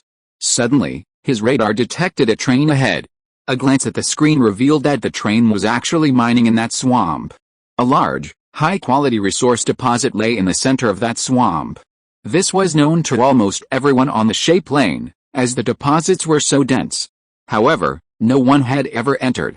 The swamp was highly corrosive to armor, and poisonous gas could penetrate deep into the train, posing a serious threat to life within. But he had just suddenly discovered that a train was actually mining there. He initially thought the flesh train had gone off to play. Several flesh trains had indeed wandered into the Sand River Plains. Flesh trains were highly corrosion resistant, but they didn't need things like iron ore. A train had previously struck a deal with the flesh train. That mechanical train had sent all its slaves to the flesh train, asking them to take them into mine ore and bring it back. In return, the mechanical train offered a Murphy stone. Well, that was a generous reward. After all, the flesh train didn't have to pay anything. They simply took the mechanical train slaves in, stayed there for a few days, and then returned. The flesh train readily agreed. But, not long after that group of slaves entered the flesh train, the mechanical train's conductor received news that all the slaves he had sent had died. He angrily contacted the flesh train, who replied that some components had gone haywire and been consumed by the slaves. The mechanical train's conductor, naturally unconvinced, angrily demanded, what kind of components could possibly go haywire? The flesh train's conductor replied with a serious expression, the flesh train's components are naturally subject to intermittent control. Even I myself lose control from time to time. If you keep pushing me, I'll lose control and attack you. Several other flesh train conductors then confirmed that the flesh train's components could indeed lose control when provoked. The matter was dropped, and the mechanical train gradually disappeared. It's likely the conductor had worked himself to death mining. No one else could enter the area anymore. Only today did he encounter another train mining there. It wasn't a flesh train, as the number of red dots on the radar was too high. A flesh train couldn't possibly have so many people on board. He dispatched a drone to investigate, confirming that a mechanical train was indeed mining there, and the number of slaves was enormous, at least over 1,000, the largest number of slaves he had ever seen on a mechanical train. Then, a complex expression crossed the man's face. He then watched as the train began to spin, destroying his drone with unstoppable force. Using a drone to gather intelligence was inherently offensive, and he hadn't expected it to return. But was it really necessary to use the train stunt? It was just a small drone. You had a heavy machine gun, right? A few rounds would have destroyed his drone. It was like he hadn't even used a basic attack, just glanced from a distance, and the opponent sprinted, flashed, and rushed in front of him, unleashing their ultimate. What a lunatic. Are you supposed to use the train stunt so casually? He didn't know what the train stunt that made the train spin was called, but he was certain it was a train stunt. Only train stunts could pull off such an incredible feat, and on the shape lanes, the only people who possessed train stunts were those in the flesh train. So far, no one had heard of train stunts dropping from encounters or boss kills. They could only be obtained through train potential, and that required level B or higher. Currently, there are only 2 trains in the Sand River Plains that are B-class or higher. One is the World Worrying, with A-class potential. He's seen this one before. If the train in the middle of the swamp isn't the World Worrying, then it can only be the recent Rising Star, the Star, with S-class potential. The strong always have such a short temper, the man sighed helplessly. Since he knew the other train was the Star, he could probably understand its behavior. After all, it had S-class potential, so a bit of a temper was completely understandable. It was just too much to bear. He was only a C-class mechanical train, which meant he couldn't get many benefits. The job transfer quest for the flesh train couldn't compare to that for the mechanical train. They were simply not on the same level. Even a B-class mechanical train job transfer required a sufficient amount of Murphy Stone to complete. He was a level 3 train at the time, so where would he get Murphy Stone? Fortunately, his gamble paid off, and he successfully completed the C-class job transfer quest. The C-level mechanical train job transfer quest is, you must transfer the train master's authority to any member of the train. If they transfer it back to you within 24 hours, the quest is complete. Just then, a ferocious, furious curse suddenly rang out from within the train. A battered man, chained and bound in a corner of the train compartment, gazed at the middle-aged man sitting at the control console, his eyes filled with resentment and cursing in a trembling voice. You will not die a good death. You will give birth to a child without an anus. You will die. You will not live beyond tomorrow. I trusted you so much that I transferred the position of train conductor to you, but you treated me like this. Are you worthy of my trust in you? Are you worthy of me? Sorry. And then, the middle-aged man sitting on the console scratched his ears indifferently. When I was in the white area, I was also the conductor of a level 3 train, but I became a slave because of an accident. Well, I just happened to meet you at this time. I was very loyal, and you trusted me very much. I concealed my identity as a train conductor and always served as your loyal second-in-command, wanting to develop the train better. Then, when you chose the job transfer task, you chose the C-level difficulty task and chose me. Now the train is still developing well in my hands, and I didn't kill you. Anyway, isn't your wish to always develop the train well enough? What difference does it make you as the train conductor? What do you think? Zaya-hua-hua. Inside the train, the cold and emotionless mechanical electronic voice of AI soon rang out.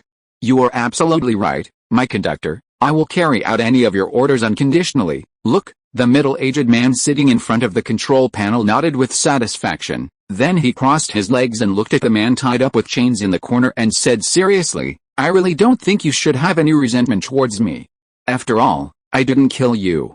You know, in the Doomsday, this is already a great gift. I just want you to watch me and watch the train develop better in my hands. So, the man in the corner suddenly sneered, so you plan to lick that star, hoping that it will slip some good stuff out of its hands to you? Lick. The middle-aged man took a full minute to lower his head and light the cigar in his hand, then shook his head seriously and said, No, I'm a tough guy and can't kneel down. I will wait for him here. When he leaves the swamp, that will be his death. The mines he dug, his slaves, his resources, and even his women, they will all be mine. I will inherit everything from him and make the train even greater. How? The battered man sitting in the corner sneered, his eyes filled with resentment as he stared at the middle-aged man, word for word. Then I curse you to die at his hands. I curse this train, you and I, to be reduced to smithereens in the explosion. I curse you to die the day he leaves the ruins. I curse you to urinate incontinently from sheer terror at your deathbed. Tisk. The man at the console nonchalantly crossed his legs, toying with his cigar, his eyes closed as he savored the aroma of the cigar in the air. Then, with a playful smile in his eyes, he opened his eyes.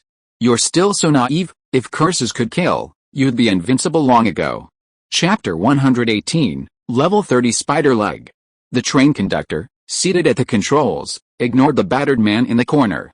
He simply toyed with his cigar, gazed at the numerous red dots on the radar screen, and smiled with satisfaction. He was very patient. He hadn't gone anywhere for a while, just sitting here, like a patient snake hunting. It just so happened that he hadn't found a mine that satisfied him recently, so he spent a lot of time here. The swamp contained 3 level 2 iron mines and 2 level 2 copper mines, a significant concentration of high-quality resources on the Sand River Plain. He had been here for 3 months and had only managed to mine a single level 3 iron mine. That mine yielded 1.7 million units of iron ore, a complete feast. He hadn't been lucky enough to come across another level 3 mine since then. Even if he had, it would have been already occupied by trains he didn't dare to provoke. Level 2 iron ore was the mainstay on the Sand River Plain. Level 3 was just a lucky break. If he was starving, he could still mine level 1. He upgraded a green-grade vehicle accessory, the search radar, to level 5, giving it a full 5,000-meter detection range. This range essentially ensured he'd always be the first to spot enemies on the Sand River Plains, allowing him to decide whether to attack or evade them. It also gained a level 5 supermodel effect, allowing him to detect specific information about bosses within range. Upgrading this accessory to level 5 cost 2 Murphy stones. Most importantly, The man glanced at the detailed information on the three-dimensional train's accessories on his console screen, a hint of a smile flickering in his eyes. A yellow-grade vehicle accessory, advanced nano-armor paint, level 5. This wasn't an accessory found on human trains, but only on goblin trains. It blocks search radar detection. He had obtained the blueprint for it from an adventure map he had recently visited in a goblin ruin. After the train reached level 4, a yellow-grade accessory called Radar Blocker became available for crafting. This also blocked radar detection, and he had upgraded it to level 5. The level 5 supermodel effect of the advanced nano-armor paint was additive with other accessories of similar effects. In other words, his train couldn't be detected by any radar at level 10 or below, and how could there be radars above level 10 on the Sand River Plain? In other words, with these two accessories and the radar he'd upgraded to level 5, he could move like a ghost across the Sand River Plain, instantly detecting his opponent. Even if the opponent also had a level 5 radar, they wouldn't be able to detect him. This was the charm of the adventure map. With each upgrade, the number of craftable parts became fewer and fewer. To truly improve the train's capabilities, one needed to explore the adventure map and seek opportunities. In the train compartment, Chen Mang was gazing at the 120,000 units of spider silk on the train's panel. He decided to strengthen the spider legs accessory. Now at level 13, it could navigate 90-degree cliffs. 2 weeks later, he and the Kanglong train planned to explore the Babel adventure map. This was his first time in such an adventure map, and he was a little nervous. It was always good to prepare an advance 120,000 units of spider silk. That's a lot. The spider leg is just a green-grade accessory, so it wouldn't require that much. After consuming 38,000 units of spider silk, he upgraded the spider leg to level 30. At level 30, the upper speed limit is fixed at 340 km per hour. Logically, the spider leg will lower the train's upper speed limit. This means that no matter what other acceleration accessories you have, as long as you use the spider leg, the train's upper speed limit will be limited to this number. At level 1, it's 50 km per hour. At level 30, it's 340 km per hour, faster than Hot Wheels. And this is just a minor upgrade. The main benefit is that after upgrading, the spider leg can now travel freely on a 180-degree slope. A 180-degree slope might be a little hard to understand. To put it simply, it can drive upside down on the ceiling, completely ignoring gravity. What the heck is that? I've never heard of it. I'm not familiar with it. That should be safe. Chen Mang looked at the accessory information on the console screen with satisfaction. According to the Kanglong, the Tower of Babel adventure map was at an altitude of 5,000 meters. In this case, upgrading the spider leg accessory would provide a greater sense of security. He still had over 80,000 units of spider silk left. He didn't plan to upgrade further. It was pointless to continue upgrading. He felt he was unlikely to encounter a 181-degree slope in real life.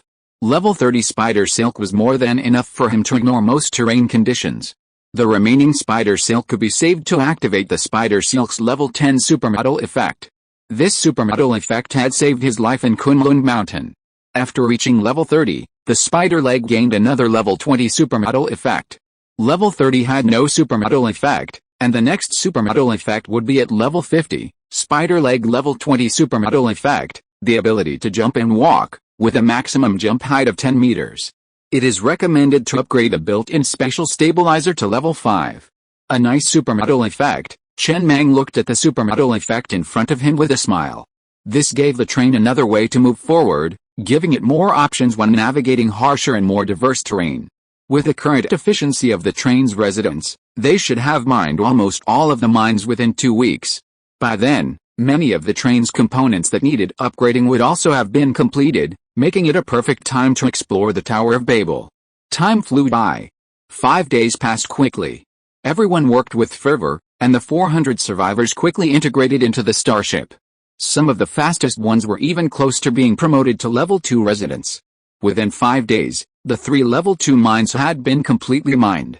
The speed was quite fast, as these 3 level 2 iron ores were quite high in content. Chen Mang sat inside the train, looking at the iron ore resources displayed on the panel. Adding the existing iron ore on board, the train now had a full 1.481 million units of iron ore, more than enough to start squandering. He took a deep breath and, without a second thought, expended 95,000 units of iron ore to upgrade the open-air carriage of Missile Car 14 to level 6. He then expended another 1.05 million units of iron ore to upgrade the missiles to level 6.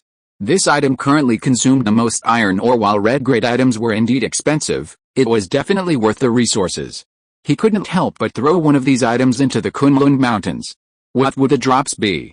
Monster armor and train armor differ somewhat. A level 6 missile can penetrate the armor of a level 6 monster, but not level 6 armor. After all, armor provides complete protection against any damage of the same level. But how many people could upgrade the steel armor of the carriages to level 6? After the train reached level 4, a new craftable component, the energy shield, was available to the train when it collided deep underground. It was a high-quality defensive component, capable of upgrading to level 5. However, the energy shield accessory can only protect against certain energy attacks, such as energy cannons and dragon breath. It's invulnerable to physical attacks like those from monsters that get too close to the train. It can only block physical attacks under one condition: upgrading the energy shield to level 5 and gaining the corresponding super mod effect. Activating the super mod effect allows the energy shield to block physical attacks, but it requires a large amount of energy stones.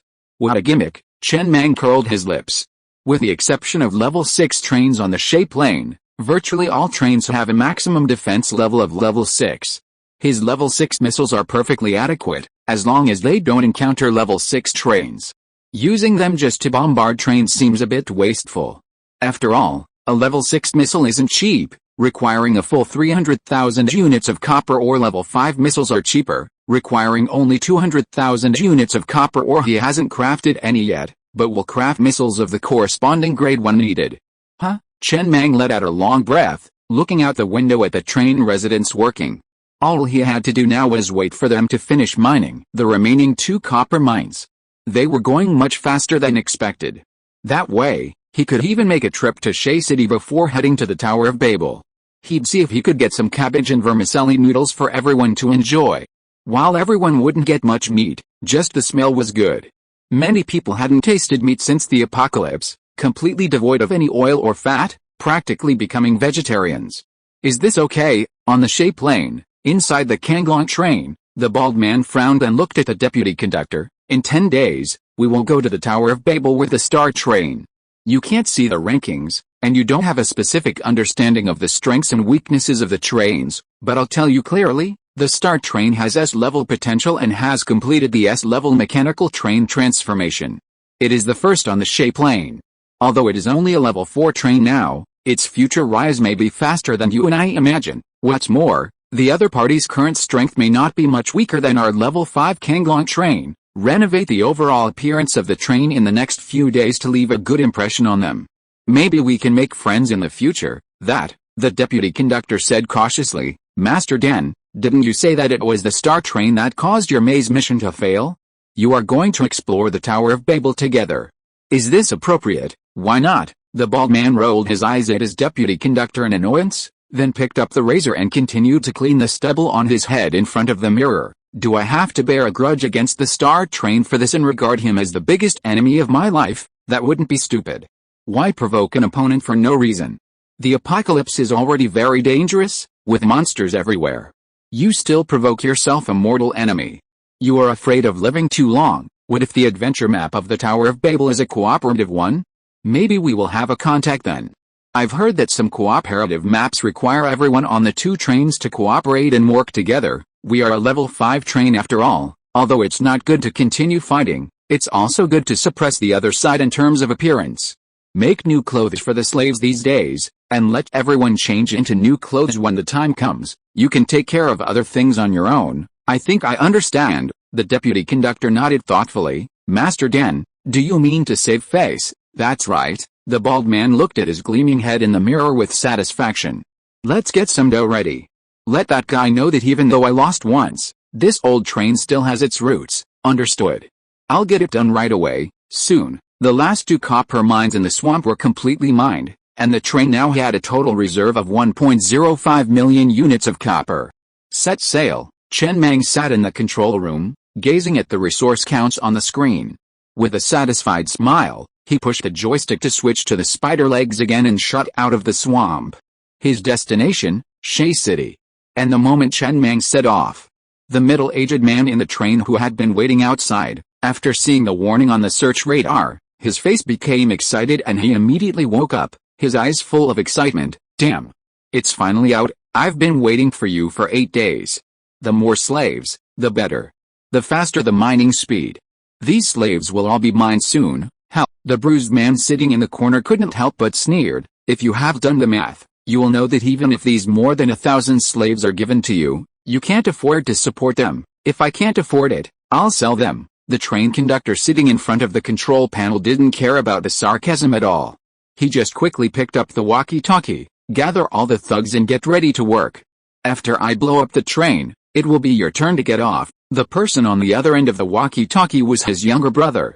After taking control of the train, he went over it with his brother again before successfully transferring the train to a sea-level difficulty task. Then he stood up, his hands resting on the control panel, his face gazing with a hint of excitement at the rapidly approaching red dot on the radar. He knew, of course, that the start train had been all the rage lately. But, without some skill, he wouldn't dare get involved. Just as the red dot on the radar rapidly approached, boom, with the sound of numerous gears turning, a massive cannon, the diameter of 2 or 3 gasoline barrels, slowly emerged from one of the carriages. Chapter 119, Buddy, you got the wrong person, it's not me. It was called Dragon's Roar. A massive cannon of incredibly impressive caliber, a yellow-grade, large-scale weapon of destruction. It was the product of unlocking an unknown accessory after completing a C-rank job advancement quest. He had consumed approximately 400,000 units of iron ore to upgrade it to level 6. This was the first time he had ever made it roar. After all, each use required a full level 3 energy stone, and sometimes he was reluctant to use it. Kid, the man at the controls said. His enemy radar had locked onto the red dot on the map. He only needed to press the fire button to instantly fire. His eyes were filled with excitement and cruelty, and he couldn't help but grin at the thought of what lay ahead. Remember, this is the Sand River Plains. Even if you are a dragon, you must lie down. That was his plan. The Dragon's Roar was an energy cannon, capable of being blocked only by a level 6 energy shield. Even with all the super mod effects, he didn't believe the enemy could have upgraded their energy shield to level 6 just after arriving in the Sand River Plains. Puff. Just then, a stifled sneer suddenly rang out from the corner. Are you laughing at me? The man immediately tilted his head with a sullen expression. You? The battered man in the corner finally couldn't help but burst into laughter. I've been trying to control myself these days, afraid to burst out laughing, but now I can't hold it back. You've been relying on that level 6 energy cannon, Dragon's Roar. Hasn't it occurred to you that the other party has S-class potential and possesses a red-grade large firepower component? I made the first move. Besides, he can't afford the iron ore required to upgrade a red-grade large firepower component to level 6. These 3 iron mines are completely insufficient. True, the man in the corner nodded in agreement. Then guess, among that guy's 57 super mod effects, is there any super mod effect for the carriage steel armor?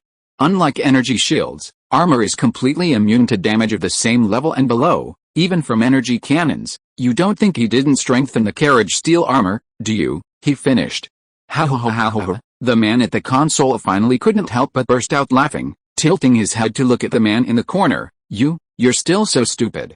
Have you forgotten that armor requires separate upgrades? Each car's armor upgrade requires Murphy stones and a large amount of iron ore. Are you trying to tell me that he spent a full 42 Murphy stones and over 1,000,000 units of iron ore to upgrade all the train armor to level 6? Stupid. If I had a great opportunity and obtained dozens of Murphy stones, I would definitely upgrade the supermetal effects of all the green accessories first, and then the white and blue ones.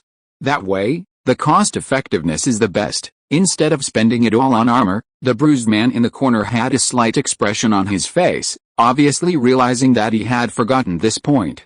That's right, if he had obtained a large amount of Murphy stones, he definitely wouldn't use them to upgrade armor.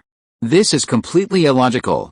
It's like a beggar who accidentally got a lot of money and immediately bought himself a golden bowl.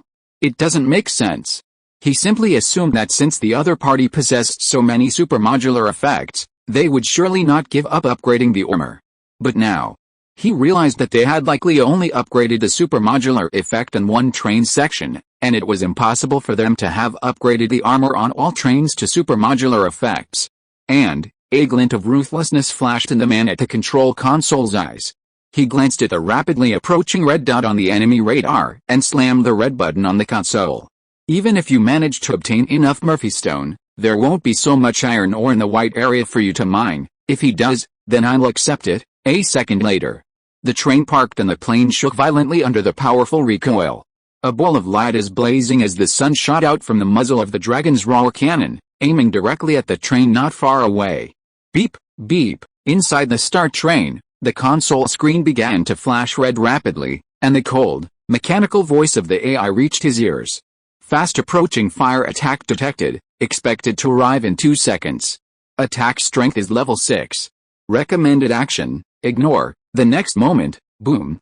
A ball of light, as big as the sun, rapidly approached and slammed into the Star Train, causing it to slow slightly before quickly recovering. The spider's legs had dropped to 33% health, the powerful magnets to 2%, and the external speakers were repairing. Chen Mang, seated at the control console, glanced at the empty radar screen and raised his eyebrows. He upgraded the radar to level 15, and soon a red dot appeared on the screen again. They had already emerged from the swamp onto the plains. Without a word, he retracted his spider's legs, switched to the Hot Wheels, and immediately turned the train around, speeding towards the red dot. Meanwhile, a large number of mechanical nano-spiders quickly emerged from the train compartment and began repairing the components outside the train. Not dead yet, inside the train, the man at the control console's face paled. He stared in disbelief at the red dot on the screen hurtling toward him. How could it possibly be possible? After taking a hit from his dragon's roar energy cannon, it could still maintain such a high speed and even reach him? How could it be possible? His dragon's roar was level 6. Could it be that the opponent's energy shield was also level 6? I'm pissing my pants. The man, chained to the corner and covered in wounds, looked at the man at the control console, whose crotch was beginning to change color, his eyes filled with sneer. Tisk, are you getting scared? This is the best smell of urine I've ever smelled. It's so nice to watch you go to hell with me. The man at the control console took a deep breath, a multitude of thoughts racing through his mind, his eyes filled with gloom. He had one last option, to quickly retract the dragon's roar back into the open-air carriage. Then he rushed to the train radio and sent a forced private message to the rapidly approaching Star Train. Dude, you got the wrong guy. It's not me. Good. Chen Mang casually glanced at the private message on the train. By then, he could already see the train rapidly fleeing in the distance. The next moment, he pushed the joystick to the floor. Just as he was about to collide with it from behind, the drill extended and began to spin rapidly. Simultaneously, the blades extended and began to spin rapidly. He pressed the triangle button on the stunt control panel. Then, the train suddenly leaped into the air and began to spin rapidly, bursting into an even faster speed, catching up with the fleeing train ahead. Like red-hot steel bars piercing the anus. A chilling feeling. The high-speed drill pierced through the last car, piercing through the belly and rushing towards the front of the train like a dagger. Seconds later, the Star Train slowly came to a stop, leaving behind a devastated mess. The shattered wreckage of the train was scattered across the plain, countless fragments scattered sideways and stuck into the plain. Several flames burned in the ruins, and the air was filled with the smell of burning and the rich smell of blood. The entire ground was stained red, strewn with limbs and flesh. Bang! As the door of guard car number 7 flung open, Ozzy and his companions, already prepared, rushed down from the train on off-road motorcycles. Armed with Tamron assault rifles, they quickly approached the wreckage, ready to eliminate any remaining resistance and gather supplies. In reality, the primary task lay with the latter. Given the devastating scene before them, it seemed unlikely anyone would survive. Total destruction. This train, from the conductor to the slaves, everyone aboard, merged with a plane. Ozzy, dressed in special combat gear, jumped off his off-road motorcycle and gazed at the nearby wreckage, his expression expressionless. While the scene before him was truly horrific, he had seen it all before. Especially since the apocalypse, the numerous horrific scenes he had witnessed had inoculated him against such horrors. He still remembered that scene. When the apocalypse first arrived, he and his friends were dining in a restaurant when they suddenly heard an unbearable commotion outside. Pulling back the curtains, they witnessed a scene they would never forget. The streets were clogged with abandoned vehicles, and a vast crowd of people were fleeing aimlessly amidst screams and cries. At first, he thought it was a stampede. Until he saw countless white-collar workers in the office buildings on both sides of the street, eyes filled with fear, roaring in despair, leaping from the tall buildings to the ground like dumplings. Behind them lay a multitude of monsters, their eyes gleaming with murderous intent and their mouths brimming with blood. Only then did he realize that the apocalypse seemed to have arrived. While the situation now was dire, it was infinitely less severe than when the apocalypse had first arrived. A few minutes later, Ozzy and his companions had already stuffed all the supplies they had gathered into the refrigerator on the back of their off-road motorcycles. No one survived, all dead. Huh? Ozzy stood beside his motorcycle, gazing at the wreckage before him. He pulled a cigarette from his pocket, lit it, and took a deep drag before squatting down, sticking the cigarette in his hand into the ground and muttering, "Goodbye." There wasn't even a single intact body to be found. The slaves on this train didn't need to die, but with trains fighting, how could you tell which car was the slave car and which was the fire car? If they'd changed their attack trajectory to avoid the slave cars, the star train might very well have been lying there. He was lucky. The slaves, however, were unlucky. If they had been on the star train, not only would they not have died, they would have even enjoyed adequate treatment. But there aren't so many ifs in this world. Let's go back. Ozzy patted Chen Mang's shoulder beside him. Then mounted his off-road motorcycle and twisted the throttle. Humans are naturally afraid of death, but after the apocalypse, many, despite having a clear chance of survival, chose suicide to escape it. When people are utterly terrified and see no hope, ending their own lives becomes their only remaining option. Inside the train, Chen Mang, sitting at the control panel, stared at the triangle button on the stunt console. His last attempt with a drone hadn't yielded any results. Now, it seemed the death spin train stunt was even more powerful than he'd imagined. This was primarily due to the high levels of his drill, blade, and armor components, making his train nearly unstoppable, easily piercing the train's armor and energy shield. However, it was also quite energy-intensive. He had just used up 5,000 units of iron ore to craft a level 2 energy stone, but it was completely depleted. He crafted another level 2 energy stone and plugged it into the generator to keep the train running. This train stunt had a 48-hour cooldown. The triangle button on the stunt console had dimmed. When it lit up again, it would be usable again. But, even so, this train stunt would be his primary attack method for a long time. Compared to other attack methods, it consumed less energy and, aside from the cooldown, had no other limitations. As for the 5,000 units of iron ore consumed, it was a drop in the bucket compared to other firepower components. In that case, the drill and blade components would need to be upgraded, making them even more powerful. The energy shield on the train just now was level 5.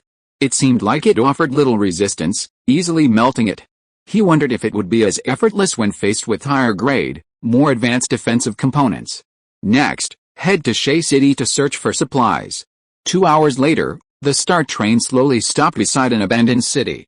He didn't know Shea City's coordinates, so he asked the Kanglong train's conductor. Although the city was now in ruins, overrun by cars and overgrown with weeds, in just a year, this city, once ablaze with neon lights at night, had become filled with a deep sense of desolation, seemingly deserted.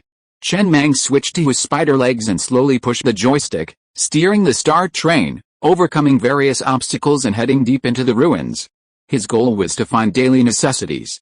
These wouldn't show up on radar.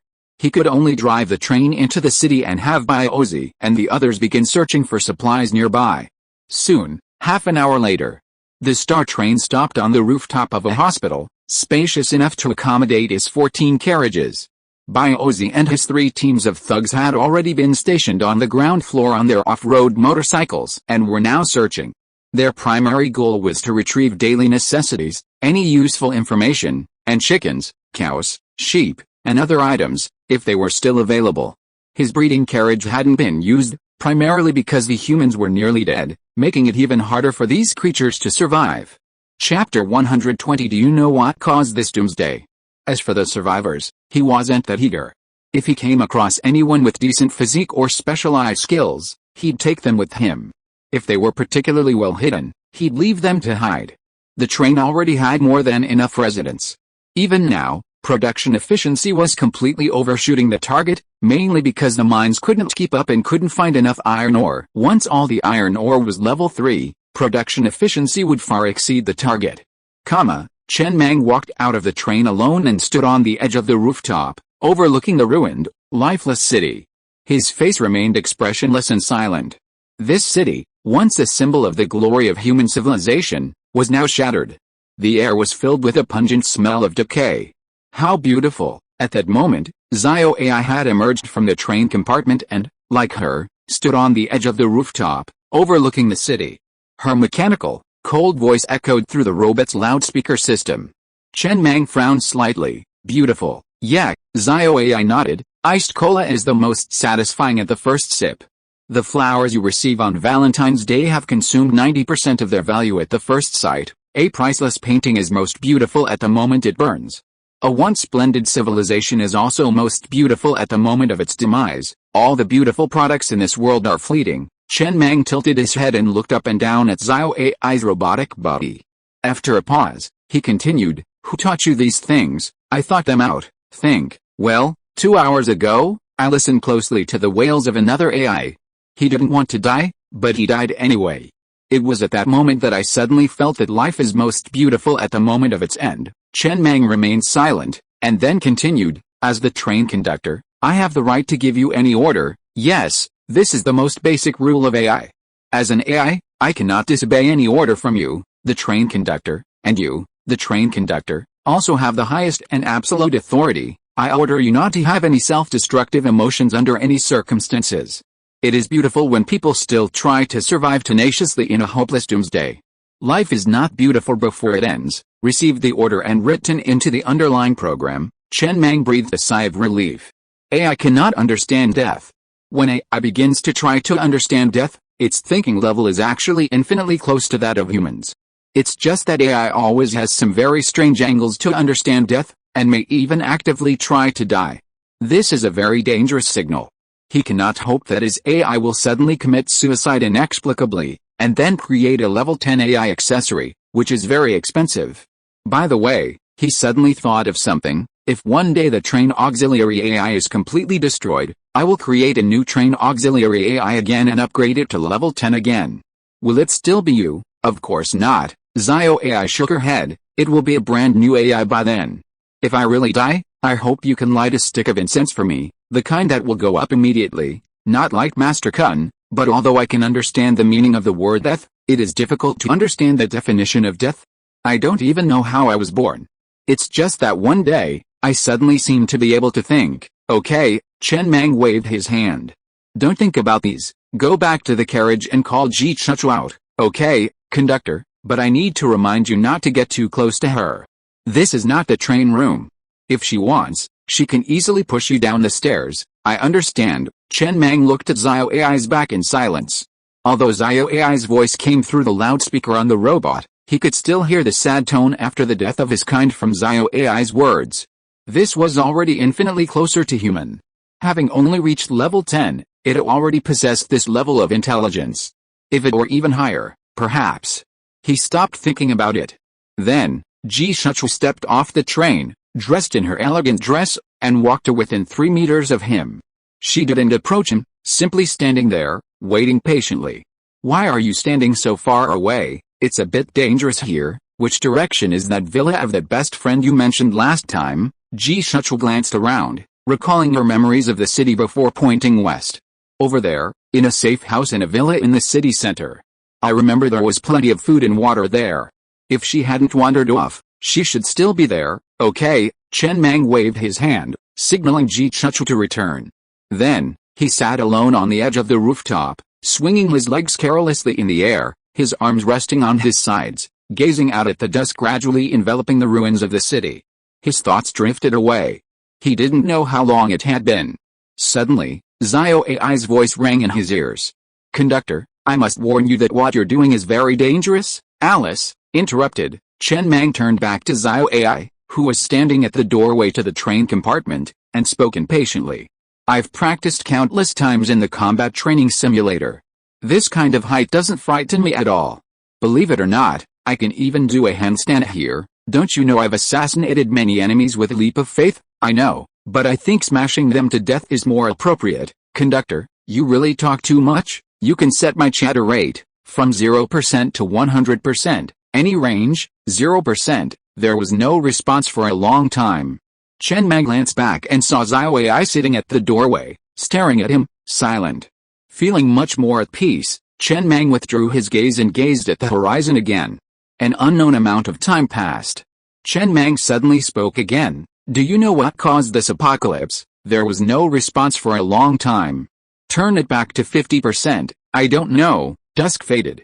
Night fell completely over the city, and he hadn't received any requests for fire support from Biozi. It looked like the search was going smoothly, but the radar showed virtually no survivors. The city had long since been plundered. Chen Mang stood up, stretched his aching body, and headed towards the train room. It felt good to relax like this once in a while. Just sitting here, daydreaming, without a thought, felt good. The apocalypse always leaves one's nerves on edge. People are like iron. They need to be tense and loose, or else the body won't be able to handle the constant tension. Meanwhile, Biozi and the others had returned. Those guys were quite ruthless. They'd stuffed their dirt box into a refrigerator and carried it up the stairs, leaving him alone to retrieve them. The refrigerator accessory, as long as there's room inside. No matter how much stuff you stuff inside, it only weighs the same as a refrigerator. The space inside is more like a dimension, where weight isn't directly reflected in reality. This accessory will be the most practical for a long time to come.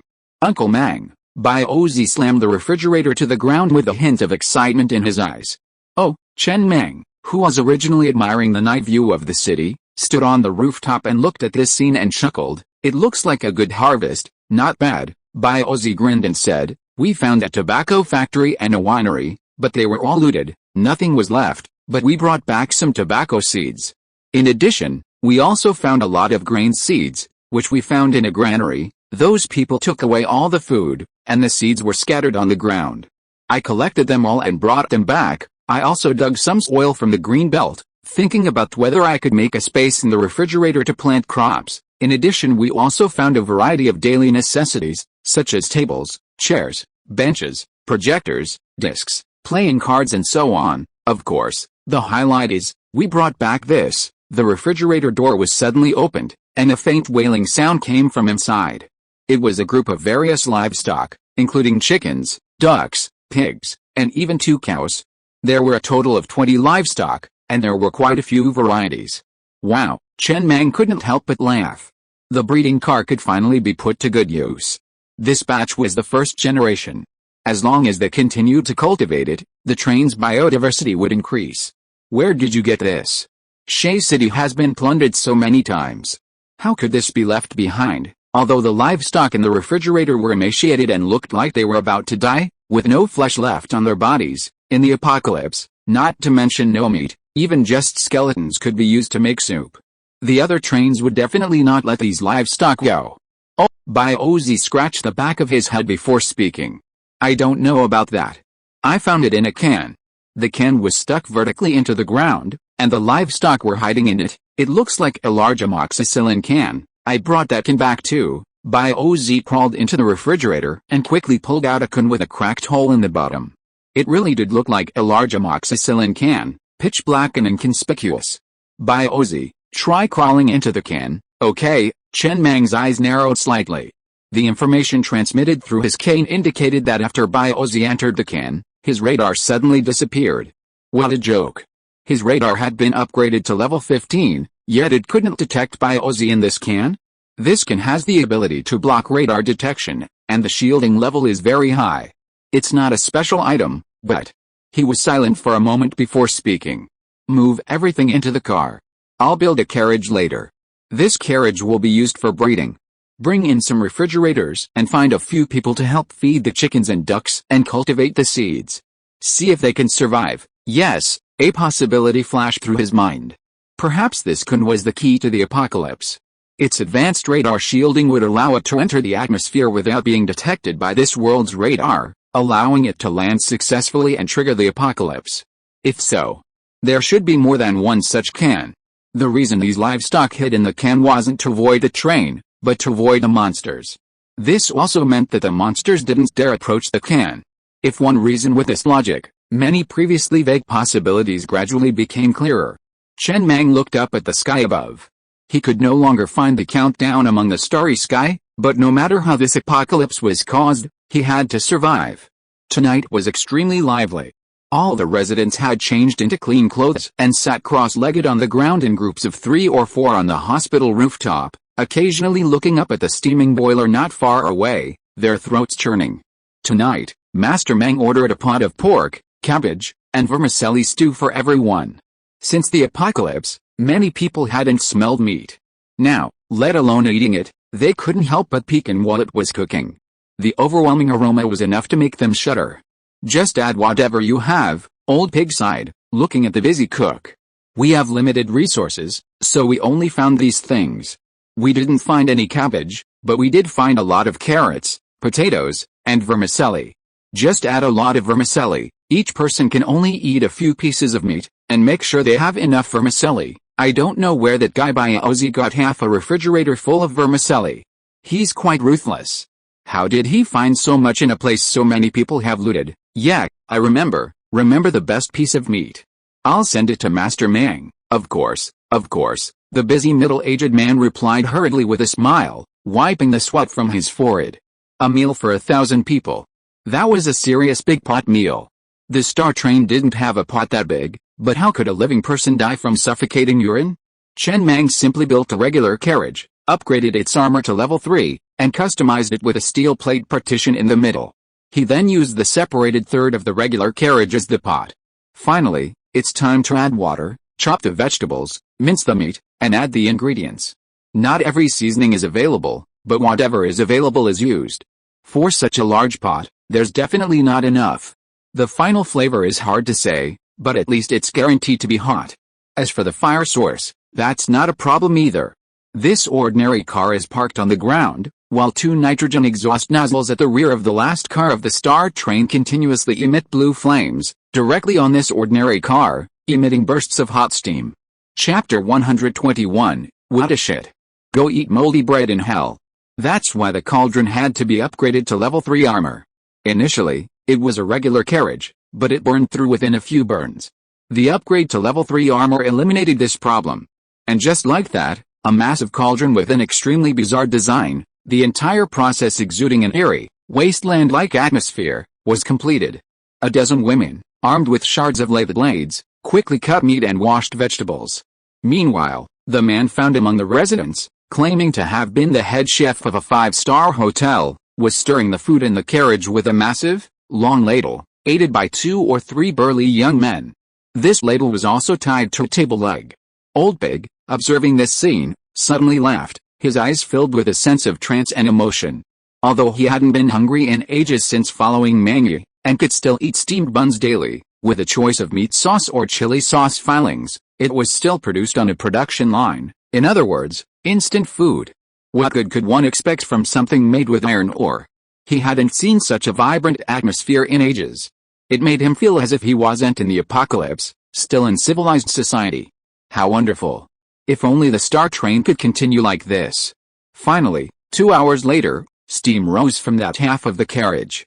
The pork, cabbage, and vermicelli stew, minus the cabbage, was finally ready. The pig, frozen in the freezer, was chopped up and thrown in. Then the meal began to be distributed. Tonight, everyone had steamed buns, and the amount of meat was allocated based on their resident status. Even those with level 3 status were guaranteed a piece of meat. Hoo-hoo, a man who had just joined the train and enjoyed level 3 status was filled with excitement. He ran to the corner, holding his bowl of vermicelli noodles, 4 steamed buns stuck on his chopsticks, and looked at the pile of hot vermicelli noodles in the bowl, and the slice of pork belly on top. He carefully picked up a piece of meat and bit into it, savoring the aroma of the meat as it exploded in his mouth. Suddenly, his eyes began to well up. Then he stuffed the half-bitten piece of meat under the bowl, threw the steamed bun into the bowl to dip it in the juice of the stew, and then he began to devour it with big mouthfuls. Soon, all 4 steamed buns and the bowl of stew were gone. He took a deep breath and put the last half of the meat into his mouth. He chewed it very gently, afraid that the meat would melt and disappear in the next moment. Only when it melted into powder in his mouth did he swallow it reluctantly. He placed a bowl and chopsticks aside. The night wind blew, and tears finally fell from his eyes. He looked up at the ruins of the city in the distance, and felt a tightness in his chest. He hadn't used bowls and chopsticks to eat in a long time, and he was a little uncomfortable with using them. This was what Brother Bao brought back for them today, and he gave it to everyone for free. Holding the chopsticks again made him feel like a human being again. Ever since the apocalypse struck and his family perished, he hadn't shed a single tear, living in a daze.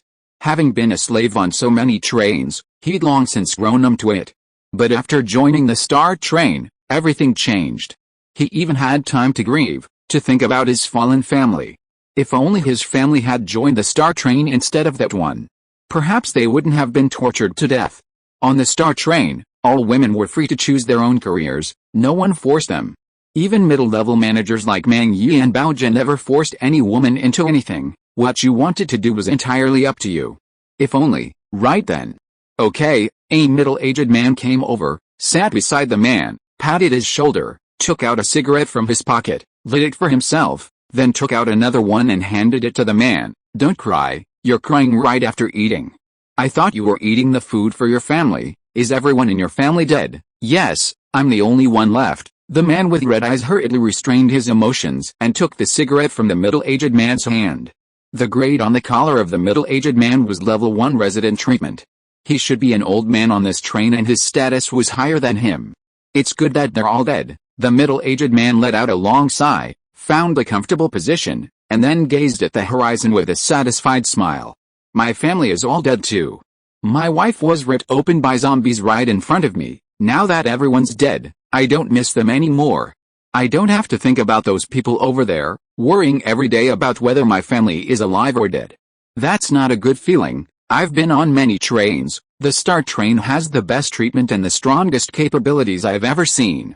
Since you're lucky enough to be here, work hard. When you get level 1 resident status, you can exchange star tickets for cigarettes. Next time you get caught with red eyes, you can say it was from the smoke. I'm old, I don't miss them anymore. You're different. Look, there are a lot of girls over there. Find one you like and start a family.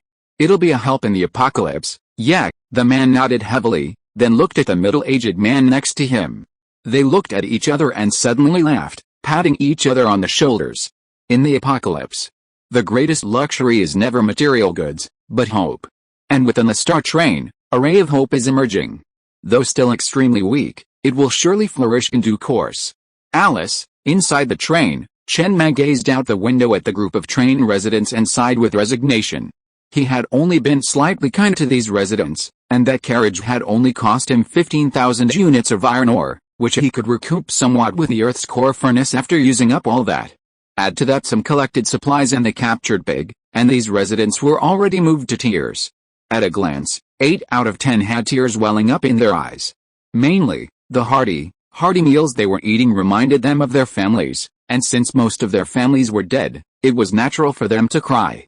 He then knocked on the table, and Xia Fang, who had been guarding the door, carefully pushed it open and entered. Master Mang. Yes, Chen Mang pointed to the bowl of pork stewed with vermicelli on the table. Take this bowl and eat. Xia Fang, the petite woman who had always taken care of his daily life, was taken care of. Huh? Xia Fang was slightly startled, then looked at the bowl of ribs piled high on the table. Her mouth subconsciously welled up. Just as she was about to speak, saliva flowed uncontrollably from the corners of her mouth. She immediately covered her mouth with a look of panic and trembled. Master Mang. Okay, stop talking nonsense. Chen Mang waved his hand impatiently. Do you want me to beg you to eat? Xia Fang didn't dare to say anything more after hearing this. She just quickly stepped forward and picked up the bowl of ribs. Then she hurriedly went outside the train again and sneaked to the gap connecting cars 2 and 3. After seeing that no one was around, she found herself alone. Finally, he couldn't control his excitement anymore, and trotted all the way to carriage number 5 with a bowl of spare ribs in his arms. He looked at Ji Chuchu who was sitting by the window and said excitedly, Sister Chuchu, look, what is this? These are big pieces of spare ribs that Master Mang gave me as a reward. Come on, let's eat them together. If someone sees us, we have to share them, huh? Ji Chuchu was slightly stunned, and then her voice was filled with tears. I just ate a lot. If you can't eat anymore, You might as well not bring it to me. No, I have to taste what a spare rib tastes like. I have to stuff it in my mouth, and you can eat the rest by yourself. You are so nice to me, Xia Fang, and you even bring it to share with me. If it weren't for Sister Chuchu teaching me these days, I don't know how many mistakes I would have made. Master Meng hasn't scolded me for all these days. It's all because of your good teaching, Sister Chuchu. There are really a lot of spare ribs. It's specially served to Master Meng, so it must be good, but Master Meng was a little mean to me just now. He said he'd give me the bowl, and I subconsciously tried to refuse, and then he got mean to me. Of course you did. It's such a small matter. Did you make Master Meng tell you multiple times? Just take whatever I give you. Be so generous. Forget your old habit of humility. Yeah, I'll remember that from now on. Sister Chuchu, you're amazing. Master Meng hasn't been mean to you in all this time. Brother Bao and the pig cart master have all been mean to me, even that robot, but you haven't. HMPH, I won't give him the chance to be mean to me. Inside the train, Chen Mang sighed softly, picked up the 2 warm rao jiamo, Chinese rao jiamo, on the table, and began to nibble. He took a bite of the spare ribs, and honestly, at that moment, he began to doubt whether this world's civilization had any food technology at all. He had never tasted spare ribs so bad. The fishy smell of meat assaulted his nose. While there was a certain aroma of life, it was just that. If he'd just arrived, nearly fainting from hunger, he'd have finished it in 2 bites.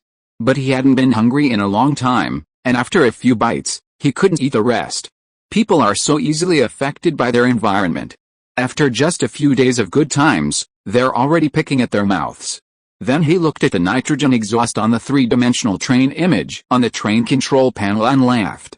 It was a green-grade accessory, and he'd spent 25,000 units of iron ore to upgrade it to level 10. With the upgrade, the train's acceleration increased from 30 km per hour to 120 km per hour. With the Hot Wheels, the train's maximum speed now reached 462 km per hour. The base speed of a level 4 train was 160 km per hour. He'd calculated that even with the bunny cloud wheels upgraded to level 10 and the nitrogen exhaust, the speed wouldn't reach 650 km per hour, far from enough for takeoff.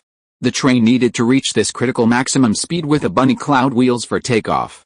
The bunny cloud special wheel doesn't increase the train's speed as much as the Hot Wheels, it just allows it to fly. To reach 650 km per hour, you'll need other acceleration accessories, or upgrade the nitro exhaust spray to dozens of levels. Of course, after reaching level 10, the nitro exhaust spray also gains 2 superpowers. Nitro exhaust spray level 5 superpower, energy consumption is halved. Nitro exhaust spray level 10 superpower, combined, the speed increases dramatically. The energy stones in the train's generator and locomotive have long been replaced with level 2 energy stones. Using the nitro exhaust spray to cook dinner tonight consumed about 1% of the level 2 energy stone in the generator, which isn't excessive and acceptable. The nitro exhaust spray, like the blade, is an integral accessory. It's applied directly to the train. After construction, all new standard carriages will come with 4 nitro exhaust sprays installed on the left and right sides. Upgrading one upgrades all the other carriages, eliminating the need to upgrade each one individually like armor. Except for the locomotive itself. Each carriage has 4 nitrogen exhaust jets on either side, 2 on each side. The level 10 super mode effect allows all the nitrogen exhaust jets outside the train carriage to instantly merge into one, creating 2 massive nitrogen exhaust jets that span the sides of the carriages in an emergency. This creates a greater burst of force and faster acceleration. The effect depends on the amount of energy stones consumed. This accessory is quite useful. Chen Mang smiled as he looked at the other accessories on the train control panel. Of the accessories that reached level 4, he had only upgraded the stunt control panel and the train ticket. The others had only been crafted, not upgraded. He didn't need the Hell Cannon for now. His current offensive methods were sufficient, so it wouldn't be a waste of resources. An additional cannon wouldn't be much more powerful, and he probably wouldn't be able to afford it. Energy shield, not needed for now either. This thing can only block energy attacks. Physical attacks require the super mode effect to be activated. It's completely inferior to his armor. Any attack, and any level lower than his armor, is completely immune. It doesn't matter what level you are. Radar jammer, this is quite useful, but the train is currently out of iron ore, so I'll leave it there for now. He's not afraid of being discovered right now. Even if he can't defeat him and wants to escape, no one can stop him. Few are faster than him. Even if they were, once he drilled underground, there would be no one faster than him, unless someone was willing to throw a lot of Murphy stone at the drill. He upgraded the train ticket accessory to level 10, mainly because it's cheap. It only costs 4,400 units of iron ore to reach level 10, which isn't enough for a pork, cabbage and vermicelli stew. Those people probably don't know that the resources used to make pork, cabbage and vermicelli stew tonight are enough to feed them for days. It's quite luxurious. In the apocalypse, besides him, which other slave can eat this stuff? What kind of food did Master Kun give him when he first became a slave? Damn, it's okay if he doesn't think about it, but the more he thinks about it, the angrier he gets. And he even burns incense. What a shit. Go eat moldy bread in hell. Chapter 122 Train Elevator. Chen Mang shook his head, clearing his mind of the chaotic thoughts before glancing at the train ticket accessory displayed on the console screen. Although it was white, it was actually quite useful. Otherwise, it wouldn't be among the craftable accessories for a level 4 train. He had finally figured it out. As the level increased, if you wanted to differentiate yourself from other trains and survive longer, you couldn't just rely on quick upgrades. You had to explore adventure maps or defeat bosses to obtain rare blueprints. That was the only way to widen the gap. This accessory produced tickets. Guards out on duty could tear up a ticket and instantly teleport back to the train's bound location. The initial teleportation range was 1,000 meters, increasing to 10,000 meters at level 10. This accessory effectively ensured the safety of field personnel. Not bad, huh? Sometimes, when the train's firepower wasn't adequate, this accessory could effectively reduce casualties. It also unlocked 2 super modulus effects. Level 5 train ticket super modulus effect. If the teleportation failed, the user's last minute of death would be teleported back to the train. Train ticket level 10 super effect. None. This accessory is pretty good overall. The only downside is that it has no effect at level 10. He's also thinking that if he upgrades it high enough, he might even get a level 20 super effect, or even a level 50 super effect. Could it have a resurrection-like effect, allowing field personnel holding the ticket to be resurrected on the train when they die outside? Right now, that seems unlikely. On second thought, though, the effect is a bit too fantastical, directly breaking the rules of life and death. The medical bay can only revive even the most seriously injured, not the dead. With this item, he can sometimes go for a stroll. He'll stay within a 10,000-meter radius around the train. If danger threatens, he'll use the health staff to remotely control the train. Failing that, he'll use the ticket to teleport directly onto the train. Pretty good. Soon, the night passed, a restful night, and everyone relaxed. After dawn, the star train set off again, heading west toward the city center, ready to search for Yan Yao. For the star train, rescuing a single survivor was easy, especially one with a general outline. The radar screen clearly indicated nearby life forms. Remarkably, the radar had barely registered any survivors along the way. They must have been plundered by the trains or slain by the monsters. Finally, the star train slowly entered the park. In a corner of the park stood approximately 13 single-family villas. A lot of people there, Chen Mang observed. 7 of the villas had red dots visible underground. Do these wealthy people like to build safe houses? A single villa could hold over 30 people. He immediately called Ji Chuchu over via intercom. See which of these 2 people is the Yan Yao you mentioned. Of the 7 villas, only 2 had a single red dot. According to Ji Chuchu, Yan Yao must be in one of those red dots. None of them. Ji Chuchu shook her head, quickly scanning the live feeds around the red dots on the screen before finally stopping at a villa. Master Mang, this is Yan Yao. I don't recognize the woman next to her. Yes, Chen Mang nodded, looking towards the villa with the 2 red dots. Without saying anything, he simply steered the train into the villa area before slowly stopping. Upon receiving the order, Bai Ozi and the others immediately jumped out, their faces wary, and spread out in a 3x3 formation. With Tamron assault rifles slung across their arms, they quickly fanned toward the villa in front of them. Although the AI told them there was no danger ahead, it was always better to be cautious. Be careful. With a nervous kick, Bai Ozi kicked open the half-closed door before gazing into the cobweb-covered villa. The faint footprints on the ground indicated that it had been deserted for a long time. The first thing they saw was the living room with a full 10-meter-high ceiling. Beneath the once exquisite chandelier on the ceiling, a desiccated corpse swayed gently in the breeze. Damn, Biozi's face paled, and he couldn't help but curse inwardly. Hadn't he been frightened enough this morning? It was the apocalypse, and if he was going to commit suicide, why not choose a quick and easy death? He was really afraid he'd be devoured by monsters before he even got to the point of hanging. The corpse's legs were gone. The wounds had completely dried up and turned white, and the floor beneath the body was splattered with brown-red, dried blood. The legs must have been gnawed off by the leaping monsters, leaving the rest unreachable. One thing was certain about these monsters: they had consumed all the human corpses. While this apocalypse was somewhat horrific, at least it didn't involve any plague or anything like that. If the monsters hadn't eaten the corpses, then suddenly there were so many corpses in the middle of summer, that would have been fantastic. The difficulty of the apocalypse would have been doubled. Biozi withdrew his gaze from the corpse. It was a middle-aged man, but sadly, his belly was bloated. The monsters had only eaten his legs, not his stomach, where the most meat was. Even though the corpse was shrunken, you could still vaguely see how much meat it once contained. In the villa before him, only the first floor bore faint footprints. The second floor steps were completely devoid of any footprints. It seemed the thugs who had previously loaded this villa had only searched the ground floor and ignored the rest. He could understand this completely. He'd been like that as a thug, too. He'd definitely avoid places that looked eerie. The train conductor's possessions belonged to him. His life was his own. So why risk everything? Before, if he'd seen this scene at the door, he wouldn't have even entered. It was too daunting. But today was different. Biozi led the way, following the instructions of the AI in his head, heading straight for the basement level and in a safe house in the corner. From the outside, it looked like an ordinary house, but he knocked on the wall. It was incredibly thick. He used a lot of steel, then tried to push down the doorknob and slammed the lock with the butt of his rifle. It's a fake door. The real door is the security door behind this fake one, which is not easy to get into.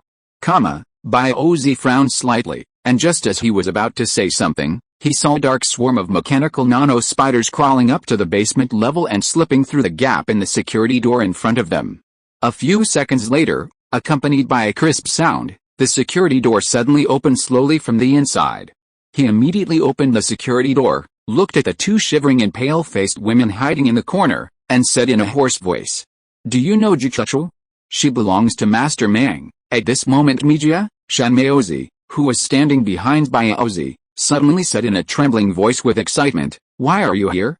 I've been looking for you in Taiping City for a long time." "You? Wait." Biozi looked at the two starving women in the corner in a daze, frowned and said, "You said the other woman is your friend." Yes, Shanmaozi said excitedly. It's her, Shanmaozi, one of the women who had been hiding in the corner, after hearing the familiar voice and making sure that she had not seen the wrong person, her eyes instantly turned red. She threw the dagger hidden in her arms aside, and rushed straight to Shanmaozi, her voice trembling with tears. "I didn't expect to meet you before I die. I don't either." Okay, stop it. Biozi sighed softly, interrupting their conversation.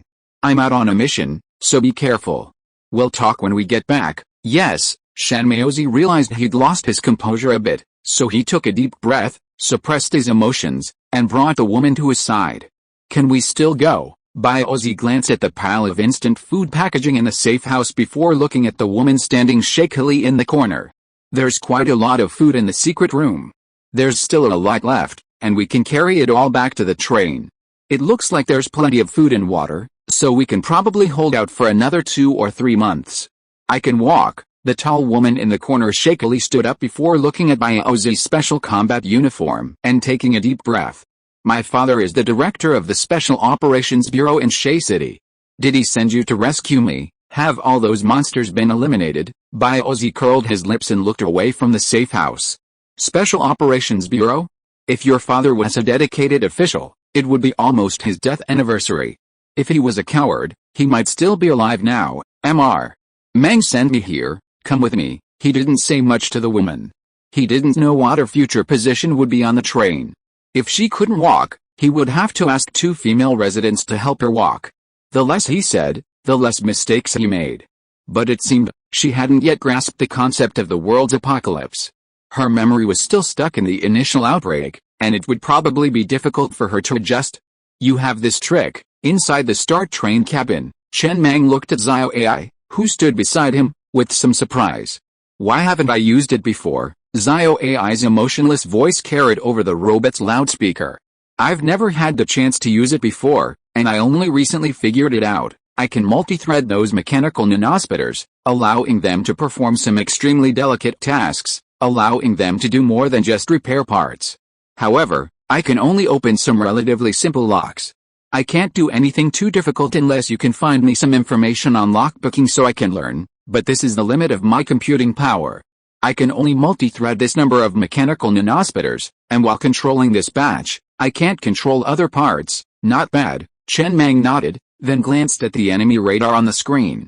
It showed that during his stay here, several people had sneaked up to the windows to observe him, but no one spoke. It seemed these people didn't want to leave.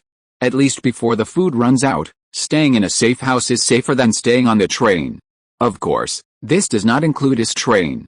And, he looked at the Doomsday marriage certificate in the drawer and laughed. There was also an unexpected gain. For some reason, the mountain cat's girlfriend ran from Taiping City to the safe house in the Shea City Villa. Another 100 inheritance points can be obtained. Although I haven't used this thing yet. But inheritance points and reputation points are both things that you will not have time to obtain when you need them. It is always good to save more in advance. Now I can have 200 inheritance points. At this time, the train radio suddenly received a message from the captain of the Kanglong. The captain of the Kanglong, brother, are you ready? I may not be able to wait for your half-month deadline. The plan has changed. We have to go to the Tower of Babel tomorrow at the latest. Tell me more. The Tower of Babel adventure map officially opens tomorrow. A train elevator will drop directly from the sky to the ground, allowing you to ascend even without climbing a 90-degree cliff. I thought it was an exploration adventure map, but it's actually a competitive, open-world adventure map. It just hasn't opened yet. I was saying the requirements are so harsh. Even I can't, so how many people can make it? Level 6 trains aren't allowed on this map. If you want to go, brother, we might need to meet up tomorrow morning and go together. Go ahead, set the coordinates.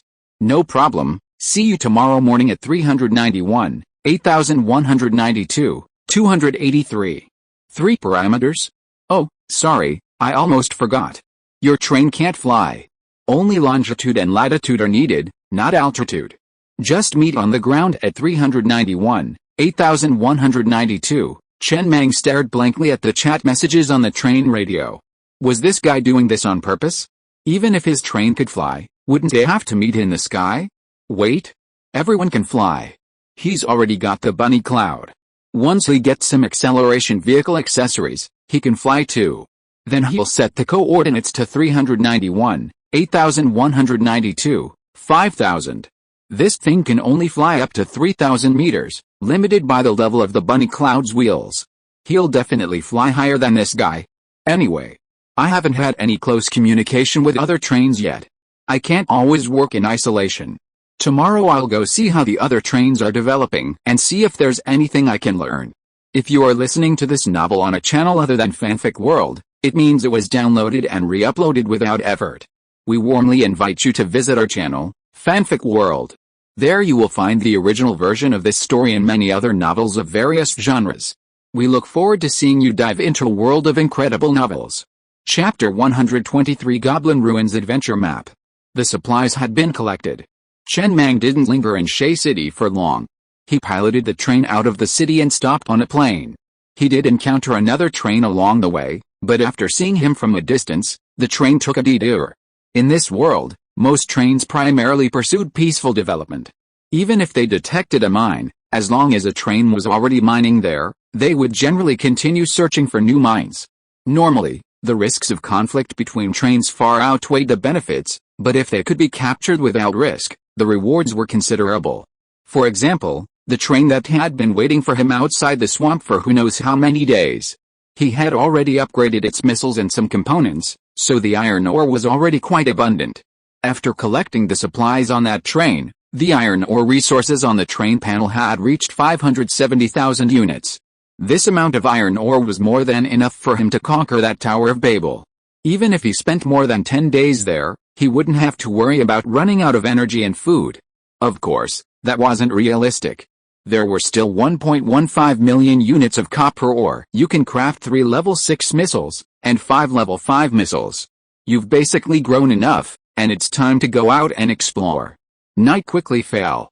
That night, Chen Mang piloted the train to a stop on the Shay Plains, 2 or 3 hours from the coordinates, preparing to depart again the next morning. Inside the train, Chen Mang sat, sorting out his recent gains. First, the crocodiles he'd killed in the swamp.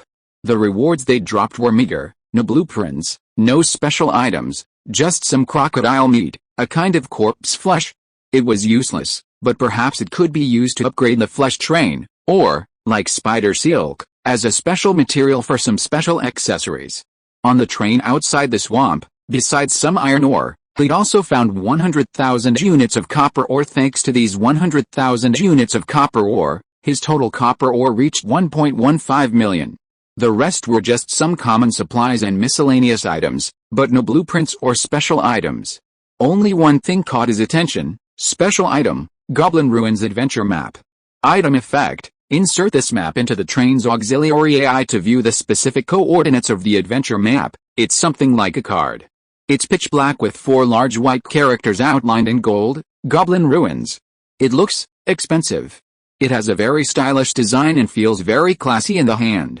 He tried inserting the card into an inset on the train's auxiliary AI next to the console, and soon a coordinate appeared on the console screen. The coordinate was about 5 hours away, in the westernmost corner of the Shay Plain, at the junction with the Kunlun Mountains. Chen Mang narrowed his eyes slightly. He was very interested in this Goblin Ruins adventure map. He felt like he had a connection with goblins. After exiting the Tower of Babel, he would go check it out. The planet in this world was much larger than the one in his previous world.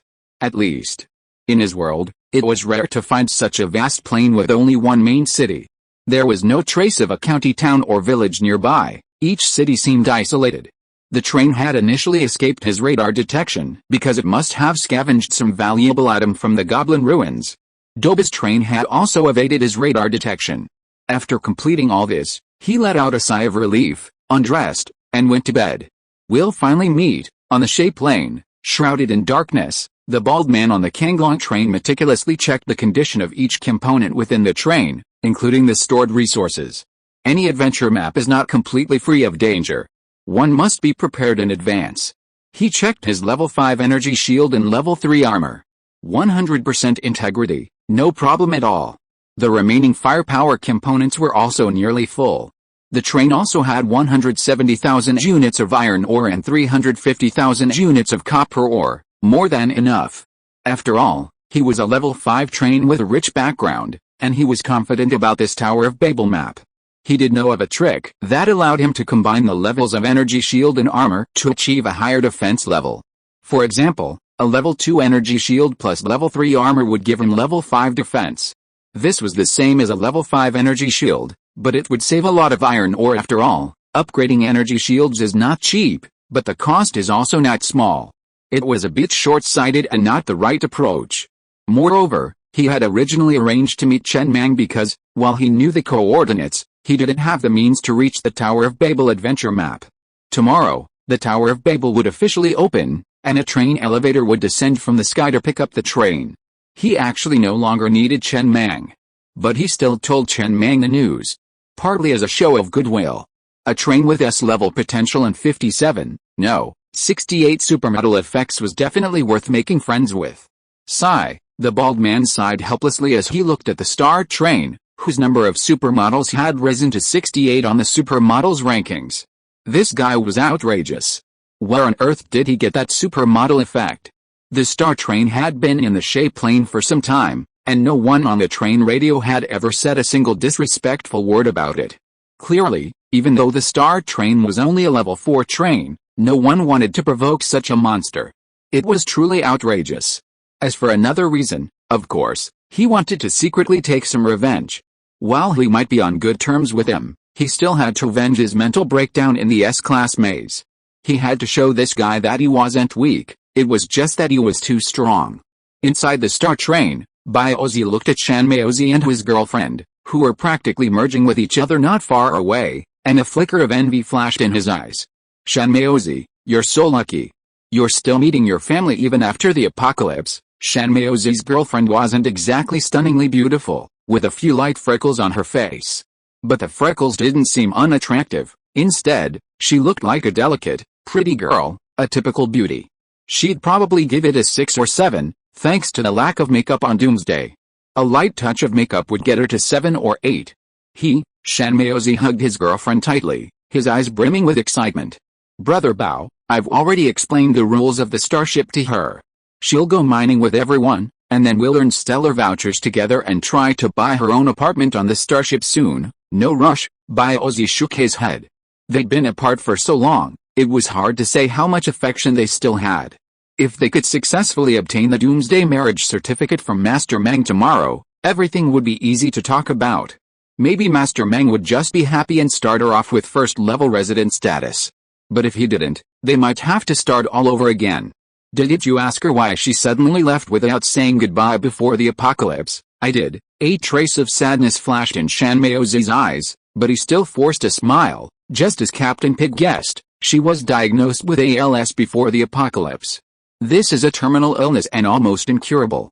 She has difficulty speaking now, and she doesn't have many years to live, but in the apocalypse, living a few more years is a profit. When she can no longer mine in the future, I will support her and buy food for her with star coupons. Brother Bao, don't worry, she won't waste the train resources in vain. ALS? Biozi frowned and looked at the woman in Shanmaozi's arms. She did look a little stiff. This disease cannot be cured, and this woman is also very tough. If he had ALS and encountered the apocalypse, he might have committed suicide directly. How could he have the courage to live? How did you end up in Yan Yao's safe house, Brother Bao Bao? The woman whispered hoarsely. I don't know. I was in a village in Taiping City at the time. Monsters were killing people everywhere. I just felt like I fainted, and when I woke up, I was already in Sister Yan Yao's safe house. Okay, I got it.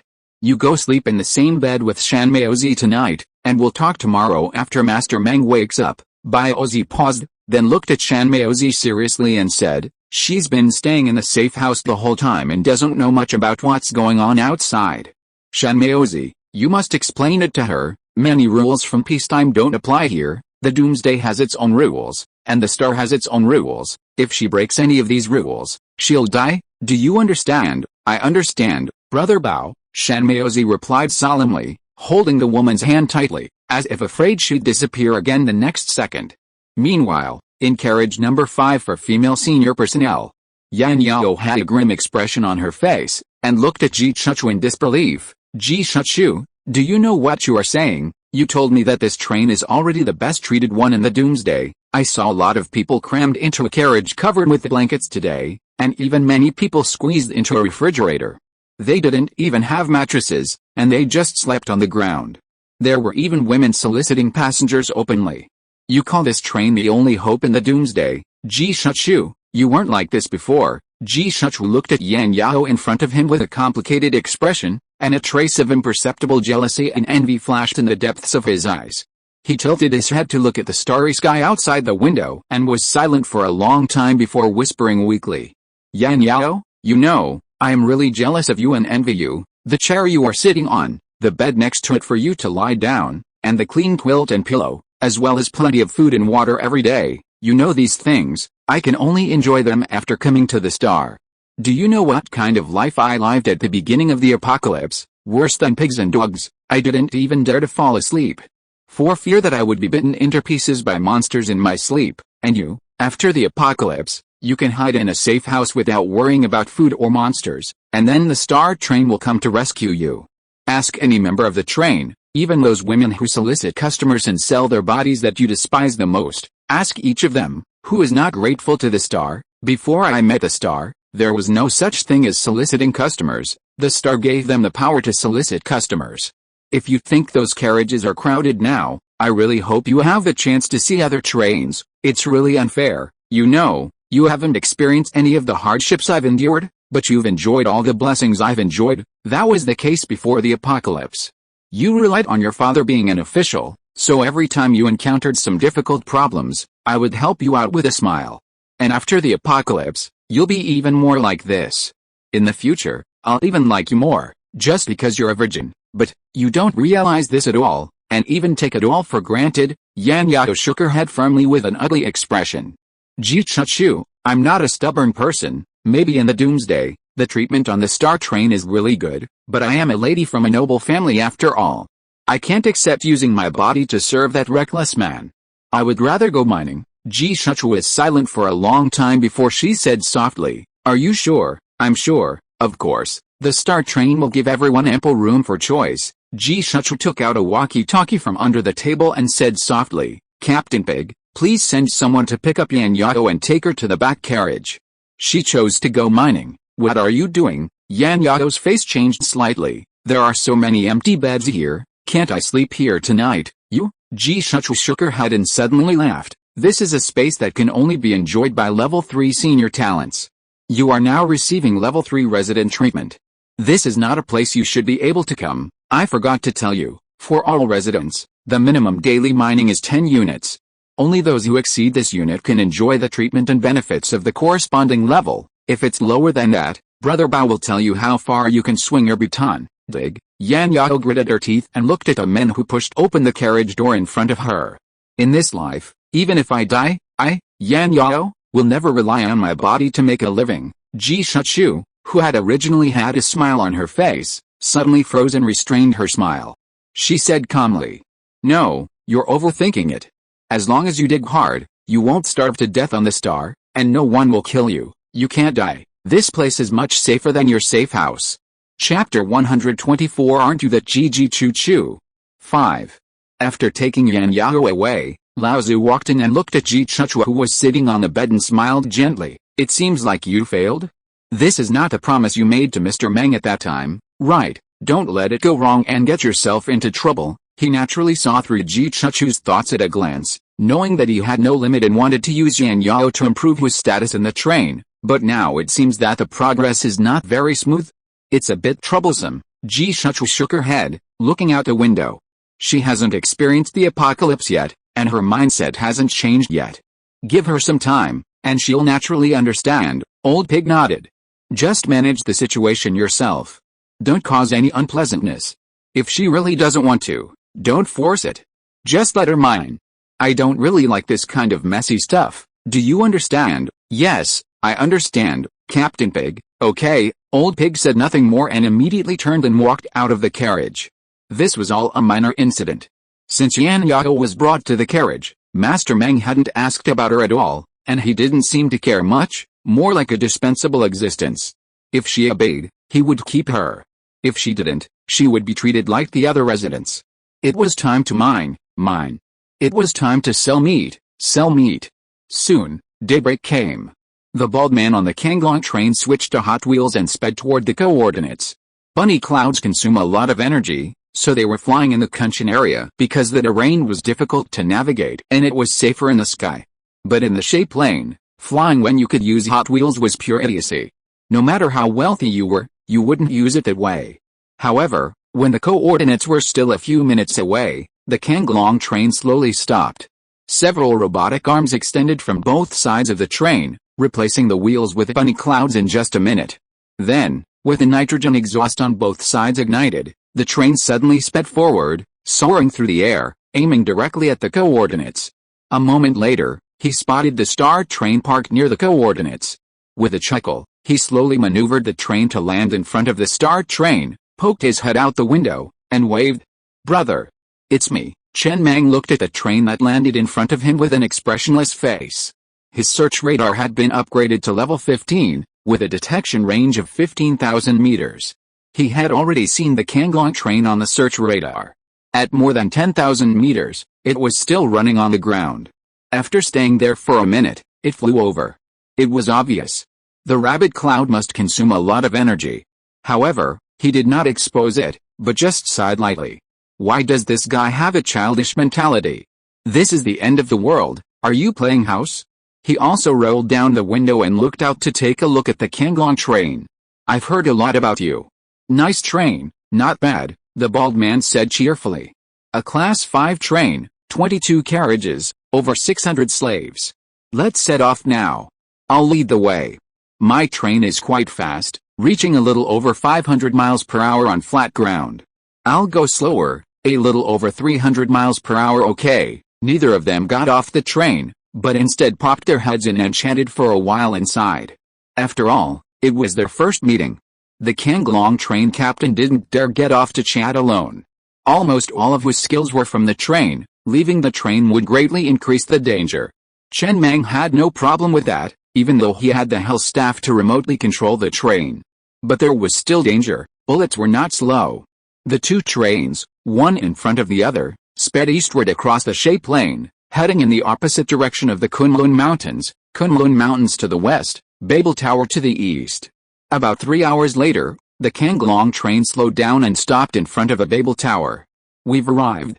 We'll have to wait a while. Chen Mang glanced at the message from the Kanglong train captain over the train radio. He was suddenly shocked by the scene before him. The tower before him seemed 100 meters in diameter, like a giant utility pole. Only, it had a more sci-fi feel. Its transparent surface revealed a vast array of gears of various shapes whirring within.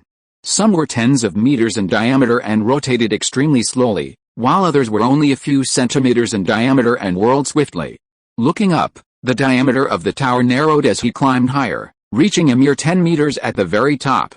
Atop a massive platform, the structure resembled an enoki mushroom with exaggerated proportions.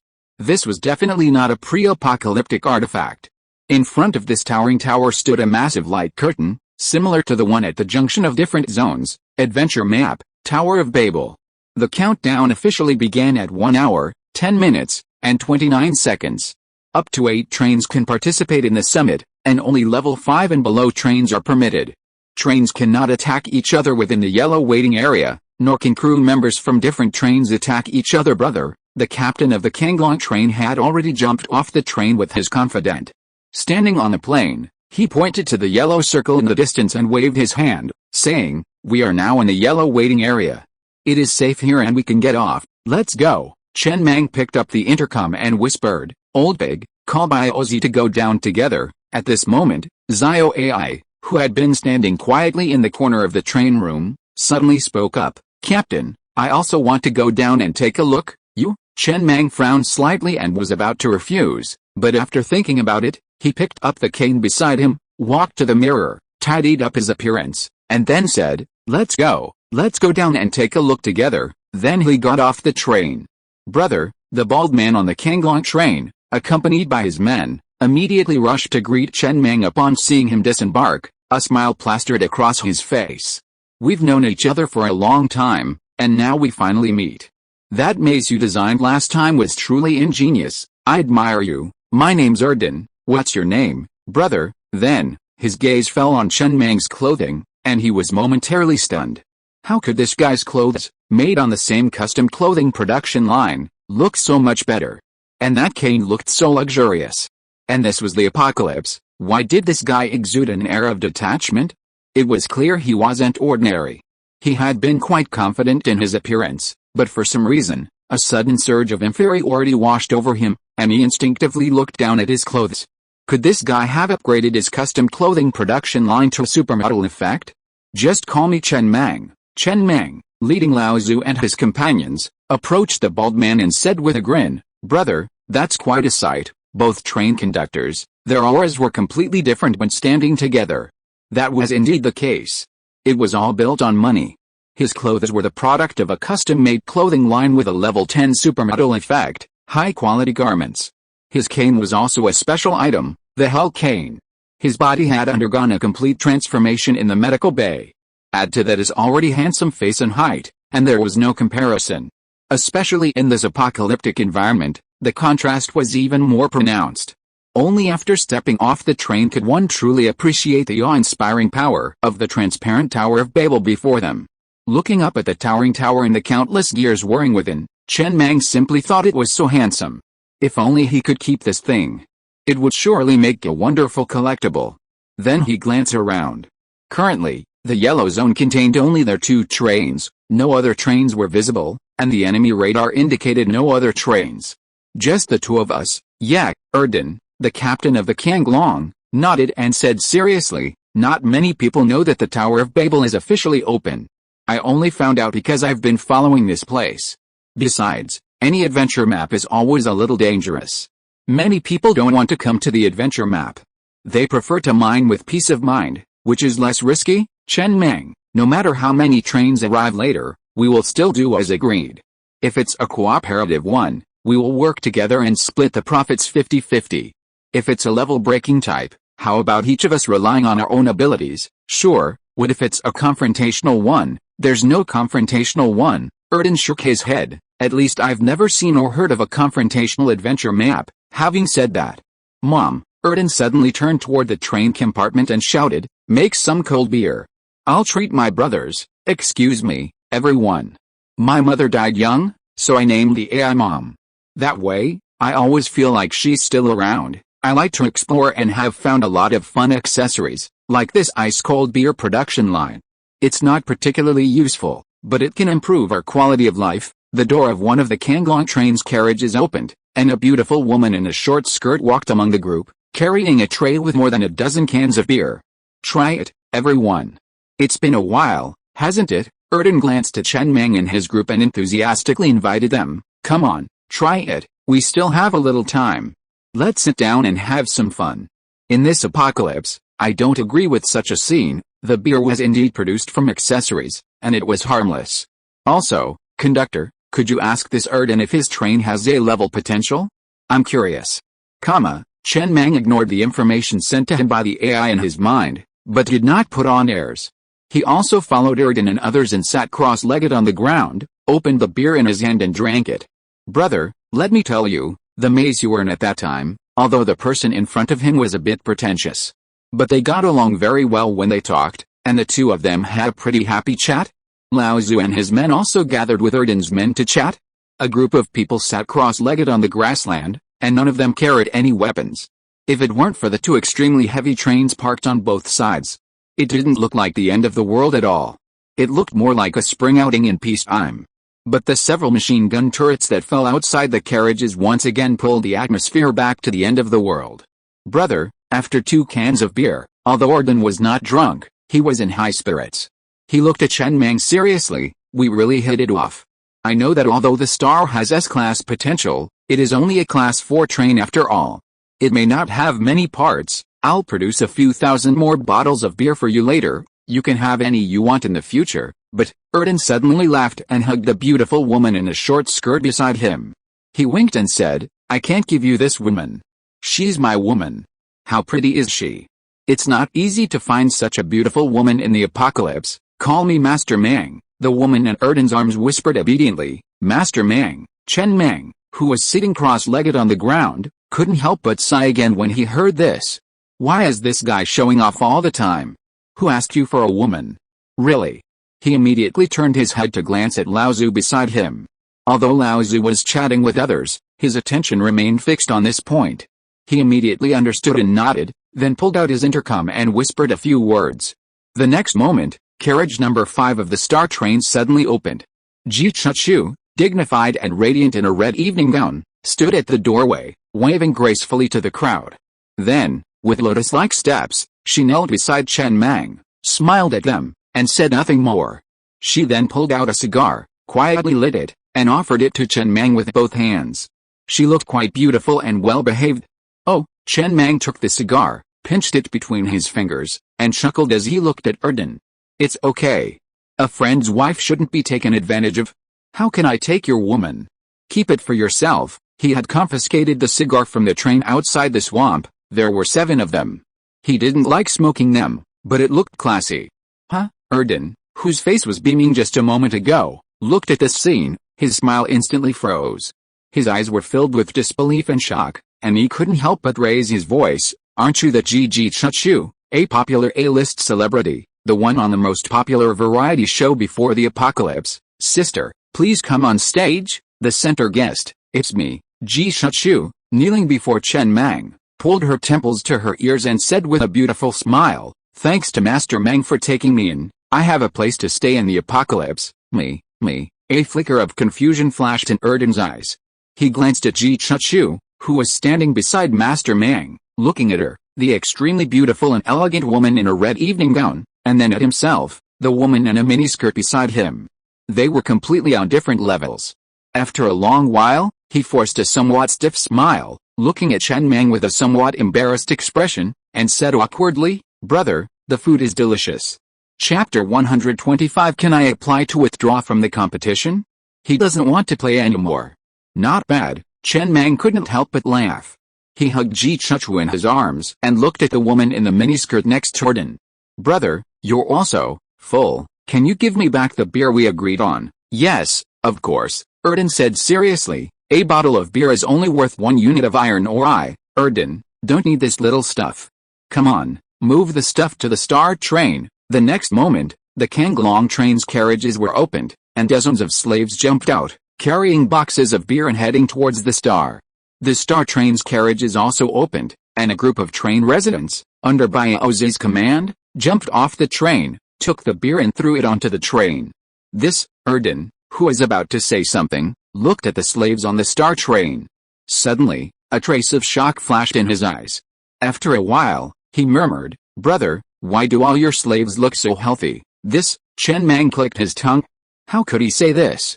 He couldn't say that his bread and other things could improve physical fitness and supplement the body's essential vitamins. Maybe I feed them too much? How many people die in mining on average every month? Dead? None. No one is sick. No. Why? Are all your slaves iron men? Brother, a slave on the Kanglong train was carrying a box of beer and was about to hand it to the slave on the Star Train in front of him when his face suddenly changed slightly. He was a little scared. "Are you crazy? Your train conductor is still sitting there. As a slave, how dare you smoke so openly? If those thugs find out that you are hiding cigarettes, you're dead." The man who jumped off the stellar train was stunned for a moment before he reacted. He exhaled a long puff of cigarette nonchalantly and said with a smile, "What are you talking about? I'm not a slave. I'm now treated as a level 1 resident. I exchanged this cigarette for a stellar voucher. Why can't I smoke it? Come on, just give me the beer." Level 1 resident treatment.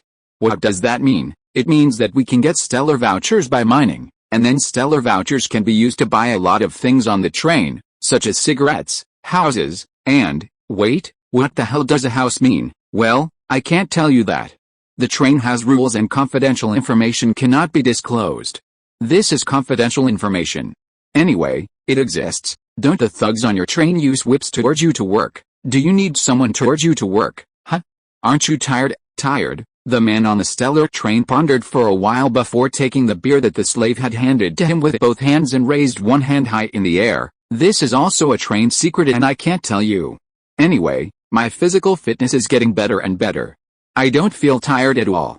I also have Coke to drink every day, and I have endless energy." Coke? Well, this is also a secret. Why are they all secrets? I wouldn't have thought of this if you hadn't asked me. Once you asked me, I found out that it seemed to be all secrets. It will be very tiring at the beginning, but it will be much better later, and it is much better than when I was on other trains before. What's more, we have hope. The man smiled with satisfaction and pride in his eyes and said, "Our treatment can continue to rise, and the star coupons we earn can be used to buy our own assets on the train. We can even find a wife and start a family again in the Doomsday. Do you have hope?" "Yes, I look forward to dying soon." The slave on the Kanglong train glanced cautiously at his own train conductor who was sitting cross-legged on the ground not far away, then lowered his voice with desire and eagerness in his eyes. "Can I join your train?" Well, the man thought for a moment and turned his head to look at Mr. Mang not far away. "I'm afraid this won't work. It will trigger a war, and I don't have the right to decide." Well, I gritted my teeth, looked at the other slaves behind me, their eyes also reddening, and whispered hurriedly, "We all want to join the Star Train. Ask your train captain if it's possible. As soon as you start fighting, we'll cooperate with a riot from within. All the ammunition is stored in Car 2. When the time comes, we'll rush to Car 2 and blow it up, and you can take advantage of the chaos to slip in." The man was stunned for a moment, then said seriously, "Wait a minute, I'll pass this message to Brother Bao." "Okay, I'll wait for your signal." Chen Mang looked expressionlessly at Baozi, who was whispering in his ear. The corner of his mouth twitched slightly. He looked at Erden, who was still in shock, and sighed softly. "Dude, be more careful. Can't you see that the eyes of your slaves are already strange? He then waved a hand to indicate that Iozi had rejected the suggestion. Only then did Erden slowly recover from his shock and mutter, "Brother, have you changed the system on your train? I see your slaves are so energetic, they don't look oppressed at all." "Yes, they have. Can you tell me more?" "Of course." Half an hour later. Erden frowned, pondering Chen Mang's words. While this would be a little more troublesome, it did seem much better than slavery. The people on the star train were clearly full of energy, unlike his slaves who seemed so lifeless. Especially since this system instilled a higher level of enthusiasm in the slaves. Some of the slaves on the star train even worked for 17 or 18 hours a day. Furthermore, Chen Mang hadn't been shy, telling him about the bread slices that boosted his stamina and the cola that restored his stamina. He wondered where he'd get the Murphy stones to upgrade the 2 white accessories, and even if he had any, he wouldn't waste them on the white ones. After a long while, he smiled bitterly and shook his head. "Brother, I can't use your system at all. You have too many supermetal effects, and I simply don't have that many supermetal effects. You are the only one like you in the Doomsday. I now suspect that my slaves want to join the star after coming into contact with you." "That's true." Chen Mang nodded in agreement. "If there weren't so many supermetal effects, a normal person would have been exhausted doing this, so I told you at the beginning that this system is not a secret. It's okay to tell it out, but it's difficult to implement if the living accessories are not perfect." "Yeah," Erden nodded, frowned and thought, "but it still gave me some inspiration.